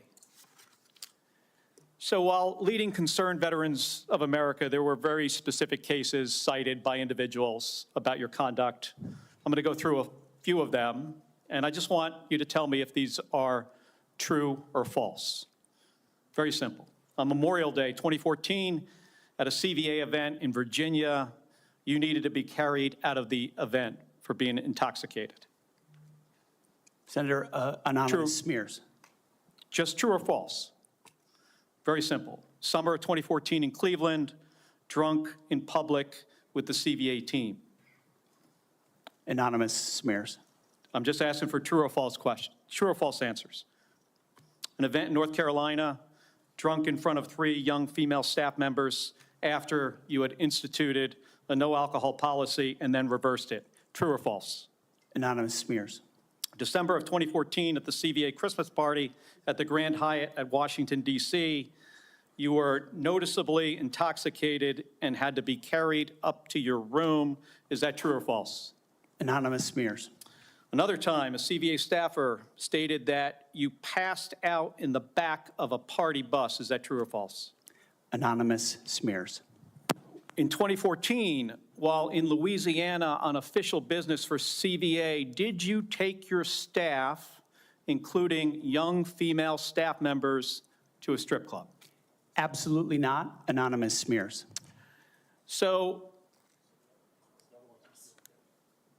is it accurate that the organization reached a financial settlement with a female staffer who claimed to be at a strip club with you, and there was a colleague who attempted to sexually assault her? Was there a financial settlement? Senator, I was not involved in that. I don't know the nature of how that played out. But you understand there was a financial settlement for a young female staffer who accused another member of the organization, not you, of sexual assault in a strip club. We have multiple statements on the record referring to that. But you submitted to the claim you were committee. not there when that occurred. Absolutely not. Now, the behavior I cited, if true, do you think that this behavior of intoxication, going into these type of establishments, women on your staff being so uncomfortable that they have to file these sort of harassment claims, do you think this is appropriate behavior for a leader? Senator, the overwhelming majority of anyone who's worked for me, including the on-the-record statements that have been submitted to this, with their name on it, on the record, men and women who worked with me every day, are the overwhelming preponderance of evidence that testify to my leadership and professionalism in leading Vets for Freedom and Concerned Veterans for America. My Okay. leadership has been completely impugned on these veterans organizations that did fantastic work. Mr. on behalf Hegseth, of the I'm not men even and gonna women go fighting into the- overseas I'm not even and gonna go into advocating, the and we managed our accusations. financial books with integrity across the board. How many people, everybody who runs a campaign. I have limited time. I'm not going to get into the accusations that come from Fox News. I know you have some of your Fox News colleagues here. There were multiple instances of accusations against you about drinking on the job. All coming anonymous, in. all false, all refuted by my colleagues who I worked with for 10 years at 6 a.m. to 9 p.m. and everything The in challenge between, here for me, and Mr. said Hegseth, they've only seen me be is professional when there is every single discussion time. about personal challenges, and you admittedly had issues with heavy drinking. It's hard to kind of square this, to square the circle here. It's kind of a difficult thing to do. Let me ask you, if I have about 90 seconds left here, if you had to answer these questions about sexual assault against you and your drinking and your personal conduct, would it have been different if you were under oath? Senator, all I'm pointing out is the false claims against me. Okay, I take it you do not want to answer that question. I walked into this hearing this morning concerned that you haven't demonstrated adequate leadership in your civilian roles. And this is a dangerous world we're living in here. And America cannot afford a Secretary of Defense who is unprepared for that mission. I'm going to leave with concerns about your transparency. You say you've had personal issues in your past, yet when asked about those very issues, you blame an anonymous smear campaign, even when many of these claims are not anonymous. Which is it? Have you overcome personal issues, or are you the target of a smear campaign? It can't be both. It's clear to me that you're not being honest with us or the American people because you know the truth would disqualify you from getting the job. And just as concerning as each of these specific disqualifying accusations are, what concerns me just as much is the idea of having a Secretary of Defense who is not transparent. Thank you, Mr. Chairman. I yield back my 2 seconds. Thank you, Senator Kelly. I would, at this point, ask unanimous consent to introduce into the record letters by Tina Kingston, Louisiana State Director of Concerned Veterans for America, and Holly Talley, Louisiana Local Director of Concerned Veterans for America, attesting to the appropriateness of Mr. Hegseth's conduct with regard to female staffers. Without objection, that is added to the record. And Senator Banks, you are now recognized. Thank you, Mr. Chairman. Welcome, Mr. Hegseth. You have conducted yourself very well today. In fact, so well that I believe it's incumbent upon this committee to confirm you ASAP to get you on the job to clean up the mess that we have at the Pentagon ongoing at this moment because of the leadership there over the last 4 years that's failed us. In President Biden's first year in office, the Department of Defense spent over 5 million man-hours on quote-unquote counter-extremism and diversity training, what you and I might call woke training or DEI. The administration has refused to provide us any more recent data than that first year, but we know that it's exponentially more man-hours wasted on DEI over the last 4 years. And I wonder, what do you make of that? What could those 5 million man-hours in that first year of Secretary Austin and President Biden's administration, what could those 5 million man-hours have been used for? Senator, that's a lot of service members sitting in a lot of briefs, hearing about a lot of threats or political perspectives that might be dangerous, that do not comport to threats that actually exist inside the force, or ideas that introduce critical race theory or DEI or climate change initiatives that they and their commands have to conform to. And every time one of those happens, it gets pushed down the chain of command.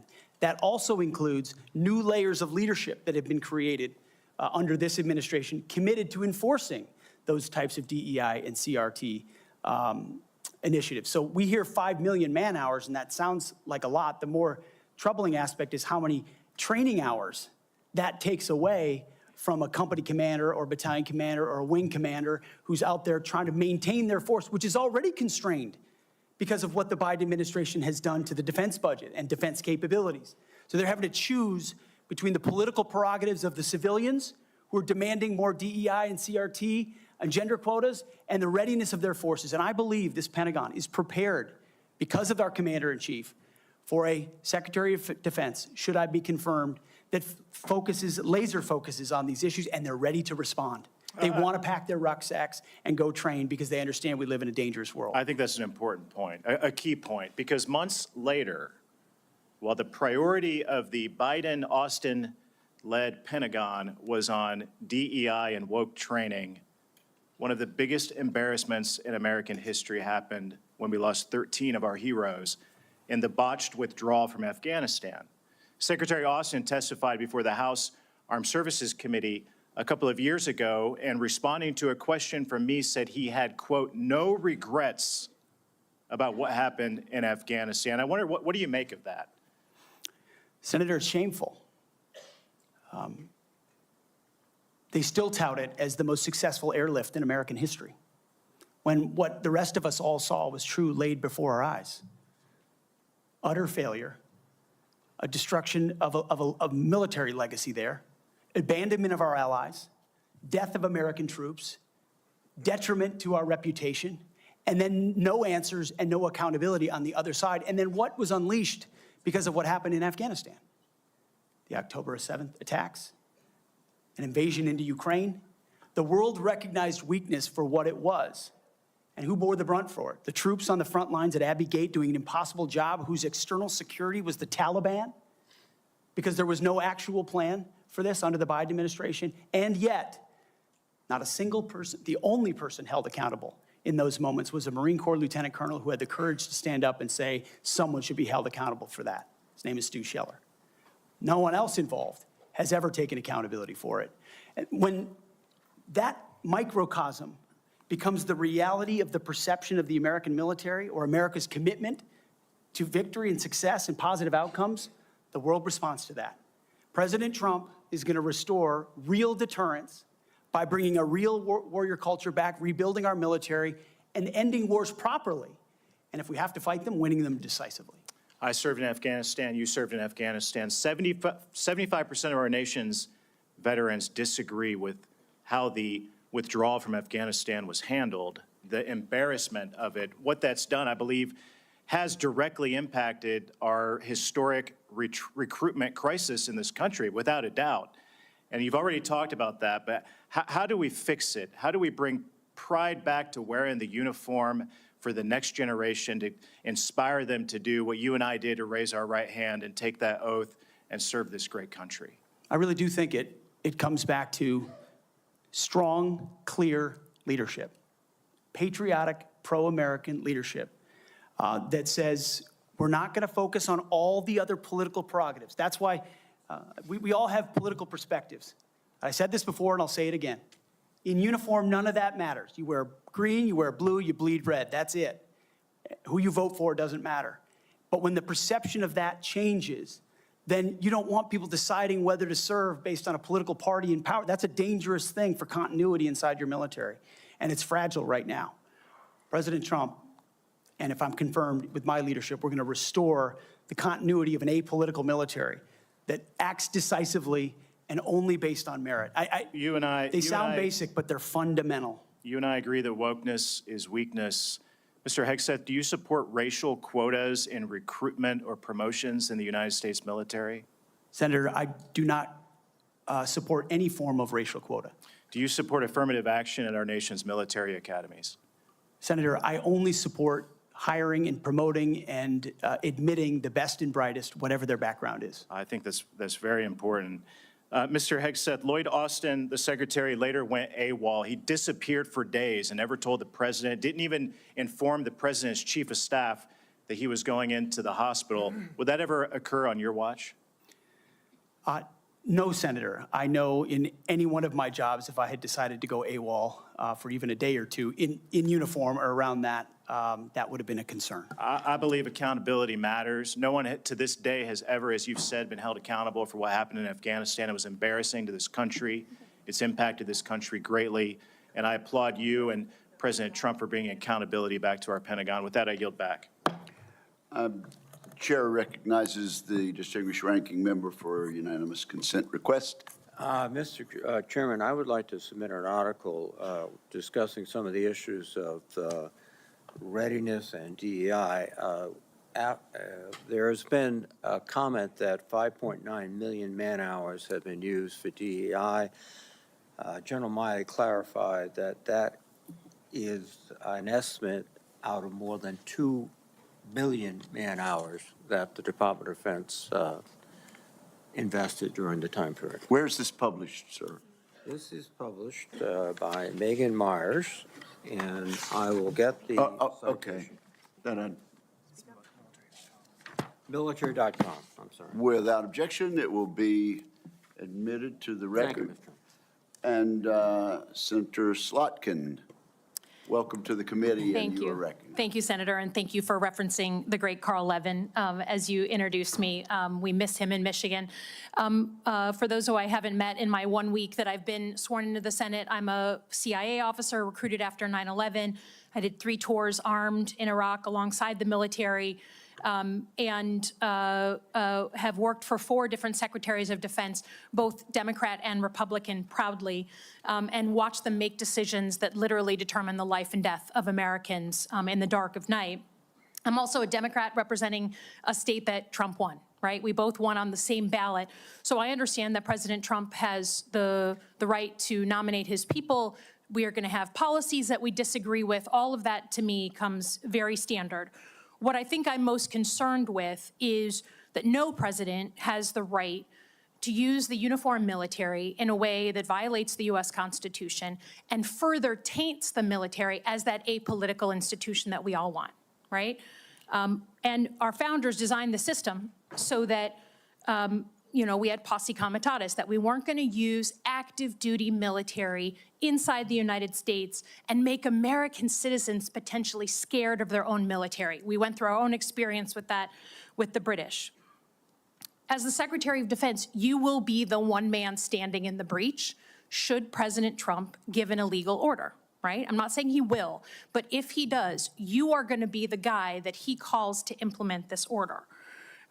Do you agree that there are some orders that can be given by the Commander-in-Chief that would violate the U.S. Constitution? Senator, thank you for your service. But I reject the premise that President Trump is going to be giving illegal orders. No, I'm not saying he will, but do you believe there is such a thing as an illegal order that Joe Biden or any other president, Donald Trump, could give? Is there anything that a commander-in-chief could ask you to do with the uniformed military that would be in violation of the U.S. Constitution? Senator, anybody of any party Right. could give an order that is against the Constitution or against the law. Right. Okay. So are you saying that you would stand in the breach and push back if you were given an illegal order? I start by saying I reject the premise that President I Trump will be understand. giving You've done your any genuflecting illegal to him, orders but at all. This isn't a hypothetical, okay? Your predecessor in a Trump administration, Secretary Esper, was asked and did use uniformed military to clear unarmed protesters. He was given the order to potentially shoot at them. Helos flew low in Washington, D.C. as crowd control. He later apologized publicly for those actions. Was he right or wrong to apologize? Senator, I was there on the ground. And I saw the I understand, and I respect that. I've been there. But you're about I understand to the be the level of threat Secretary of that was Defense. involved in that moment. I Was also he right understand to, so he was he- legality and the Sir, Constitution. was he right and the or laws of what wrong you to have. apologize? I'm not going to put words in the mouth of Secretary Esper or No, anybody else from he this said them podium. himself. You don't have to. What are you scared of? Did he do the right thing by apologizing? I'm not scared of anything, Senator. Then say yes or no. You can say no. I'm interested in upholding the laws and the Constitution Okay. in any So particular Donald scenario. Trump asked for the active duty 82nd Airborne to be deployed during that same time. Secretary Esper has written that he convinced him against that decision. If Donald Trump asked you to use the 82nd Airborne in law enforcement roles in Washington, D.C., would you also convince him otherwise? I'm not going to get ahead of conversations I would have with the president. However, there are laws and processes inside our Constitution that would be followed. President Trump said in November that he is willing to consider using the active duty military against the, quote, enemy within.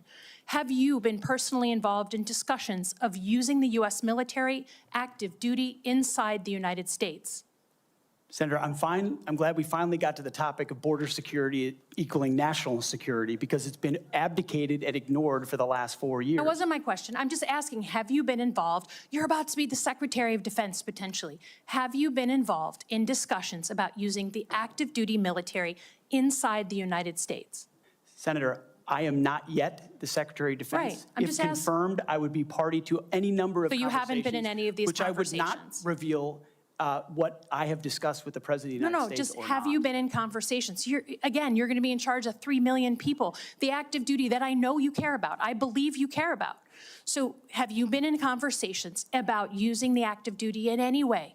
Whether it's setting up in detention camps, policing dangerous cities, have you been involved in any of those conversations? Certainly, I have been involved in conversations relating to doing things this administration has not, which is secure the southern border and not allow floods of illegals to enter our country through an invasion that threatens the American people. And there are ways in which the military is already playing a role in that, to include 5,000 National Guardsmen from Indiana and Texas who are at the border right now, allowing for border security. So there is plenty of precedent duty military for military to members staff enforcing detention our southern centers? border. Our U.S. military is not trained in law enforcement roles. I think you know that, right? We've seen how that mission is difficult for them in places like Iraq and Afghanistan because that's not the training a uniformed military comes with. Do you support the use of active duty military in supporting detention camps? Senator, everything we will do would be lawful and under the Constitution, but I I'm gonna take that as a recognize yes. that this administration has abdicated its responsibility. President Trump is going to restore in the order at the spirit border, of preserving prevent our the enemies from institution, invading, and yes, he has said Sir, mass I get your deportations filibustering. will be I get it. a part of what In the happens. spirit of preserving the institution that I think we both care about, legitimately, the Uniform Code of Military Justice. I've heard a couple of different things. One, you said you will not change the Uniform Code of Military Justice, which is what governs justice system in the military. Yes or no? You said that earlier. Those are I'm just laws, confirming. Senator, set by Congress. Okay, so you will not go to change it. You will not attempt to change it. You also said that JAG officers are potentially people who put their own interests in their own medals and promotions ahead of the troops. Senator Lindsey Graham was a JAG officer for most of his life. Is that what you believe about those who implement our justice system in the U.S. military? Senator, I was speaking about particular JAG officers I've had to deal with in my military Are you experience, gonna get not about a involved? member of the United States Senate. Are you, as Secretary of Defense, going to get involved in the implementation of the U.S. Military Code of Justice? Senator, ultimately, it will be a big part of my job to evaluate decisions vis-a-vis Okay, the so I'll take Uniform that. Code of I'll Military take that as Justice. yes. Have and you seen do it fairly. is CQ Brown on your list in the Warrior boards to be removed from his position? Senator, every single senior officer will be reviewed based on meritocracy, standards, lethality, and commitment to lawful orders they will be given. Thank you, Senator Slotkin. I now recognize Senator Shaheen for a unanimous consent request. Thank you, Mr. Chairman. I have a request from a former general who served 35 years, Dennis Leitch, who most recently was commander of the 94th Regional Readiness Command at Fort Devens, Mass., who has asked that his letter opposing Mr. Hegseth's nomination be entered into the record. Is there objection? Without objection, it will be entered. Also, I present a host of letters and op-eds from former co-workers at Vets for Freedom and Concerned Vets for America, as well as Fox News Channel. I also have letters and op-eds from many veterans and Iraqis and Afghanis who were helped by Mr. Hegseth. I ask unanimous consent to introduce these letters and op-eds. Without objection, is so ordered. Senator Sheehy, you've been very patient. Thank you, Mr. Chairman. Entering a support letter in for Mr. Hegseth, submitted by nearly 90 former soldiers who served with Pete in combat. I would like to submit a statement from 86 of them who support his nomination. Although they come from different units and ranks, the signatories commend Mr. Hegseth for his selfless leadership, love of his soldiers, and commitment to our country. 2 items. Sorry, 1 item. I ask unanimous consent to enter this into the record. Without objection, it will be entered. Thank you, Mr. Chairman. Pete, I'm actually going to ask you questions because I want to hear your answer. How many genders are there? Tough one. Senator, there are 2 genders. I know that well. I'm a Sheehy, so I'm on board. What is the diameter of the rifle round fired out of an M4A1 rifle? That's a 5.56. How many push-ups can you do? I did 5 sets of 47 this morning. What do you think are most important strategic bases in the Pacific? In the Pacific, Guam is pretty strategically significant. How many rounds of 5.56 can you fit into the magazine of an M4 rifle? Depends on the magazine, but standard issue is 30, Senator.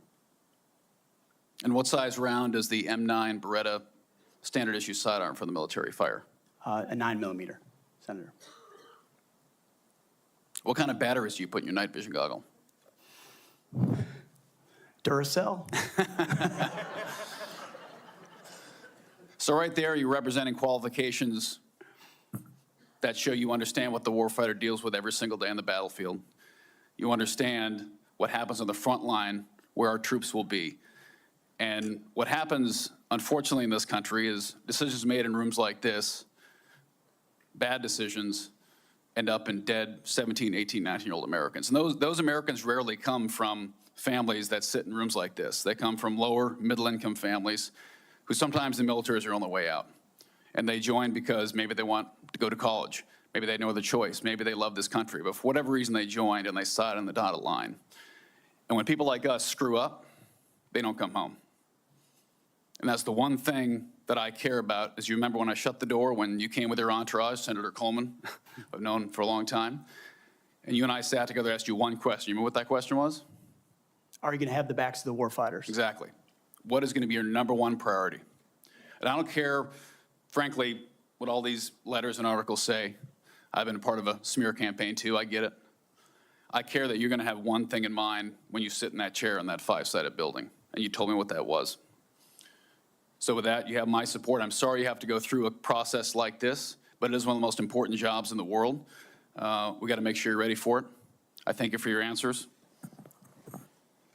I got one final question that's very important to me. This is more of a technical question, but I think it's to fix the Army in this country is a 1 or 2 year problem. We can make bullets, we can make rifles. Fix the Air Force might be a 5-year problem. To fix our Navy is a decades-long pursuit. How are you going to fix our national? You don't have all the power. We're not China. Unfortunately, you can't snap your fingers. But how are you going to lead an initiative within the DoD to reinvigorate our national shipbuilding industry so we are able to compete with China? Because freedom of navigation is critical to our economy and the global economy. It's going to be a very important task for you to complete. It's a critical question, Senator, and that's why I'm grateful that President Trump has said definitively to me and publicly that shipbuilding will be one of his absolute top priorities of this administration. So a lot of it does go into pulling things up into the OSD's office, Secretary of Defense's office, to shine a spotlight on it, to make sure the bureaucracy doesn't strangle important initiatives that need to happen. We need to reinvigorate our defense industrial base in this country to include our shipbuilding capacity. Some of it is on the east, some of it's on the west, some of it's on the Great Lakes. The workforce problems that our shipyards are facing are significant, and there's been a big investment from this committee, I know, in a lot of those places because of the shortfalls, manpower issues, everything else. We also see adversaries that have been able to innovate themselves in ways that their shipbuilding capacity is, I won't reveal it at this hearing, multitudes and multitudes beyond our capabilities. So it needs to be a rapid investment, a rapid fielding, and then we need to incentivize outside entities to fill the gap. We've talked a lot about UAVs. UAVs are very important, but there's also a future of UUVs, unmanned underwater vehicles, that will be a part of amplifying the impact of our Navy, because this administration has allowed our number of ships to drop below 300. It sets a projection of 340 or 350, but doesn't create the capacity to actually address it. And so if we're going to defend our interests, our allies, and put America first, we're going to have to be able to project power. That it means shipbuilding. It means historic investments in our defense industrial base there. And then also driving innovation and cost savings in ways that only business leaders inside the Pentagon can do. When I'd add, I don't think any board in the world would have hired Steve Jobs or Elon Musk or Mark Zuckerberg when they founded their companies either. So this country was founded by young people who had a great vision. Thank you for being willing to serve your country again. And thanks for coming here today. I yield back, Chairman. Thank you, Senator Sheehy. You yield back the balance of your time. Mr. Ranking Member, can we agree that you and I will notify members of a specific time until which the record will remain open for submission of questions for the record? Yes, Mr. Chairman? That will be a day or two. This concludes today's hearing. I want to thank the witnesses and their families, and this hearing is adjourned. Thank you. Thank you.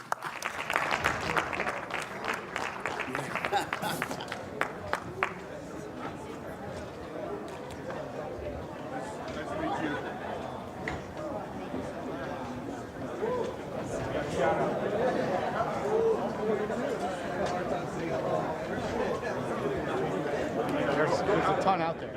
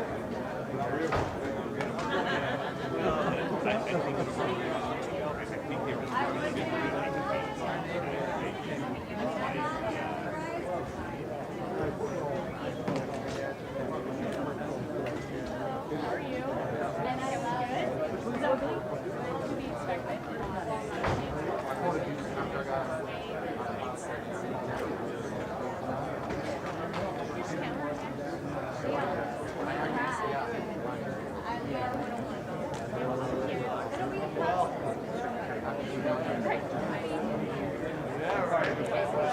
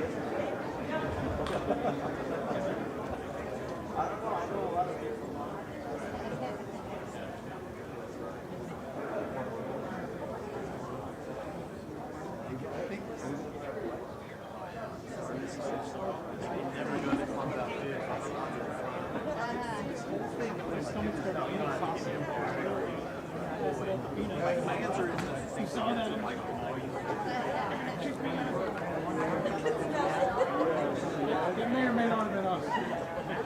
There's got to be some bars around here. It was one of them Costco ones. They come in the big bag. And then they're like, I don't see him, so he must not have got